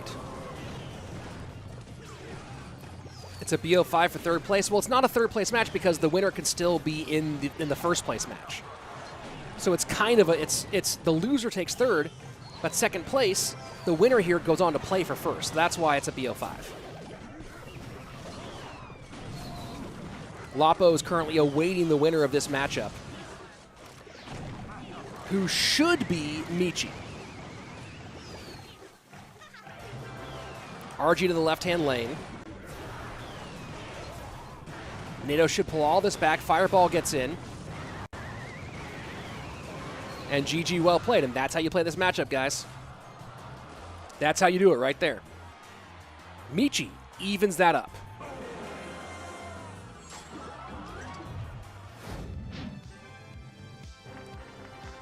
And that's one of those matchups where if you're not good at that mortar EQ deck, you feel like you're in trouble.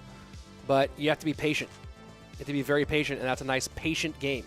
What stage is this? This is the European Championship, and this is the winner of this moves on to play against Lapo for the crown of Europe. The loser gets third place, but still goes ahead and qualifies to next stage. Yeah, max muster. All right, I'm convinced the realization hits hard. Yeah, dude. Yeah, that's so brutal. You're like, you look at that and you go, oh, that's how you do it. But, man, that's only because EQ is broken or else RG would have won that. Yeah, if EQ wasn't broken, RG wins that matchup. But EQ is broken, so RG loses that matchup. Sabrina, am I in a relationship? Yeah, I'm married with a kid. There you go. They will nerf EQ and NATO, and then RG, Hog, and Balloon will run it for 3 months. Yeah, very possible. Whoever said RG had matchup? Yeah. RG has a matchup if you're not, like, you have to play it. You have to play that deck really, really correctly to play that, to win that matchup. But it is at the pro level that is the matchup. I'm married with a kid. Yeah, I'm married and I have a child. I own a home. I'm an adult. So there you go. This is not BO3. This is BO5. So there you go. My kid would be a CRL pro one day. I don't think so. Here we go. Game number 3. All tied up.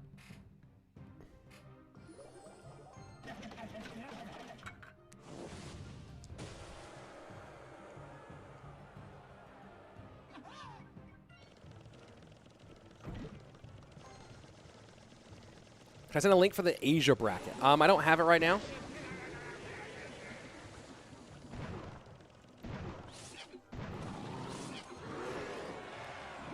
Lava Hound left-hand lane. Michi immediately pressures opposite side. Cannon Cart connects. Miner comes out to deal with that. They just turned the game sounds way down? They did. Hold on. They just turned the game sounds way down.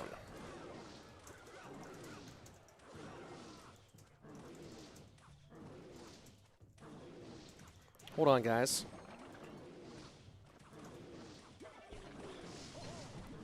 I don't want to turn the gameplay of the audio back up here because I think they'll turn it back up again and it'll blow your ears out. So I'm not going to turn it back up, at least for a little bit.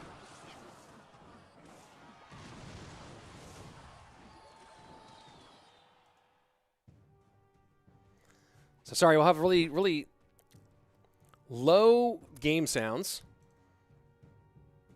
And that's just a straight ban, just for being a ding-dong. Hello from Kent, England. Hello to you guys in Kent, England.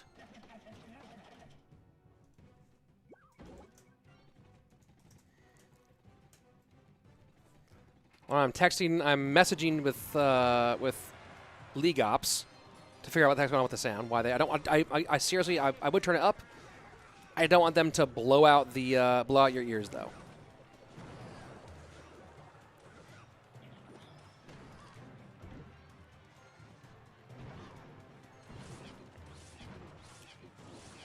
Snowball does a good job there, but that Mega Minion going to stay alive. And now Michi has a lot behind that Lava Hound to deal with.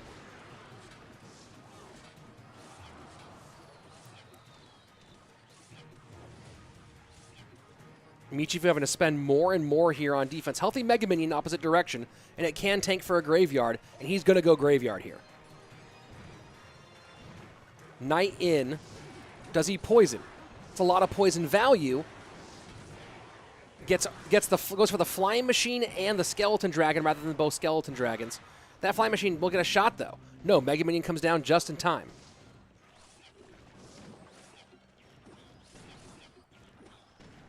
Did I permanently ban that guy? Yeah.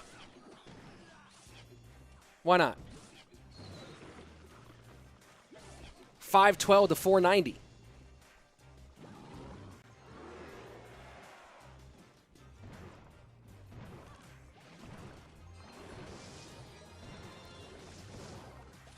Cannon cart to the right-hand side. Graveyard in on the right-hand lane. Snowball will do it. Michifu takes game number 2 and is 1 win away from being back in the championship. Why permaban? Because I don't care. Because he can ask me to unban later if he wants to, but as I'm sitting here saying, hey, it's a family-friendly stream, and then just to ask a ding-dong question like that, banned. It's not a democracy. This is a dictatorship. So still no answer from the production.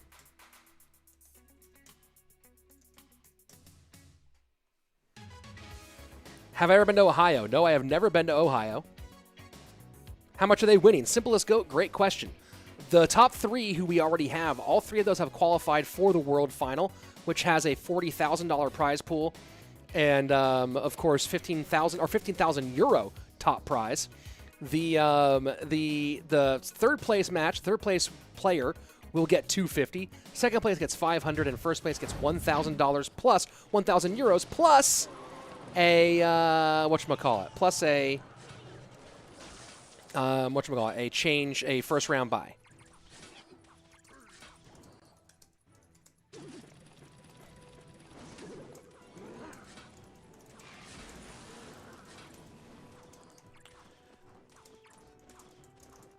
One second, guys.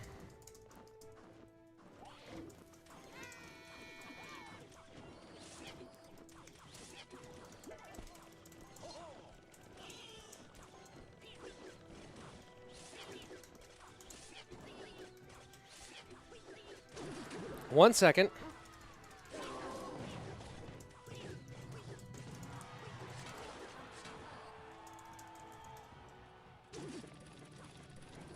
All right, I guess they're saying they're going to keep the volume the way it is now, so I'm going to adjust it.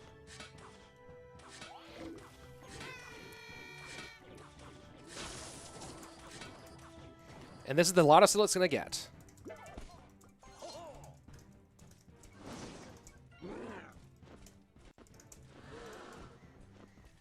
And I'm typing like a madman because I get really annoyed with that sort of thing, but whatever. Yeah, all Space Station who are still in are definitely qualified. Here we go. Michifu does have match point.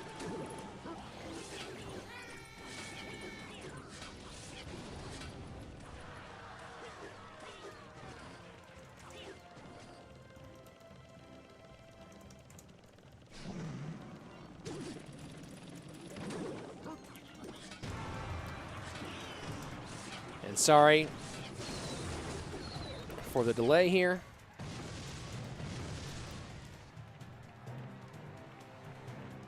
Yeah, a really strange time to change the stream, to change the volume. Real annoying. Is what it is. Wall breakers in for Mateja. Minor Loon. Love from India, says Stylish Star Sandy. Love right back. If AC had won North America, could have been all SSG champs. You're absolutely right.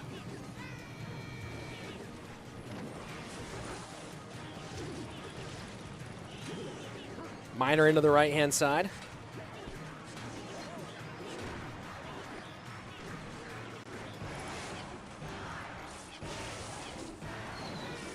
Wall breaker pressure, but that balloon connects on the left. Crazy damage in both directions. Both guys kind of throwing caution to the wind here. They need a fireball defensively for Mateja. Oh, doesn't actually, no, doesn't need to. Going to eat the damage instead.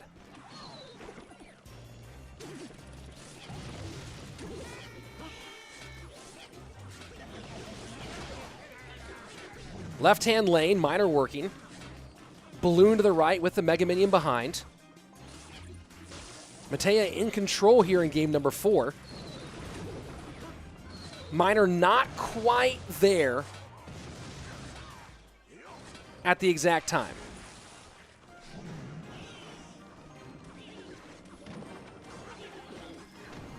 Wall breakers left-hand lane. Death damage will be in for the balloon. This is huge. Final minute, triple elixir.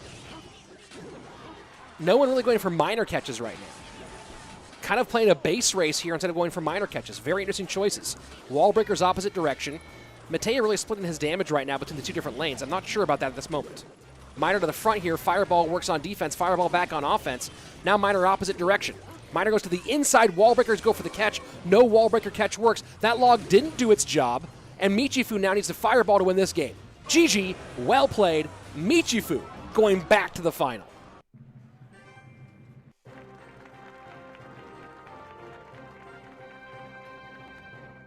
GG, well played. Mateja takes third place. 250 euros plus a trip to the world final. But Michifu now heading back for another BO5. Has to win 2 BO5s against LaPoKaTi to take this championship. We'll see if that's possible.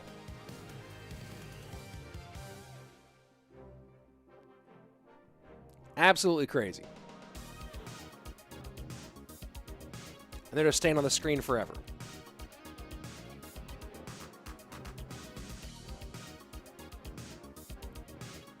And let's see. Oh, Mance Reader with a good point. After the official balloon is broken stance was bought on stream, this is actually an oligarchy. But as any oligarchy can become dictatorial very quickly. So you're absolutely right. Michifu, absolutely crazy. Michifu, absolutely crazy. How much is 250 euro in dollars? Like 300 bucks, I think, about? I think. I don't have the exchange rate right here.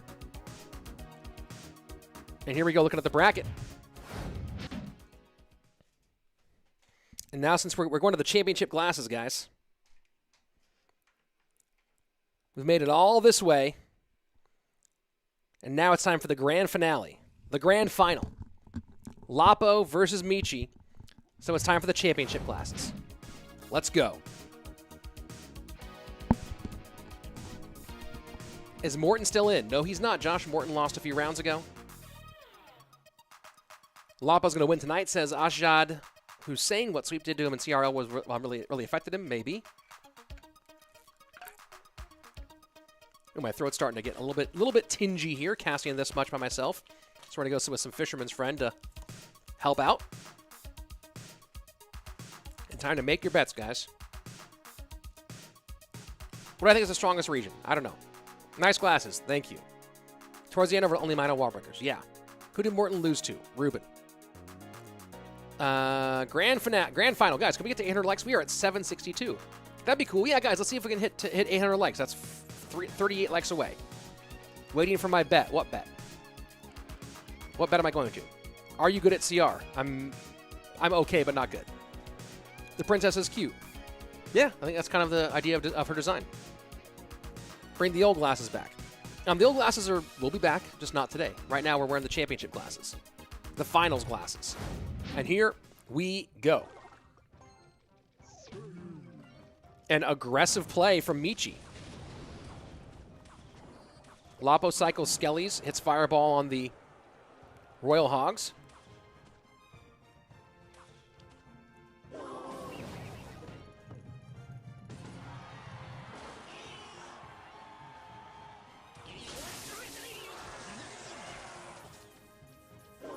Interesting choice here. Lapo going Quick Cycle, which he likes. Michi going Royal Hogs EQ. This is going to be a fun one. Royal Hogs. So it's going to be RG for Lapo. And RG and Royal Hogs EQ for Michi.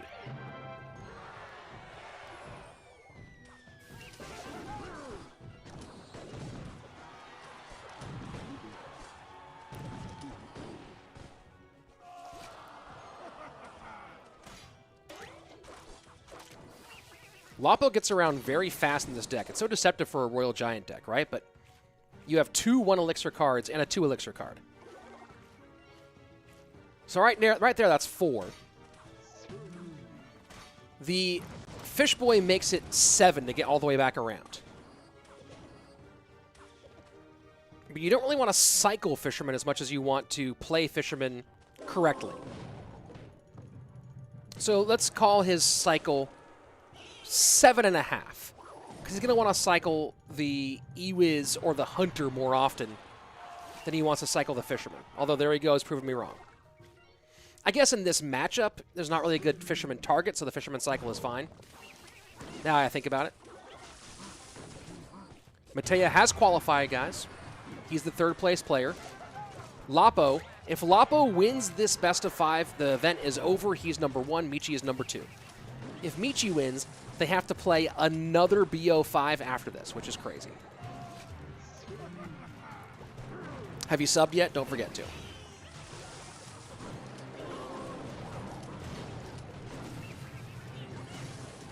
But yes, fastest cycle here for Lapo is 7. But I think of it 7.5, depending on the matchup, obviously.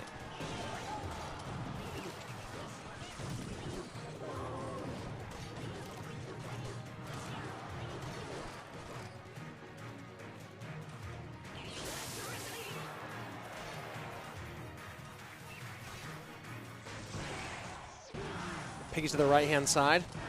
Lapo trying his best not to play Fireball on Pigs. Because he wants the Fireball to be able to be played offensively, I think.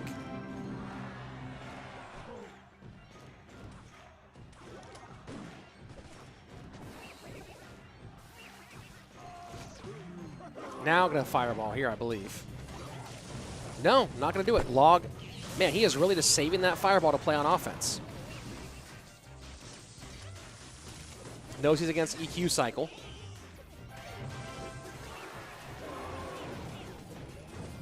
Leo Roland saying, I'll be here one day.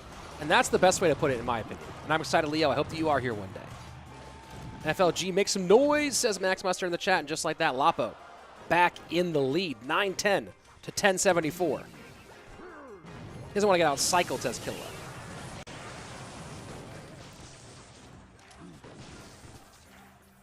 I think it said he wants Fireball on the opposite tower more than that, because he's still playing Hunter and Ewiz on defense a lot. So logs each way, and there goes the Fireball on the Hunter. That's huge. That's absolutely huge. Look at the damage on the bottom right-hand side. This RG needs to get 2 more shots here. 2 more shots. RG in. EQ working on the bottom left-hand side. Who will beat it out? Fireball comes in. Lapo wins 36 HP difference. God tier. And just as Mance Raider comes in, Mance Raider comes in with a $50 super chat.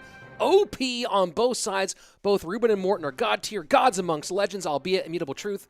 Great job this week, Rich. We appreciate you. Mance Raider, my word, that is an insane super chat. Woo! What was bigger? The at the buzzer win there by Lapo by a hair, or Mance Raider coming in through with $50 in the super chat? Ooh, boy. Should that be all one burrito? Gold. Yeah, dude, you know what? I keep saying it. I will have the gold for World Finals week. Mance for the win. Lapo with great play there. And it's the fireball on the hunter at the bridge. That was the jam right there. Did someone clip that on Twitch? Did someone clip that on Twitch? Over on Twitch, one of y'all, you guys always ask me to put the stream on Twitch, which is why it's on Twitch too. Clip that, Twitch people. Someone go get that, because that was crazy. That fireball was so smart. The desire is to put fireball on tower. Instead, he wants fireball to win that bridge battle and take that hunter out of the way and kaboom, get it done. Kaboom, get it done. Let's go. That was fun. Man, I love competitive Clash Royale. I love it. It's so fun. Well, I actually mute myself. There we go. Now I'm back. Ooh, boy. Ooh, buddy. Let's get it. Let's go and jump into game number 2. Lapo with the advantage. And ban is minor from Michi. And Michi going with the cycle. EQ, NATO, EQ mortar cycle. And Lapo going some version of bait. This will be interesting. Good fireball value at the bridge. Bomb tower high. And the EQ cycle right out the gate here. Nice mortar connection there for Michifu.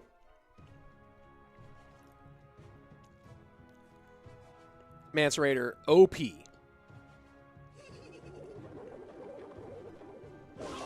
And notice that Michifu is going to the outside corner.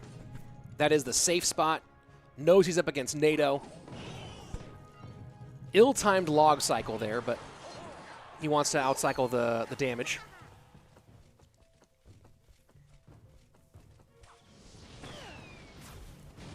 It's good fireball value there for Lapo. Michifu. Good deck choice. Skeletons to control for a second. Dark Goblin on the far side. Nice NATO from Michi. Man, these guys are both like, this is an actual chess match here. Right, you talk about, you know, being ahead, trying to like move for move as opposed to just putting cards on the board. This is an actual chess match here. Zigzag, can I donate a Bitcoin to you? I don't know how, but yeah, sure. Oh, that mortar just shredding the left-hand side. This is good. This is kind of rough. NATO not in cycle, so Lapo goes for it, but NATO and log makes it so hard for Lapo to ever have anything on tower, not to mention mortar. This is a good matchup here for Michi. Even I rarely lose this one.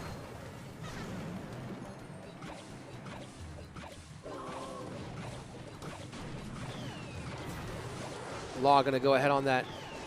There we go. Gets the Dark Goblin as well when it steps up into range. GG. This should be an easy game, too, for Michi.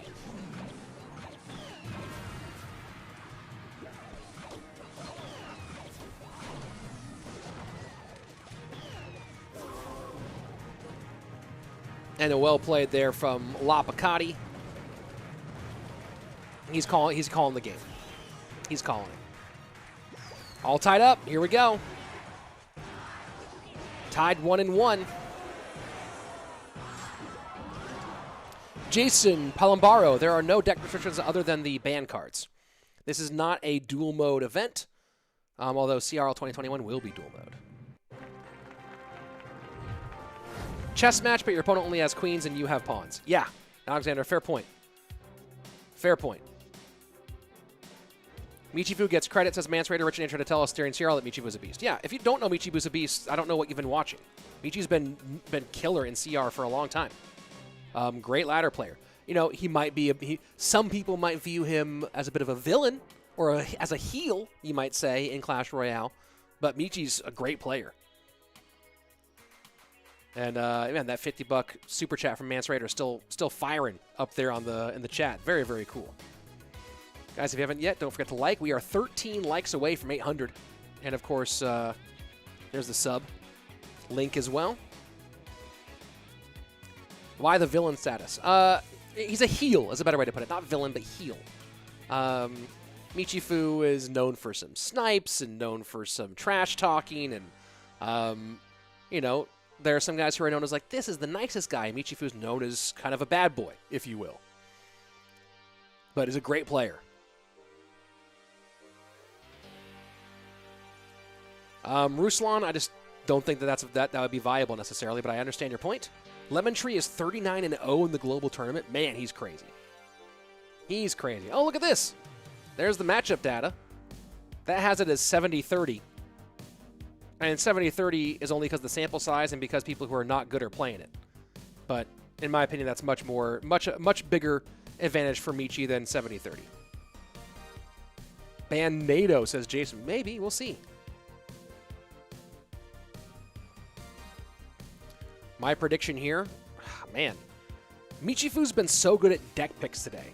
That's been a big part of it. Oh, I wasn't training as a matchup. Here we go. Michifu's been so good at deck picks. Here we go. And Lapo banning EQ. So you guys wanted an Earthquake ban. There it is. Now don't play Balloon after banning Earthquake. Please. We already saw how that went.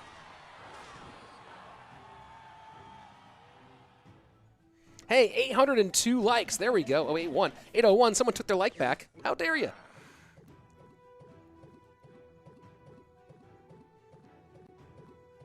I don't know who you're talking about there, Mance. Maybe Jay Monty. Pesman, we'll know we'll announce that tonight.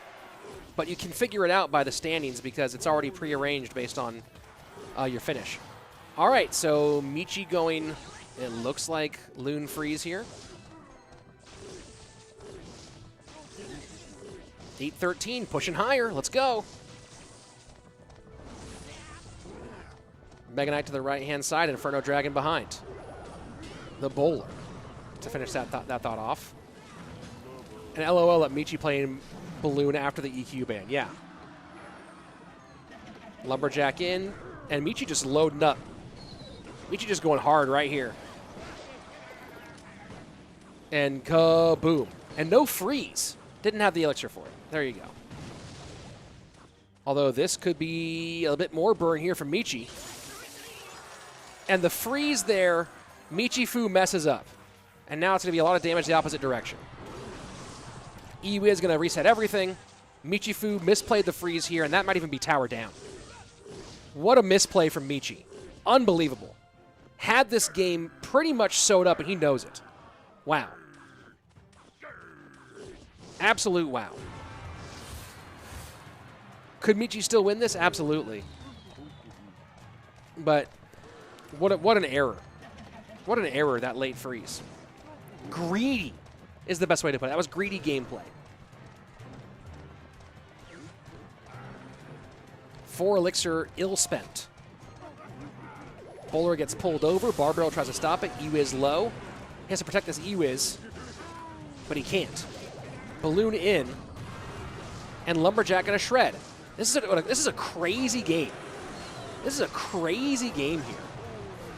I honestly don't know what to think about this game. Lapo has to arrows. What a crazy game this is. This match overall has been nuts.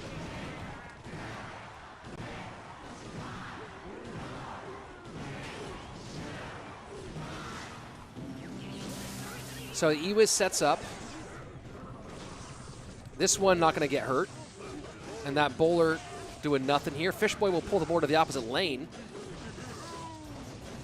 Fishboy does not do what was intended. Mega Knight down to protect the Iwiz. Is there a hunter here for Lapo? There's a freeze for Michi. Lapo now has 2 Electro Wizards down. Bowler still down for Michi.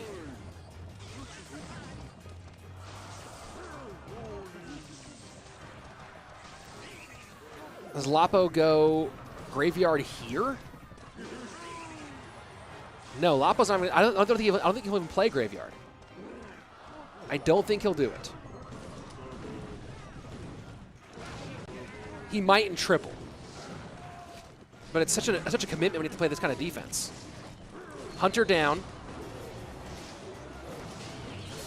Iwiz does stop any more damage. Death damage in though, and that gets the Hunter off the board. 1192.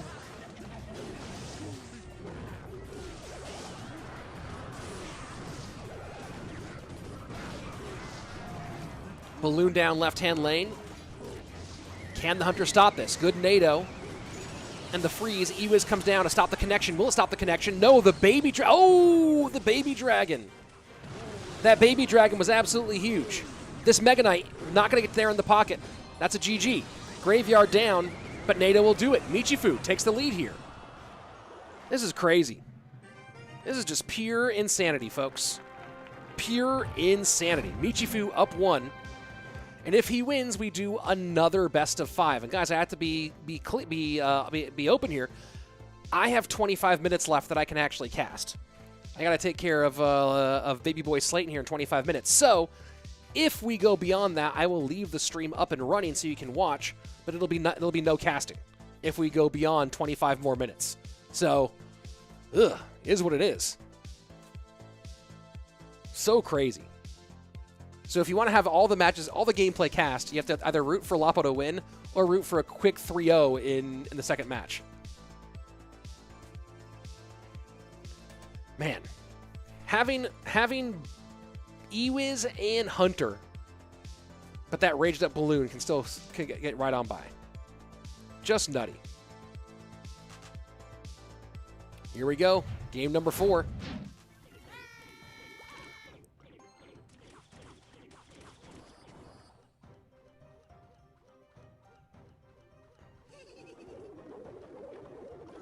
And I love this deck from Michi. I don't know about the matchup, but I love this deck. It's so fun. Goblin Barrel Wall Breakers. It's bait. It's spam bait. It's both. It's so nutty.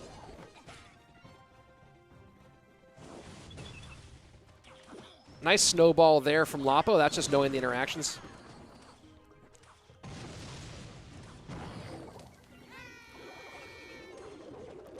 And I don't know how Lapo deals with the wall breakers. Has to fireball a couple times. That's a -2 trade. Has to do it on occasion. Or on the Goblin Barrel. That's a -1 trade. Never mind. So that actually worked out nicely. Skeletons for the wall breakers was a +1 trade. Fireball to the Goblin Barrel was a -1 trade. So that works out. Lapo's happy to do that if he can. Did Zucchina Fuzzby have a genius idea? Leave the glasses, it'll be like you're there in spirit. That's funny.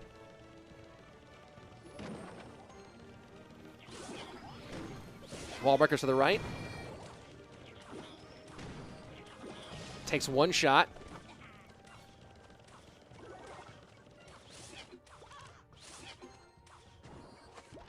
Let's go.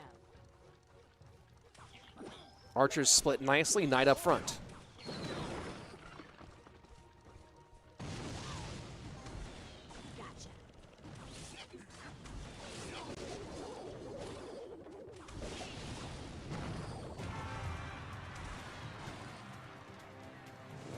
And Lapo pushes a snowball there. So just a little bit ahead on Elixir right now is Michi. Goes split high.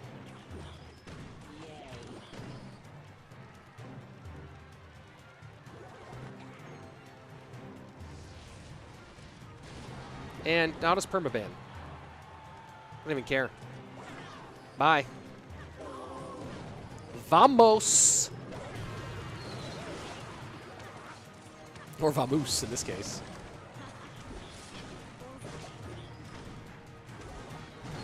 Princess down. And this is Michi's game. If he can protect the princess and force the fireballs out offensively. So this is actually interesting. If Michi can force the fireballs to be used on princesses rather than on defending against the goblin barrels. Oh, that's a cannon cart connection. That's a huge cannon cart connection.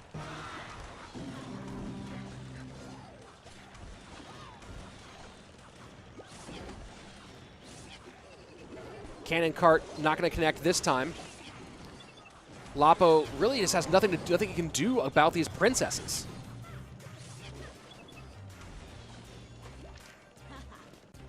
Look at the way that Michi can stack princesses, because the second Lapo uses a fireball on a princess, Goblin Barrel.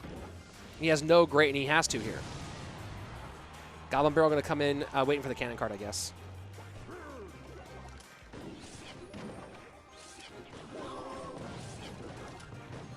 Log doesn't get a skeleton. That's really good for Lapo, but Doesn't really matter. Michi is just running away with this one. Has not taken much any damage at all.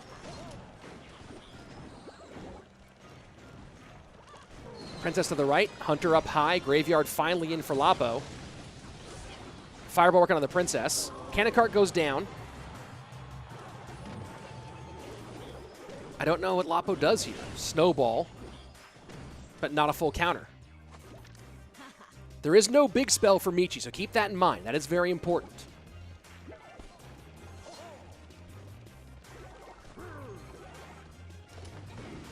Fireball at the bridge. Doesn't get the Bandit. This is just absolutely rough here. Princess going to work on the right-hand side, and Lapo has to ignore it entirely. Lapo has to ignore that right-hand Princess. It won't be enough, actually, to take the tower. Fireball in on the Graveyard.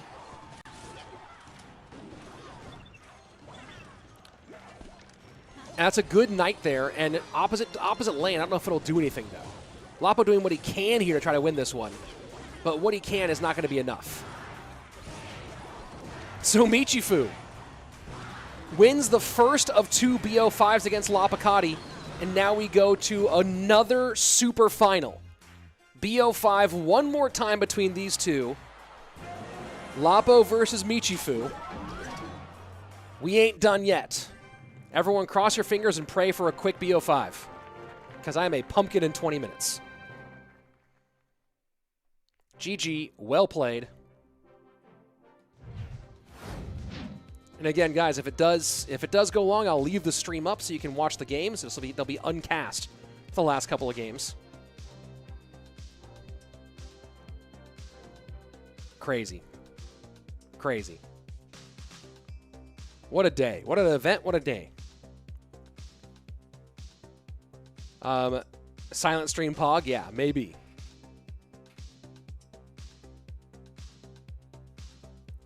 Let's see. Any other questions? Let me look at the chat here for a moment. Rich, do you know Michifu is my favorite human in the world right now? Okay, Zigzag. Cool. Let's see what else.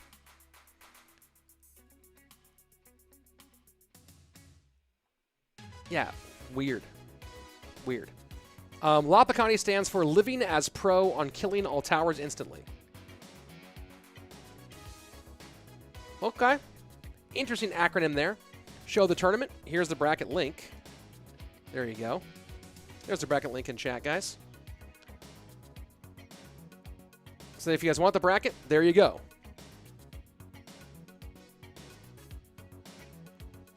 Here we go. The super final. Reset it. Another BO5. I guess we're joining the game a half second late here. They must have accepted fast because we wouldn't have missed that earlier time. Do I think Sparky is underrated? Pros defend it too easily. And it's not good in the competitive meta. I wonder if Cashman can finish casting in case Rich has to go. Is Cashman here? Cashman, are you here? If Cashman's here, I'll bring him on voice and he can finish casting if I have to leave. I don't know if Cashman's actually here though. He might be streaming, I don't know.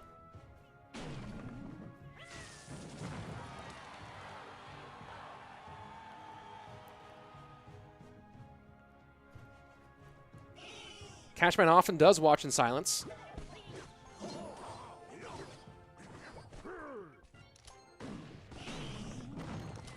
I'm going to see if I can message Cashman real quick and see if he's around.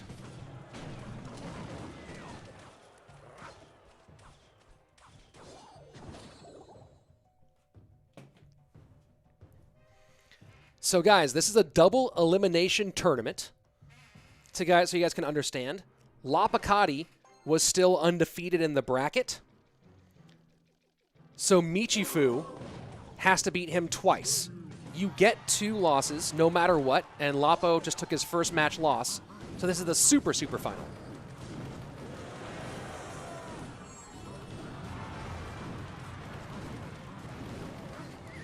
I'm texting Cashman.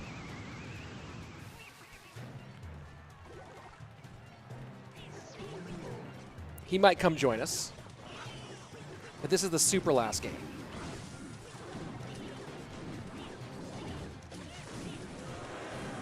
And that's tower down on the right. Well, this is pretty fast so far. 3-0. Well, if it goes like that, it could be. Guys, don't worry. I messaged Cash. I'm messaging him right now, seeing if he's available. That was a quick 3-0. Well, let's see what happens. Maybe we'll be done in time. I don't know for sure. But that was fast. Lapo may be a bit tilted here. Not impossible. Not impossible. Guys, if you haven't yet, like the stream, subscribe.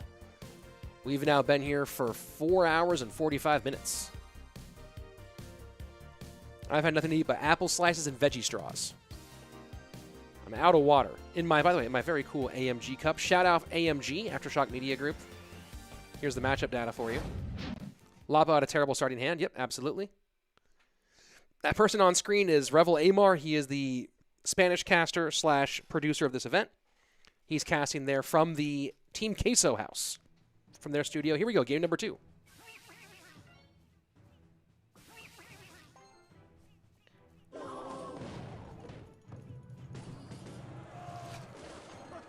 Lapo bans EQ. I think that if Michi wins this one, we can call it pretty much game over. If Michi wins this game, I don't see LaPoKaTi coming back. I think that he'll be too annoyed.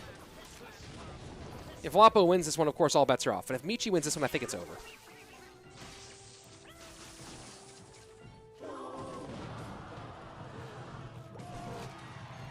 And that's 2 Fish Boys behind the Royal Giant. And out to an early lead here is Michifu.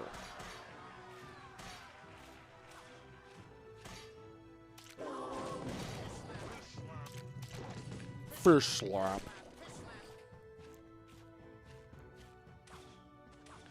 And Michi got the right-hand tower down to 1,700. Completely in control. Right now, this is just domination.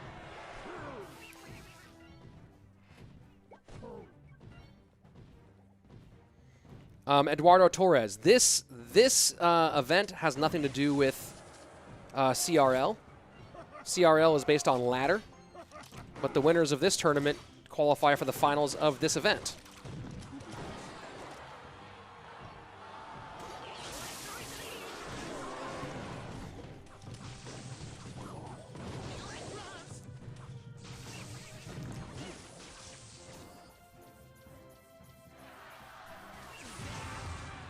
One second here, folks. Working on something.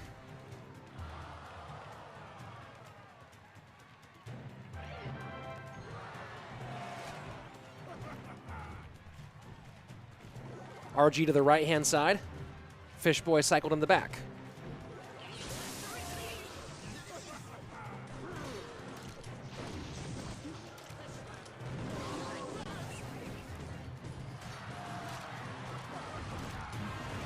Lapo starting to fire back here.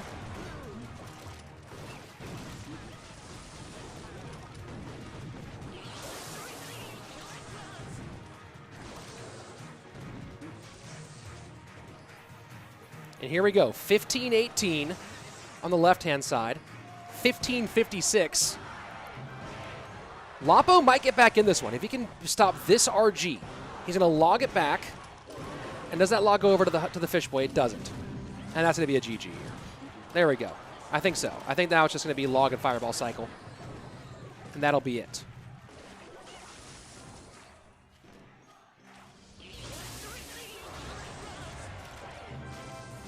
Trying to RG back the opposite direction.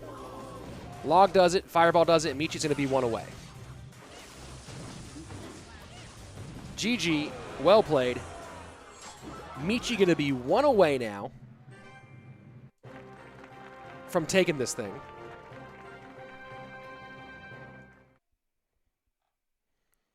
And let me go back to my screen here, guys. 1 second.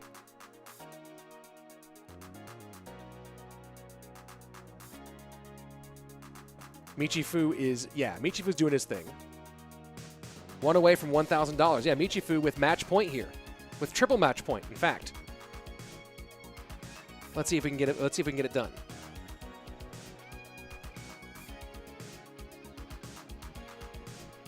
One moment here, folks.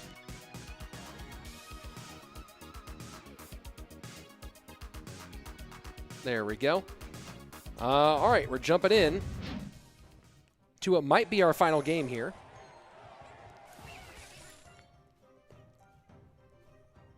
LaPoKaTi goes Ice Spirit. His opponent goes Electro Spirit.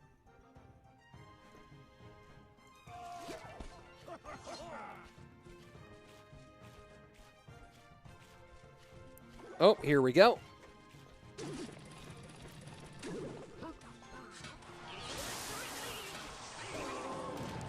So Royal Giant again for Michifu. Knight goes to the right-hand side. And guys, hello. We have a special guest joining us on voice here for what might be the final 3 to 5 minutes of this European qualifier. And he's been killing it casting for Asia and casting for LATAM. Guys, welcome my buddy, and someone that I hope that you guys are going to be big fans of from now on. Cashman in the building. Are you there? Was that a great intro and I got nothing? Cashman.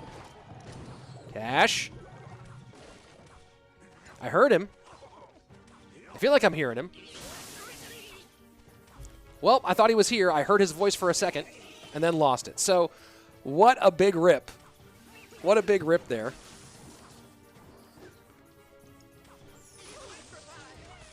I think I can hear him clicking. But, oh well. Let's focus. Well, I guess we'll stay on the. I guess we'll stay on the action here, and we'll see if Cash does show up. I heard him for a half second. I heard him say hello, and then disappeared. And no big surprises to see Lapo going Mortar in this kind of situation.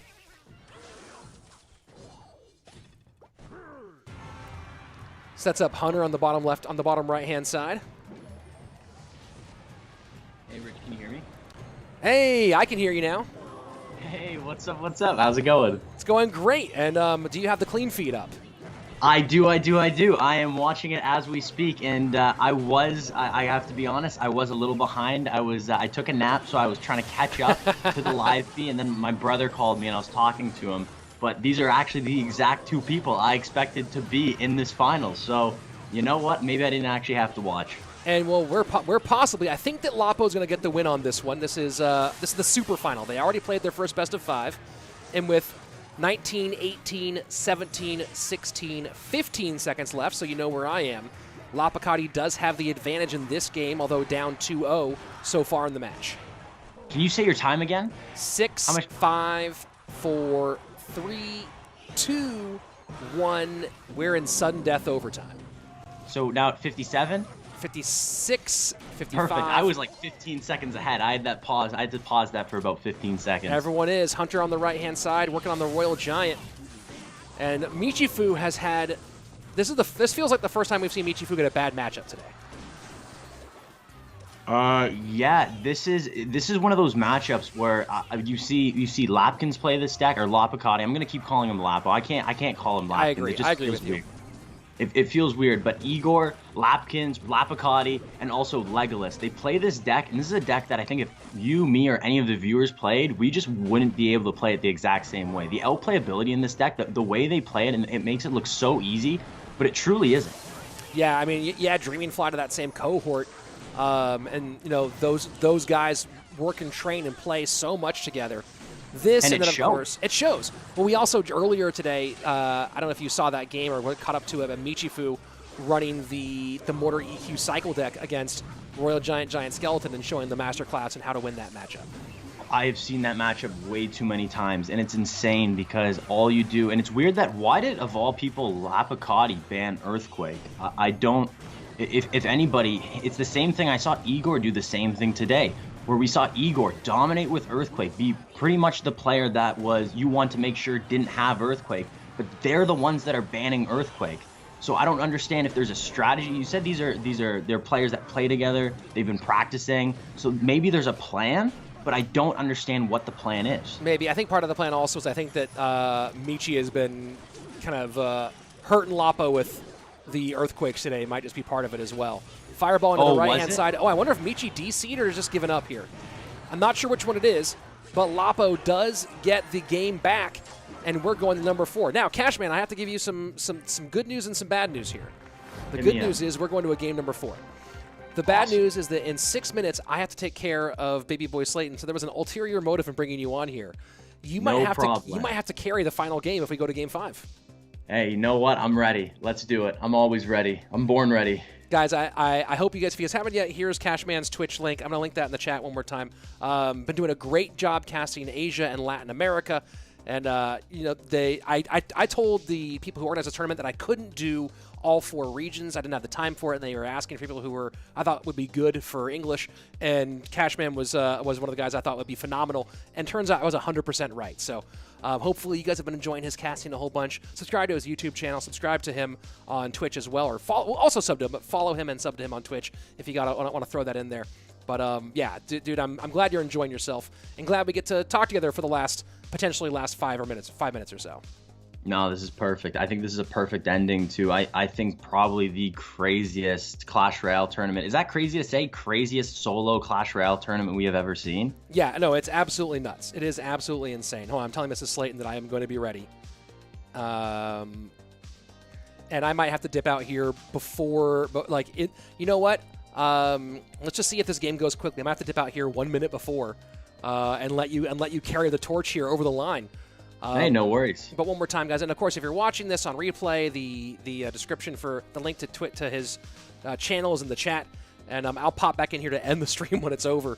But dude, this has been so much fun, and the level of play we've seen, not just from the established pros, but from people outside of that central circle, has been really truly amazing. Especially you and I talked earlier today. What they did in the Asia today was insane. It was incredible. It was incredible, and it easily. I guess I had an internal rankings of who I thought was the best, and it's totally flipped on its head after watching today. Yeah, it's really been cool. And here we go into our game number 4. And Michifu with the chance to close things out, and there should be one more point there for Lapo, so I'm sure they'll fix that in just a moment. This is ridiculous. I feel like I'm watching Igor again. What is going on? This is exactly what we saw with Igor versus Greco, where Igor bans Earthquake, and you assume, I guess technically we saw Mortar originally, but it changed to Minor from his opponent, and those are 2 of the best cards. When I think of LaPoKaTi's deck pool, when I think of Igor as well, the 2 best cards in the meta for both those players is Minor and Earthquake, and they put themselves in their own corner, which I don't understand. Also, Michifu is a great Expo player, correct? Yes, well, what we saw earlier in this stream was RUBÉN in Game 3 of the lower bracket banning EQ, and then running Balloon, and Michi ran Icepo, and it was 100-0. It was nasty. Exactly. So did LaPoKaTi not watch that game? Isn't this a mistake, banning Earthquake? I don't think that Lapo runs anything that gets hard countered by Expo. That'd be my shock. That'd be shock. That surprised me a whole lot.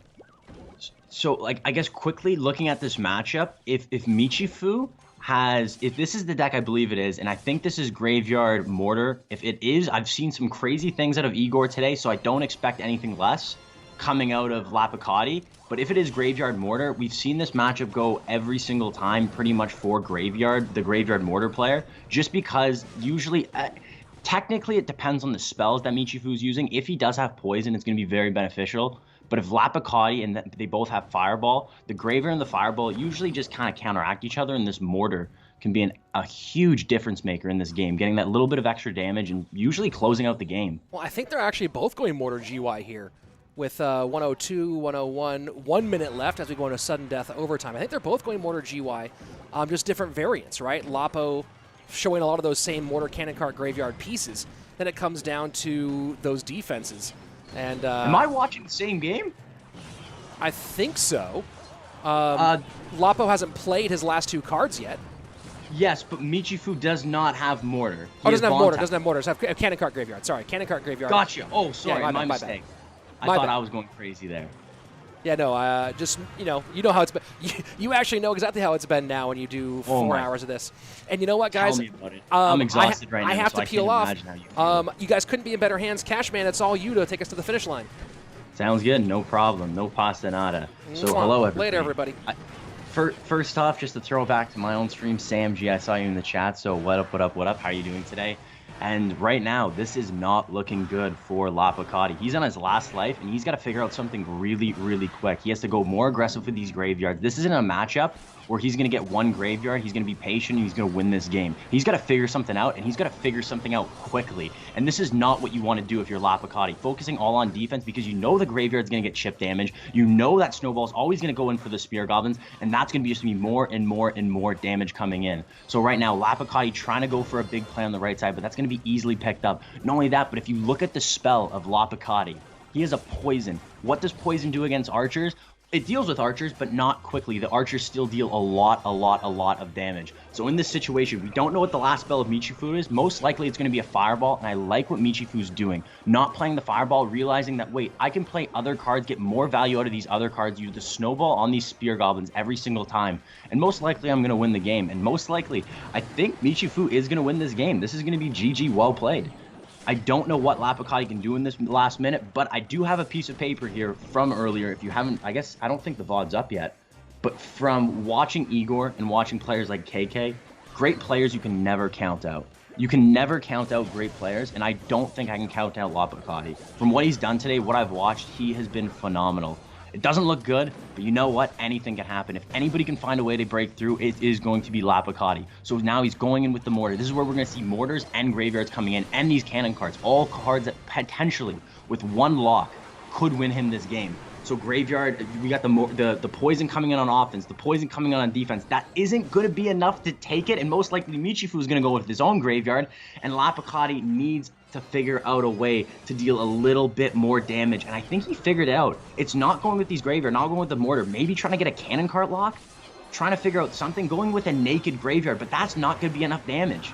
That is not going to be enough. He needs a little bit more. With 8 seconds left, you know he can't get to anything else. There's no mortar lock, there's no nothing. But it is enough with the skeleton shot. The lucky skeleton spawns is enough. That's going to be GG. That's going to be well played, and we are going to go to game number 5. Wow. Well, I got to add something to my list. Do not count out KK, Igor, or Lapo. Because that was not something I expected. That was not something I expected. How? Can we get an instant replay, Revol? Please. Please. So what did he do there? Because they both went with graveyard. They both went with poison. How did LaPoKaTi end up getting so much damage? Did he just get a bunch of lucky skeleton spawns? Was that it? Maybe. And you know what? That's all you need. Sometimes to get yourself over that edge, to beat some of these players, a lot of times the skill level of a lot of these players are pretty much even. You got to figure out that next little way, that little jump, that anything that can give you that little bit of a competitive advantage. And a lot of times, luck is a great way to get that little bit of a competitive advantage. We see a lot of players going with graveyard. We saw Igor going with graveyard today a lot of times too, just because it's a little bit more consistent. It doesn't have that big knockout punch that the Royal Giant does, that the Hog Rider does. When it gets on tower, it deals a lot of damage, but it deals consistent damage. Is graveyard broken? That's the question. I think that's the question. If we look back at this entire Bren Chong Cup, does graveyard need another nerf? It already got nerfed, and it's still ridiculously powerful. Probably one of the best win conditions in the game. Is it better than maybe Graveyard? Or better than Earthquake? One of the new win conditions in Clash Royale? Yes, Earthquake is a win condition. I am totally on team Earthquake is a win condition. Changed my mind. So LaPoKaTi going with Log to start off. So it's probably going to be maybe the exact same deck. LaPoKaTi running it back, or maybe just some type of mortar miner control, but miner is banned. Of course it is. What is this deck going to be? Probably graveyard. We saw a very, very defensive heavy deck with Igor going with a very quick cycle, but very defensive heavy deck, and just instead of throwing in, he always changed that one win condition, changing in the Hog Rider, changing in the graveyard, changing in the miner. So Michifu looks like he's running. Is this the... We've seen this deck. No way. LaPoKaTi is not using Spell Cycle right now. This is the last game. This is the last game.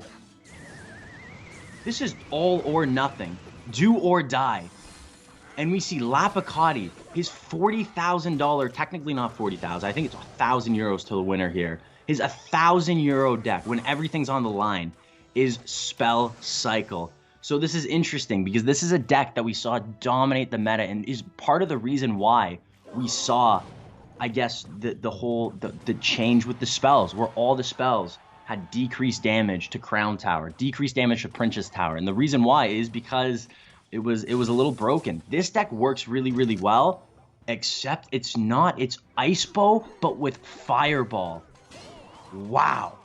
This is going to be interesting. LaPoKaTi maybe going with the most unexpected deck, but playing Expo against an Expo player himself is going to get the lock, and there's nothing Michifu can do right now. Arrows come in, but that's already a lot of damage, and just like that, takes the lead by 2 HP. That's it.